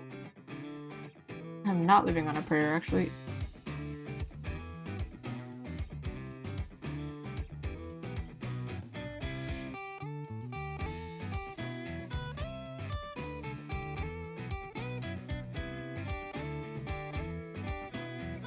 I'm living on delusions. Oh, everybody. I was intending to draw for much longer. But remember how I told you? Maybe you weren't here for this part. But because I was in Montreal, I didn't get to exercise very much. Especially considering, even if the hotel had a gym. No time. I did work out my arms, and I did some tricep stuff, which is kind of, you're warned against doing that with my type of arms, my injuries. I'm trying to develop my strength so that it doesn't happen. However, it gets tired faster. So actually, this may actually be my limit because I can feel it. Usually I'll draw like non-stop. I don't care. I'll go forever. But I feel it. If I'm feeling it, it's not great. Trust me. I am going to draw tomorrow again because obviously I'm going to be streaming. But trust me, if I am feeling it now and then I push it, that means tomorrow I will feel a world of pain if I don't stop. Hey, ain't that nice? Ain't that lovely? I mean, I can finish this, obviously. But can't go too crazy, you know? I was gonna crack my elbow. Can you crack your elbow? I was gonna crack my elbow and I was wondering if it would catch on the mic. It didn't crack, don't worry. Panda Express! We don't have Panda Express. So sad. Actually, I'm supposed to eat healthy now after being on the road. Ridiculous. Can't believe this. I have to be healthy now? What did the fortune cookie say, though? Did they, like, random statements, like, your hair looks nice today? Like, the sky is blue. Water is wet. Something like that. Actually, is water wet? Oh, sorry, I'm so sorry to start this conversation. Oh my goodness, I saw something so funny, actually. So, I keep seeing, at least in Canada, this ad is running. I don't know if it's, I don't remember what the ad is for. It might be running in North America, just all of North America. But regardless, I can surprise someone today. You've delighted me! So, great! Job well done. Oh no, there's something in my eye. I can't believe this. Anyway, So there's an ad who's like soccer versus football. Like what is it called? Who cares? We're still talking about this, and I was like, yeah, that's right. It's such a dumb conversation to be having. Just call it whatever you want, depending where you are. As long as we understand each other, that's all that matters. But then I saw this really funny conversation on Threads. Oh wow, something really got in my. I think a sweat got in my eye. Anyway, saw this really funny conversation on Threads where clearly a soccer player, somebody who's played soccer a lot, was answering a question about soccer. And somebody replied and said, actually, it's football, but they spelled it F-O-O-T, like American football. And then they were like, so the person replied and said, I'm aware, it's football, like F-U-T-B-O-L. I was like, oh. They corrected them really fast. Because also, it's such a stupid conversation if you're having. Who cares what it's called? Just call it whatever you want. We're all watching FIFA. Who cares? Whatever. Actually, we're not all watching FIFA. I'm no longer watching FIFA. Not really. Listen, I had so many. I forgot to talk to you all about this. Let me take a break and let me tell you all about this. I've also learned that I have very sensitive eyes. So that's probably why my eyes are always burning. Mid-stream, after stream. If you see me crying at a convention, I 100% promise you either something really nice happened or makeup got in my eye. I just sensitive eyes. I don't know what happened. So I have multiple teams to cheer for at FIFA. I have Canada to cheer for, Brazil to cheer for, Japan to cheer for, Portugal to cheer for. There's 4 countries to cheer for. All of them lost. How is this possible? There's 4 of them. That's crazy. They were all losing at like the same round too, and I was like, this is. I mean, when Japan and Brazil were against each other, I was like, well, one of you have to lose. It's over. I cheered for both of you. That was fun. When Canada went, I was like, no. Then Portugal, I was like, Portugal, you were the last one. Come on, Ronaldo's right there. I can't believe this. But it's pretty funny. Hearing all the things saying that Miku's now from Norway, it's great. Actually, it's hilarious. You definitely, if you walk around a convention long enough and I'm there, you'll definitely see me crying at some point, I'm sure. Oh.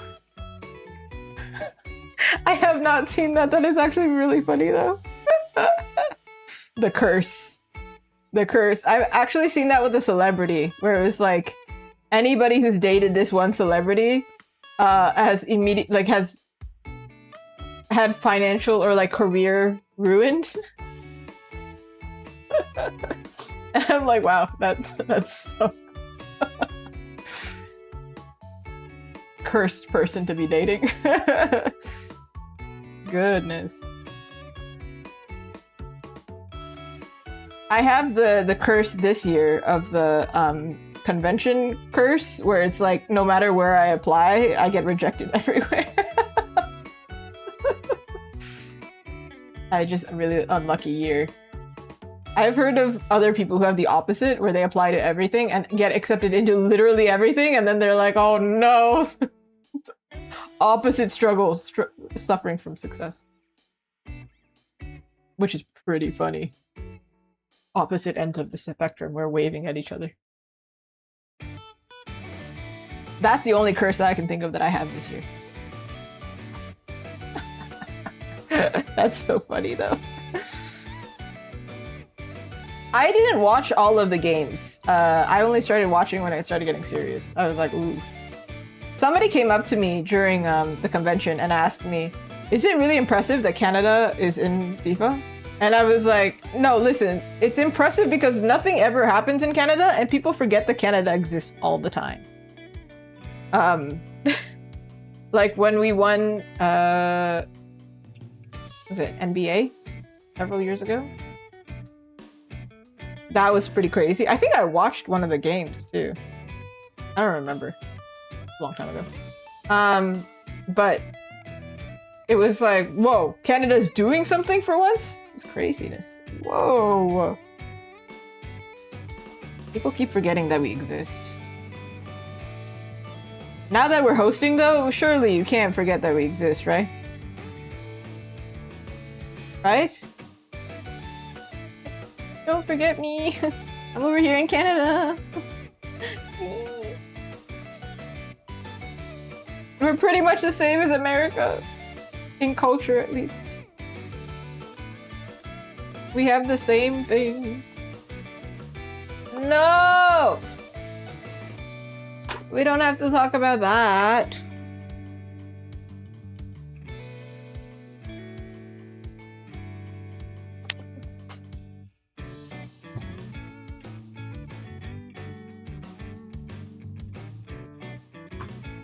I'm doing my very best on this stream. Let's try and keep it like a... How do I explain it?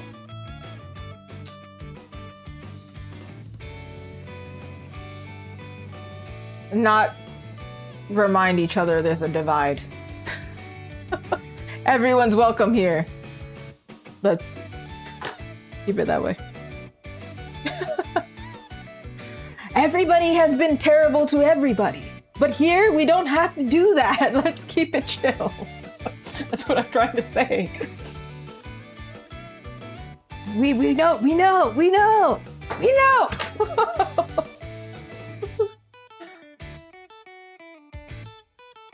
Unless, well, yeah, no, I was gonna be like, unless you want to trash talk about FIFA, and I was like, no, there's no point. We're Canadian.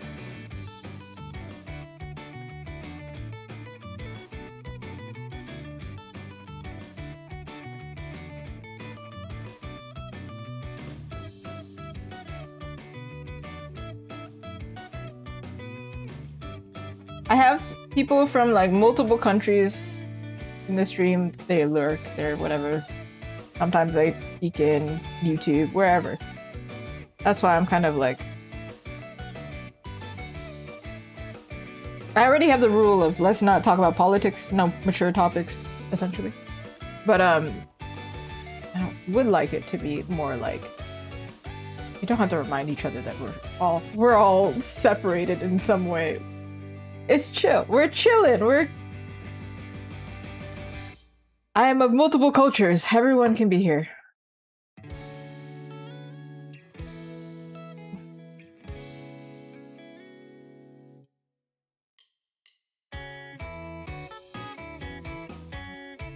I have not watched Gachiakuta. I've seen some fan art. But I have not actually watched it. I have heard of the one song that went like viral on TikTok. I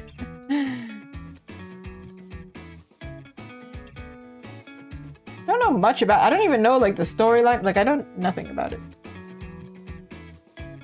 I've seen the artist somewhere because some drama was happening somewhere.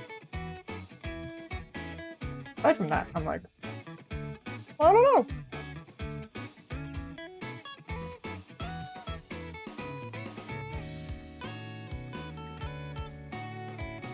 I have seen the art style. The art is pretty cool.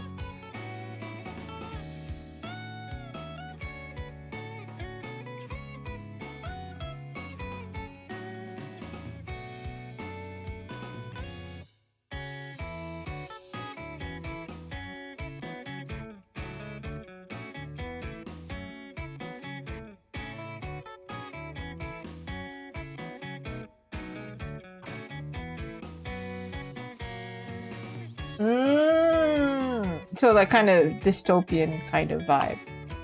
Is this clean? Ooh. Ooh. Normally I try to avoid liquefy here. So flat.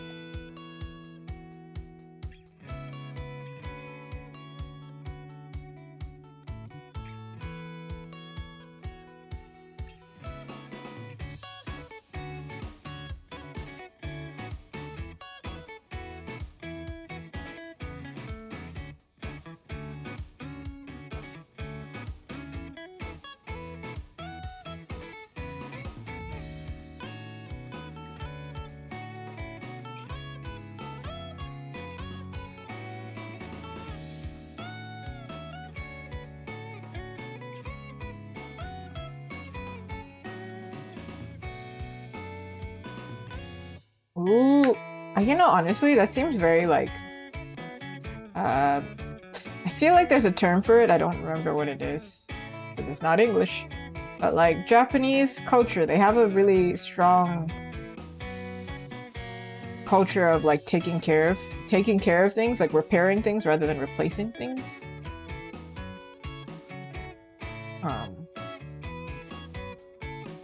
So that kind of makes sense.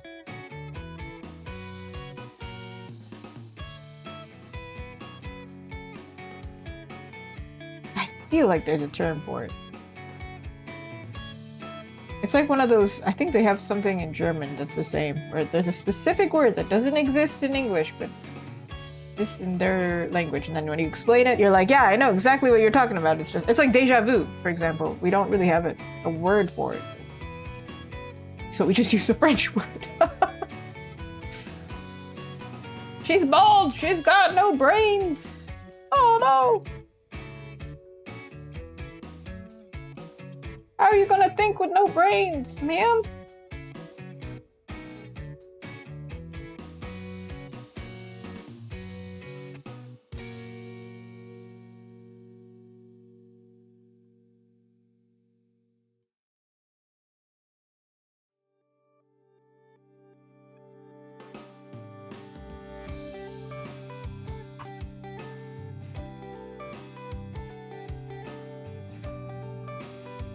Oh, press T.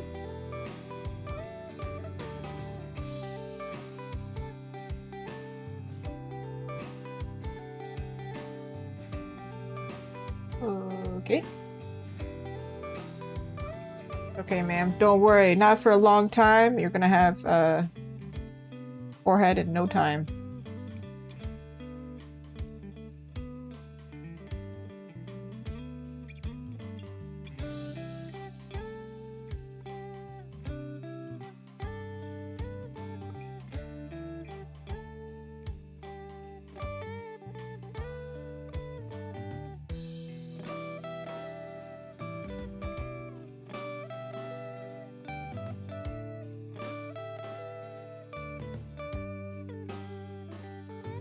Ooh, nope.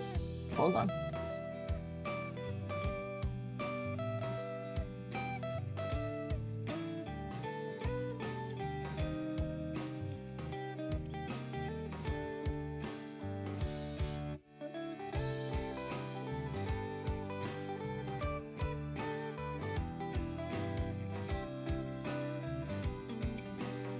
You ever draw a line and then go, that doesn't make sense, and then you fix the line and you go, that makes even less sense. Oh, okay.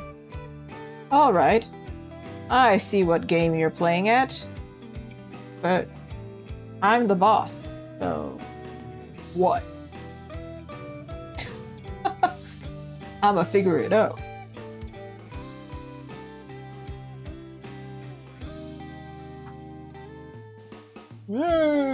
I do sometimes have that. It's the same thing as me figuring out how people, well, this was more like somebody had explained it, but similar mind-blowing situation as me figuring out how people draw noses in anime. I've had quite a few epiphanies, and I'm like, oh my goodness, I'm enlightened now. Oh.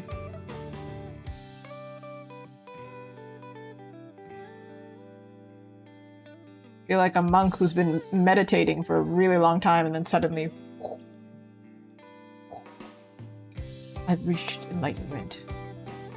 Staring at something for a really long time.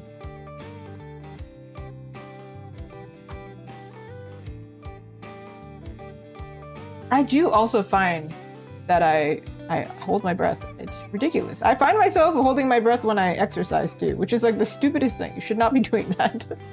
But I just subconsciously, I'm just like, they're like, inhale, exhale, and I'm like, oh yeah. I'm supposed to do that. Whoops. I probably hold my breath a lot more than I think, actually. Which is probably, when I was younger, actually, somebody had told me, you're probably really anxious because you stopped breathing. And I'm like, maybe onto something there. You might be onto something. Am I gonna start breathing though? Nah.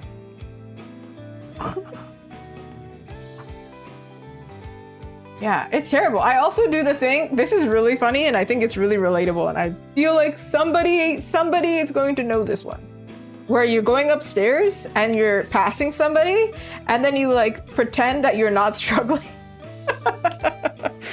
You might be going up your fifth flight of stairs and you're like, how's it going? And you pass and you go, because you're actually really out of breath. It can't just be me. I knew this one girl, so when I was studying fashion, and pretty much everybody smoked. I don't know what that is, but there was a big culture of smoking. You see it all the time. You know, models smoking, they make it look cool, but not great for you. This girl and I were walking up the stairs, and she's like, man, I gotta work out more. And in my mind, I'm like, girl, you gotta stop smoking. Of course you're out of breath. You're not breathing in oxygen.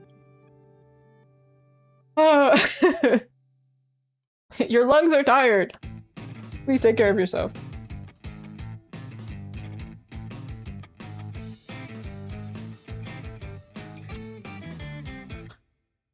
Ooh, I would also do that. I also feel like I'm offending people if I breathe too heavy in their direction. I don't know. Stupid things to be concerned about.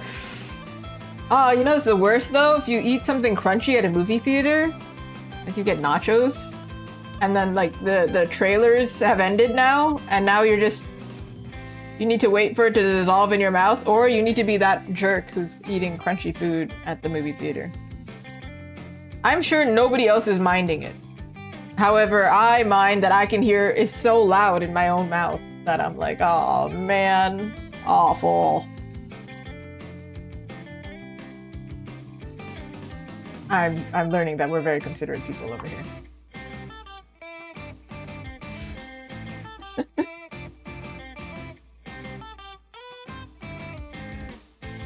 Okay, there's something going on with her hair right now.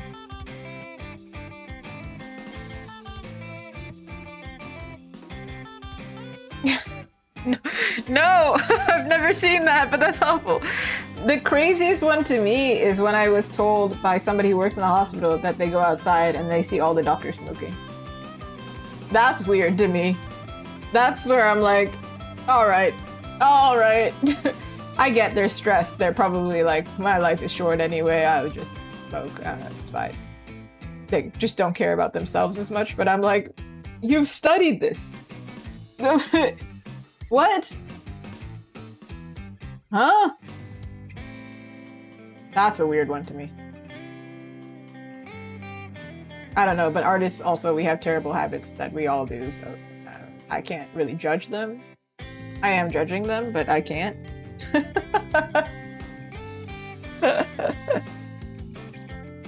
Like, I'm judging, but like, my judgment doesn't mean anything.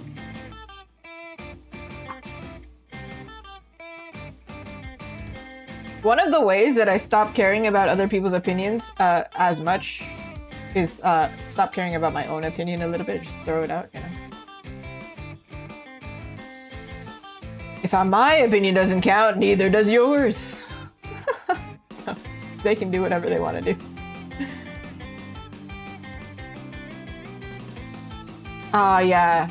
To be honest, I applied to work at a hospital when I was looking for my previous job. But I knew I would have hated it. I just needed a job.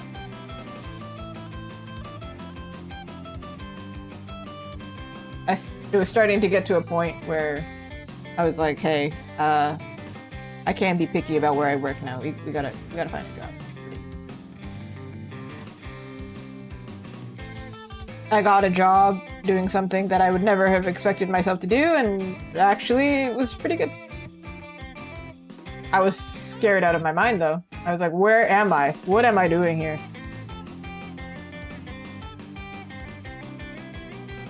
Just kind of desperate. Listen, I don't know what I would do if I wasn't an artist, so I really need this to work out for me. Basically. If I wasn't an artist, I really would be kind of lost. Like, especially my resume is probably messed up. If I was to look for another job, they'll be like, hey, what were you doing for the last year that you were that's not accounted for? I'd be like, I ran my own business. not very impressive. I don't have a recommendation for myself.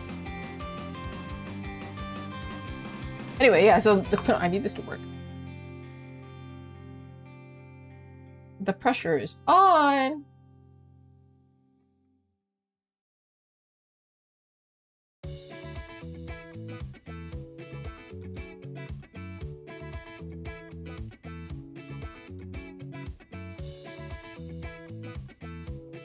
I actually went to a doctor a while ago, like a really long time ago. Nothing serious, just checkup. And they asked, do you have a stressful job? And I was like, I am stressed. Therefore, I guess my job is stressful. Actually, yeah, being a freelance artist is also stressful. Because there's so many little tasks that you have to remember to do. It's actually kind of stressful.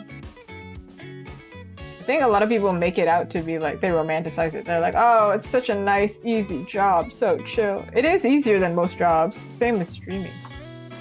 A luxury. Really can't complain. But it doesn't mean we don't deal with stress. Especially if you are just a naturally easier, like if you're naturally susceptible to stress. Hi, that would be me. On one hand, it's great because that means I care a lot and I do my very best at no matter what job I'm doing. There's a healthy level of stress. On the other hand, I am shortening my lifespan, so I don't even need to smoke. Lifespan's already short. Stress. Stress will kill you faster.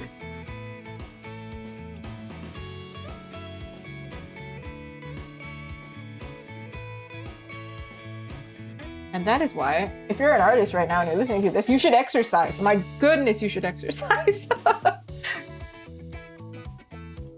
Lordy Lou. I wanna be the very best.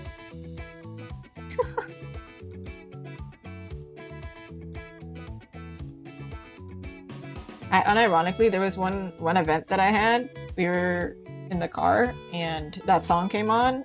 And yeah, we unironically listened to that song. We were like, yeah, dope. Also listen to Dope by BTS. No, you're so good, Rainbow. I was gone for a whole week. So you probably didn't miss much. I have been away. Oh, wing away.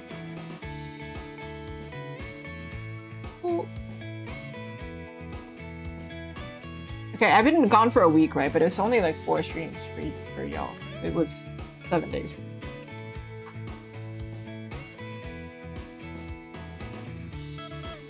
Every time I think I'm almost done this line art, I realize there's something else. This is how poor scheduling happens. When you're like, yeah. What are you, especially if you're a girly like me who does their makeup last minute and they go, yeah, I'm almost there. Don't worry, I'm getting there. Makeup takes 20 minutes or something. You're like,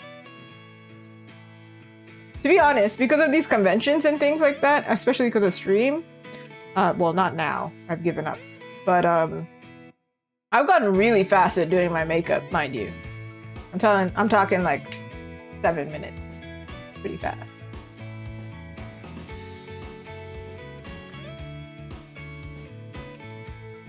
Oh, how are we gonna draw this wing? 7 minutes doesn't seem very fast if you've never worn makeup before, but I promise it's fast.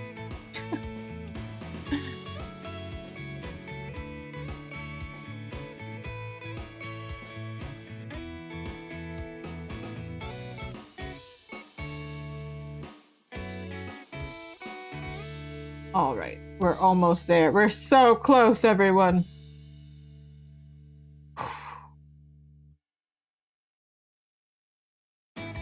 Where's this wing?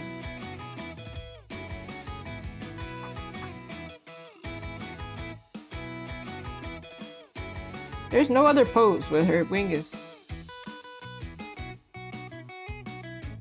I'm gonna assume it's like this. It looks beautiful.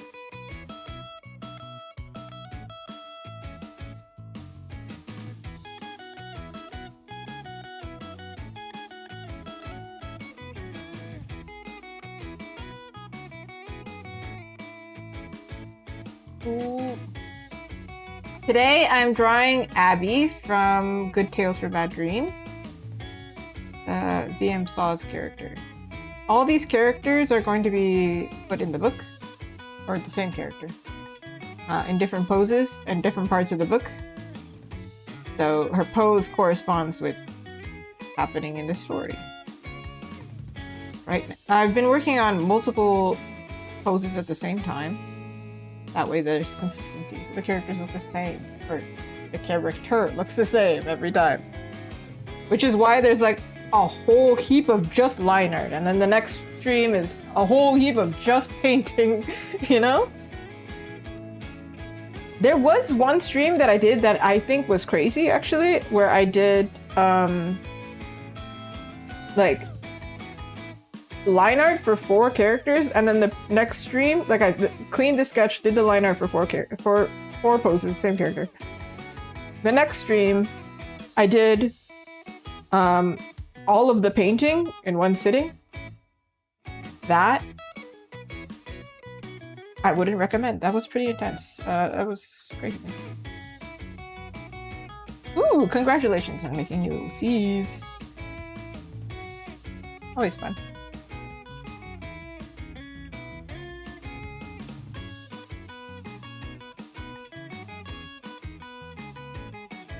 Hold on. This angle, right? I need to previous pose here. We're going to copy the wings. Flippy flippy.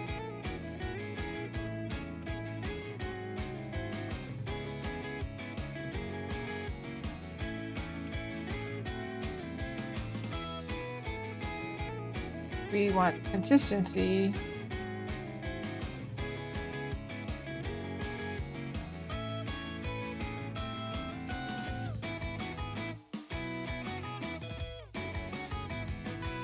Oh, I'm so itchy. Hold on.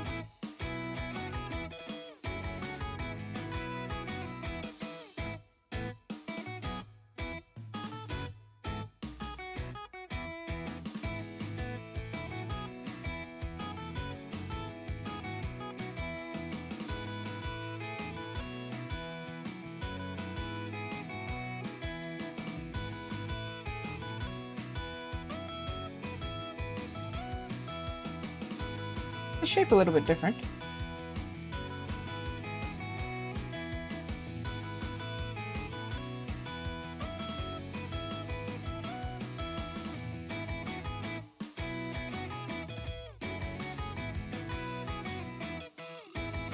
Ooh.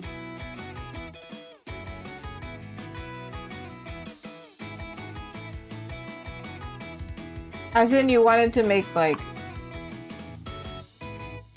I don't know what you mean by you wanted to make them into a fandom. Like you wanted people to be fans of them, or for have them have a story, or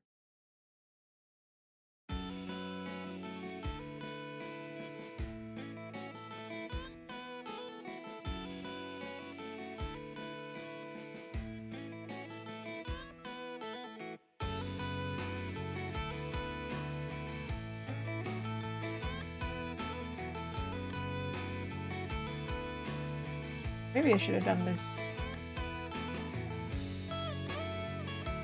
Fandom usually means like people are fans of something, right? And that they are the fandom.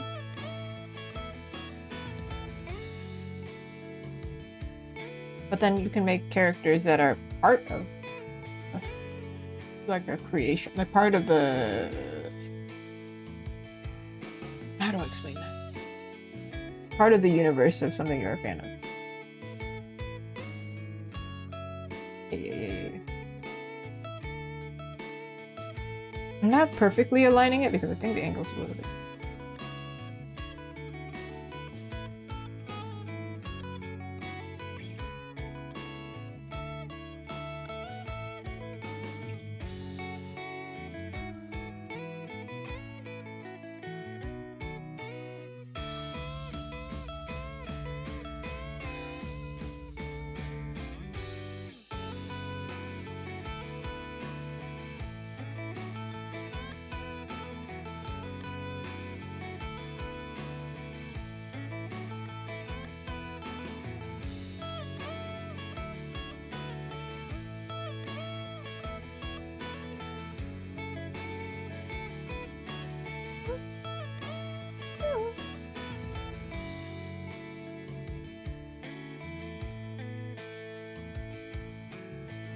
see. I see it. I was drawing it wrong. Can't put things in my mind. Draw things wrong. I feel like that person who's going like, what's left and right? Have you seen that meme? Somebody's like climbing and they're like, oh, to the left, and you go, they fall like.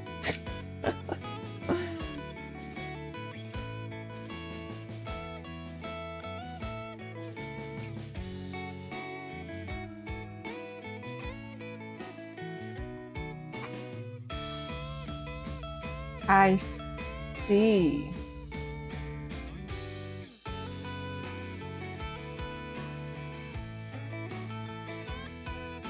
So they are fully, their story is fully original.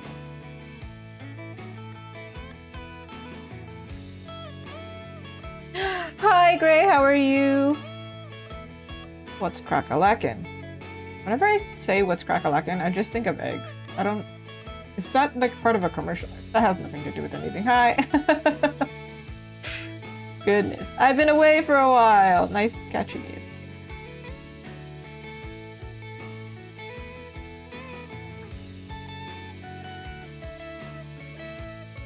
Wait, I do think this would be shorter.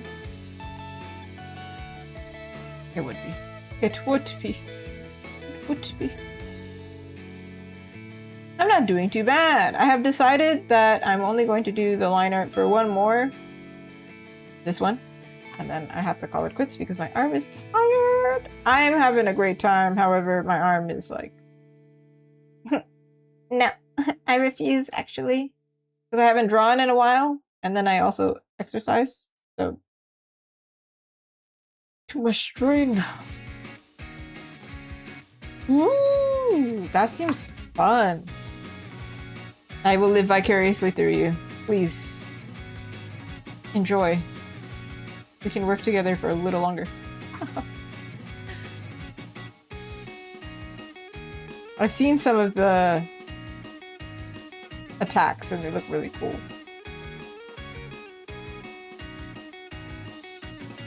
My arm for now is doing okay. It's just a matter of it's tired. So it can't push too far. It gets tired.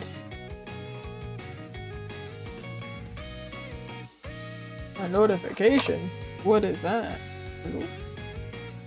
Ooh, not for me.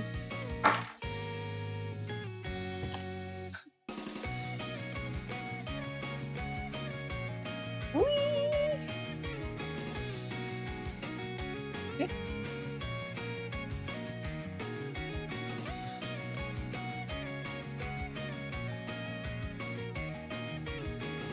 Well, I'm glad you got to get back to your idea. Always nice to return. I have currently one work in progress that I'm beginning to think I'll never get back to. Who knows? Will I ever get to it? Who knows? Who knows?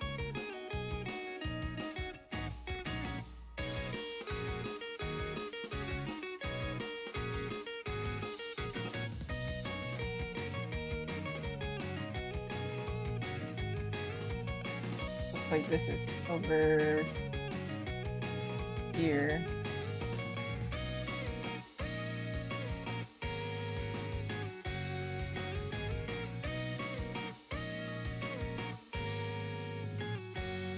Let's see without all these layers.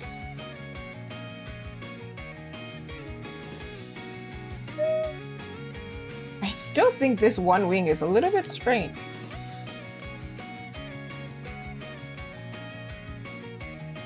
And also, there's a line missing. Isn't it? Oh, definitely a line missing.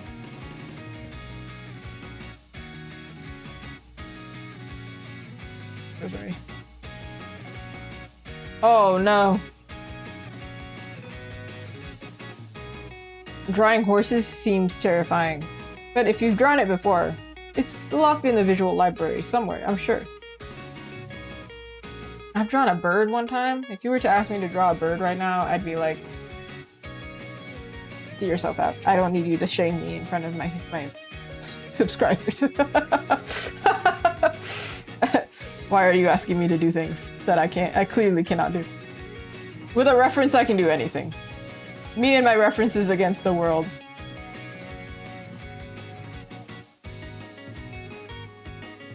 You can peel the references out of my cold, dead hands.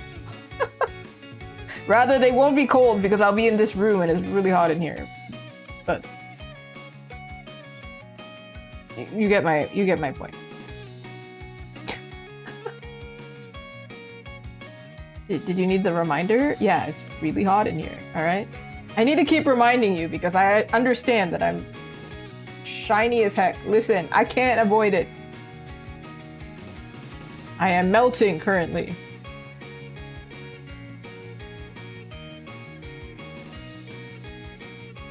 I'm gonna make like my dogs and like lie on the bathroom floor at some point. But it's so hot. I find my dogs in the weirdest places and then I'm like, why are you down here? And then I feel the ground and I'm like, oh, it's hot. You also have fur. That makes sense. Y'all are made for winter. Listen, I'm made for summer and I still think this is too much. It's a little much. It's getting a little ridiculous. So we gotta chill out. Chill out. What are we doing?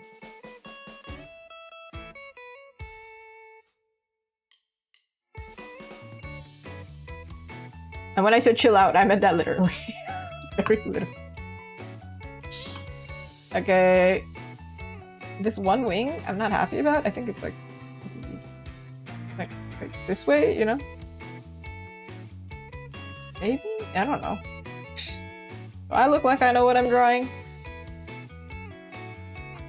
Everybody unanimously is like, yes, because you are the artist. I'd be like, sorry to tell you, I don't know. I don't know.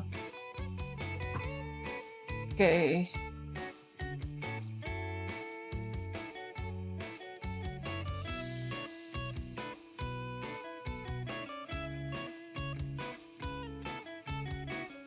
Just quietly zoom back in and just draw it. Nobody move. If we don't move, if we don't scare the line art away, it'll work. Whisper. There will be no jump scares. I should save, huh? I don't remember saving. I don't remember the last time we've saved. Maybe we've done this whole stream and I haven't saved one time. Who knows? Sounds about right.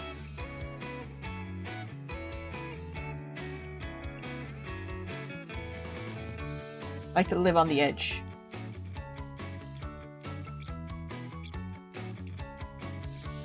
No, I don't actually like to live on the edge, but like I have no choice. The edge is the only option we have because I keep forgetting, so that's... I'm so glad you think so. I should be saying delusional things because... I don't know, something about line art, it brings the delusion out of people. So that begs the question, are people who do line art, either they're like so stoic about it and they're like so good at it, they've already passed the delusional stage, or they're all insane. I mean, they have godlike talent, they're down here with us humans, so maybe they are insane, actually. These are questions. Oh, speaking of... I think I mentioned the word stoic and I just remembered something super funny. I went out for ice cream and we saw this guy. I don't typically eat ice cream. This is like the one time I'll get ice cream for the summer because I'll get a stomachache when it's too much ice cream. Also, it dripped all over me. I'm not fast enough. I'm not fast enough at eating ice cream. I don't have the skill. Anyway, there's this guy. He got like a cone with like 2 scoops or whatever. Such a happy moment to get ice cream, right? He's not walking out of there smiling. He looks so stoic. It's like seeing a guy with like a rainbow lollipop and just walking like... walks out. It's kind of funny. I kind of want somebody to draw that. Somebody get on that, please. It's so funny. I don't have time, but somebody else draw like this is really big, bulky man who's like kind of intimidating, and then just have him pull out like the sweetest little treat possible, and it's tiny next to him. It's gonna be so funny. Amazing. I think somebody has done this. There was like a cosplayer that was like really popular, and she would cosplay with her dad, Japanese cosplayer. Don't know their name. I just kept seeing it on Pinterest. I thought it was so funny. The guy looks so intimidating, and she's all like girly, and then she orders like a beer, and he orders like a parfait or something, and they switch because they think the wrong person ordered it. So cute. Anyway. Beside the point. Yappy yappy. I feel like I could clean this line art or something, but nah.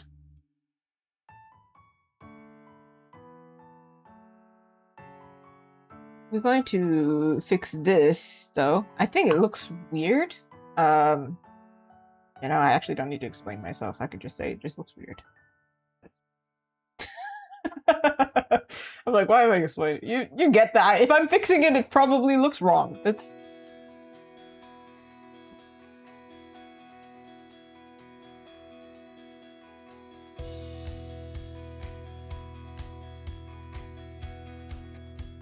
Ooh, ooh, ooh, ooh, ooh.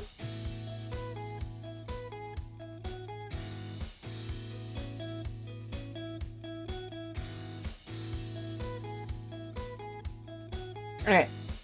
Okay. So, here's my problem. Here's my problem.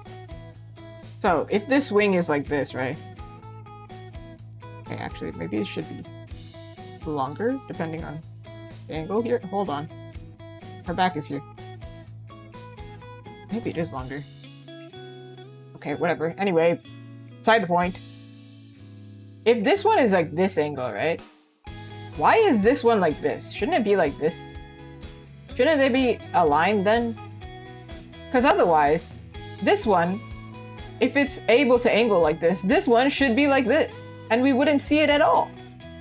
So if we're going by the thinking that it's going to be straight, like flat on her back more, because, I don't know, this is her way of, her anatomy. Fantasy anatomy. What the heck is happening here? Hello? What? Natalatte, how are you? How's it going?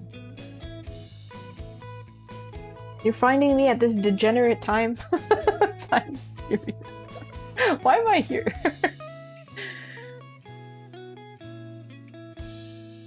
See that? Does that make sense to everyone? It doesn't make sense to me, but we're just gonna go for it. And if we pray, maybe they'll let us stay. Who is they? The art gods. The art gods will not smite me today. It all rhymes. If I pray, maybe they'll let me stay. Who is they? The art gods won't smite me today. What? I'm losing my mind. Okay. It was a while ago that somebody said, like, wow, you have the skill to make yourself laugh. I wish I had that. And I've been thinking about that ever since. Because I do laugh at my own jokes. It's so dumb. Listen, I'm the most important person. Like, listen. If nobody is here on stream, right? And then I don't make myself laugh at my own joke, do you know how awkward that is? Yeah, it's awkward, so let me laugh so then you feel less awkward about laughing if you do laugh. And if you don't laugh, you can feel morally superior somehow. I don't know. Bro, I don't know. You can feel humorously superior. Dude, I don't know. I've lost brain cells. If you haven't seen me for the past few days, for the past few streams, I was away. I went to Montreal, saw my favorite actor, got my stuff signed. What else happened? The day before that, my whole booth fell over, so I'm losing my mind. Everybody was super nice. somebody else got my art signed. I cried. So all my brain cells are gone. See? They've already... Yeah. I experienced a full range of emotion my previous week that I've been gone. I experienced grief, panic, true joy, more panic, but like different flavor of panic. iPad cracked, yeah. The iPad still works. It was still very much functional.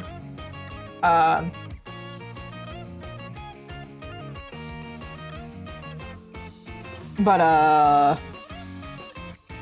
the panic. Honestly, that's my only emotion. So if I'm not laughing at my own joke, I'm laughing at my own despair. Despair meaning just nervous laughter, you know? Just I wish I could simulate how I felt to people sometimes. I can't illustrate this. Truly. I just need you to be like hooked up to a machine and then vibrated at a certain frequency.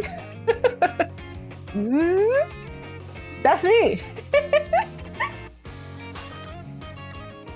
Are you vibrating? Everyone? Let's vibrate together. Bzz, bzz, bzz.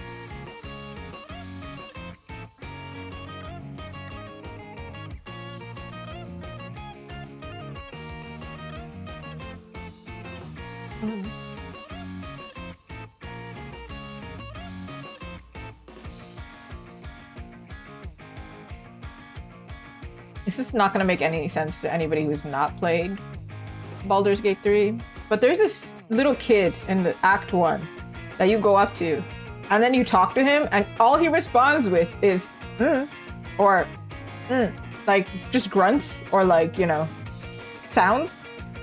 And that's how I feel every time I zoom out of this, this line art to go, Like, I don't have any words, I just have, I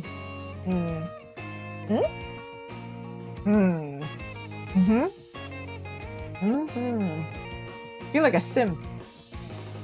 This is all a simulation. This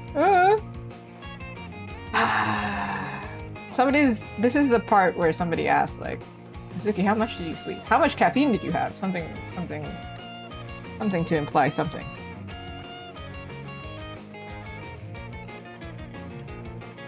Oh.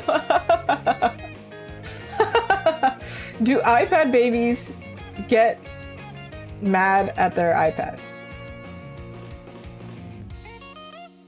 Have you seen the cats play games on like iPad? I feel like they would kind of behave like that, where like something's not loading properly and then they would just like smack it with full hand because they don't have coordination. They just smack it like Donnie, yeah. That guy. I ignored him in my previous playthrough, but I always thought he was kind of cute. And I was like, aw. But also, what are you trying to say to me, sir?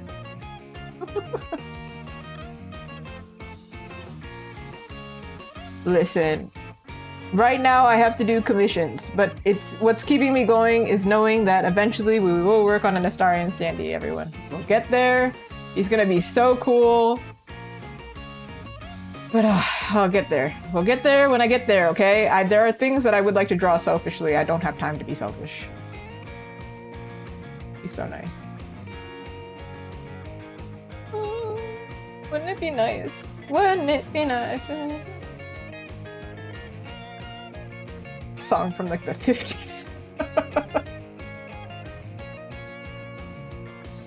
I think that's what happened to me actually in my 4th playthrough.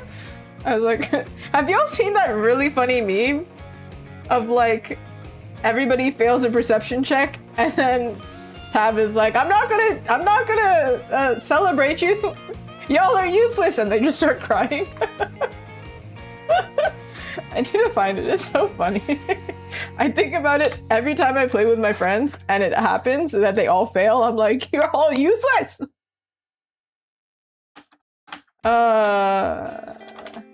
Where is it? It's amazing.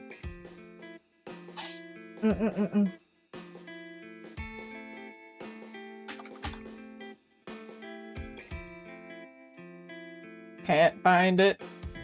Oh wait, hold on. Hold on. That's not it. That's... I'm finding other memes that have nothing to do with it, but... This is what I found. And it's so dumb that I need to share it now. Oh yeah! If you weren't here for this explanation, this is what happened to my booth! The day before Montreal Comic Con. Yeah, it was very cool, very cool. Yeah. Anyway, moving on. This is also how I feel.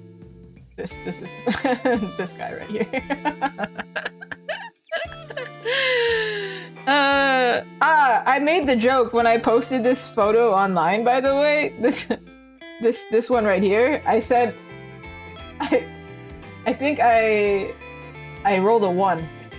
Critical failure at trying to save my booth. And then the first roll I had when I loaded up Baldur's Gate 3 was a 1. And I was like, this is crazy. What is the bad luck that I have today? It was so funny though. Listen, when something this bad happens, there is no other correct response except to laugh. I laughed and then I got angry because somebody came by. Oh, I forgot to tell you this story. This is the funny thing that happened. I was mad because I had just been like crazy heat, and then this happened, so I lost all of my merchandise. And now I'm sad because I'm like, I gotta pack it all up, and everything's dirty, and I'm in the mud, and my knees are filthy because I'm wearing shorts, and I'm sad about it. And there's lightning happening a few meters away from me. I'm like, man, this sucks. This guy came up to us and was like, this guy was just clueless, so I can't really blame him, but also I can blame him. He came up to us and he was like, you're packing up, the event's not over. And I went,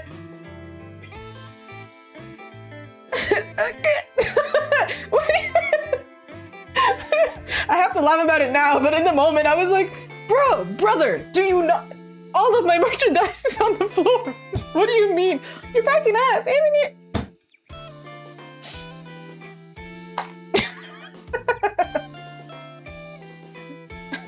Hold me back! Hold me back! Apparently there was like 20 artists there. I didn't know this. I didn't count because I was one of the first to leave because obviously I got hit real bad. But there was like 20 artists and only 6 people stayed. 6 artists stayed. I was like, yeah. You're packing up! Sir, if you don't use your eyeballs and just to look at the situation. Oh my goodness. It was something else. That was, yeah, I'm on the floor and I'm like I'm actually visibly covered in mud in this situation. So I was like, to be fair, he didn't ask me, he asked my neighbor. But then I yelled in his direction because it was really loud. There was a storm going on. And I said, we were told we could leave. I'ma leave. I almost got knocked over by a tent. I almost died. I think I'm good. The lightning is striking in our general direction. I'm under a tent. It seems like it's time to leave. Honestly, people, when I said that I was at the event, people were messaging me already to be like, are you okay? It's really hot out there. We were already concerned.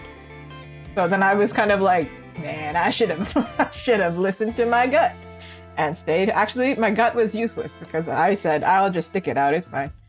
I should have been more picky and was like, hey, maybe this is a free event. Maybe I should just not show up. What are they gonna do? Tell me I can't come back? Well, none of us are here. Nobody came to the event, basically. It was too hot. And the people who did come helped me clean up my booth. So I'm so grateful that somebody came. Anyway, beside the point, I'm still kind of peeved at this guy. I'll get over it. I don't remember his face, but I remember how he made me feel. I was like, bro, eyeballs, do you have them?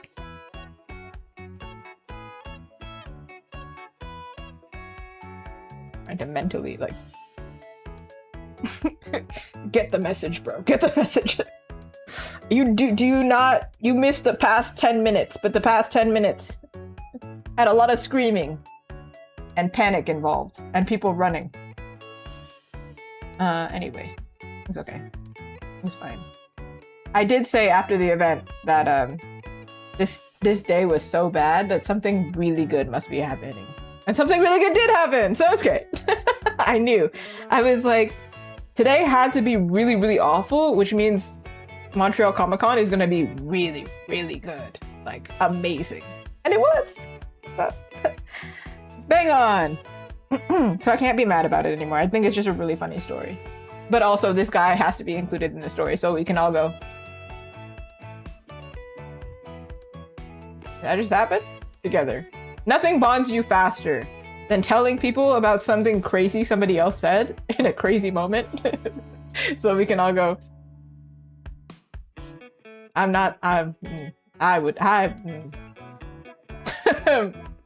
what? So then we can build camaraderie. Anyway, that's beside the point. We still have this one pose. I'm not about to do that today.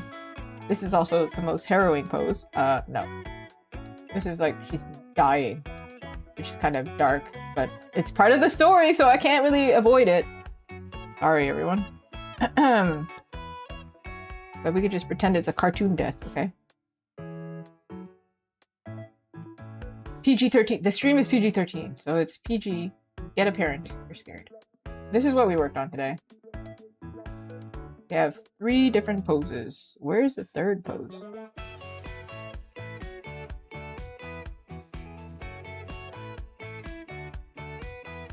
Well, technically, I polished up this one as well. These 2. I corrected these 2. Ah, there's so many layers, everybody. There's so many layers! Aye! Okay, put you here. Oh, perfect fit. Look. Look, looks like she's pushing herself over. Ah. All right, everyone. We got 4 different poses. We have a 5th one. The previous set actually had 4 as well. So we have an extra one. This is the previous set. Same character, 4 different poses. You can see different things are happening in the story. This one, she's outside in the snow. She makes her hat appear. She's happy. She's on some character's shoulder. Obviously, I can't draw the character's shoulder, but she's sitting. It's noon here. This is nighttime, but she glows, so her light changes the atmosphere a little bit. Here, she got her little wing cut, but it gets restored soon after.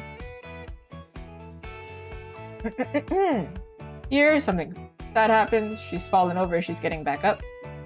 Here, she's interacting with the text, which is why she's pushing something. In this scene, she's transforming something using the crystal. So she's having a great time.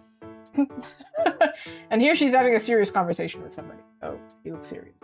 The last one, she's dying. What can you do? I am going to work on the next pose next stream. I wanted to work on these ones today. Kind of looking like we're going to do this final pose tomorrow. And then this one over here. I'll do this final pose. Probably do most of it before stream. I'll try my best. And then this one is more painting. And this one is more also kind of painting, to be honest. Because I don't really have to do much except fix the hands and the face. The pose itself, I'll figure out the design and all that stuff. But the pose itself is pretty straightforward. This one, I'm pretty confident that we can figure it out okay. Because the background is separated. This will be really fun. But my arm is too tired to do line art. So I can't do any more line art. And then if I push it and try and do detailing, probably not a great idea. I can hydrate and I can stretch. I mean, I did hydrate. Let's stretchy stretch. Everyone? That includes you too. You can stare at what I did while I stretch my elbows. And then I'm gonna go play Dispatch. Yay, excited. So excited. I honestly didn't do any drawing yesterday because it was my day off. So then today actually is my first day drawing properly. Yeah. I am playing Dispatch for the first time. Sorry, I might be blocking the mic. I am playing it for the first time. Yeah. I played like 3 episodes in one go because I'm a crazy person, but also, is that new to you? That shouldn't be news to you. I'm very much enjoying it. The very beginning, I was kind of like, where are we going? Because I have a rule with video games. If I'm gonna play it, I don't watch any trailers or anything. Don't watch any gameplay. So I went into it completely blind. I knew Malevola was a character because I saw so much fan art of her, and I was like, up my alley. Love demon girls. Have you not seen the Azuki Persona?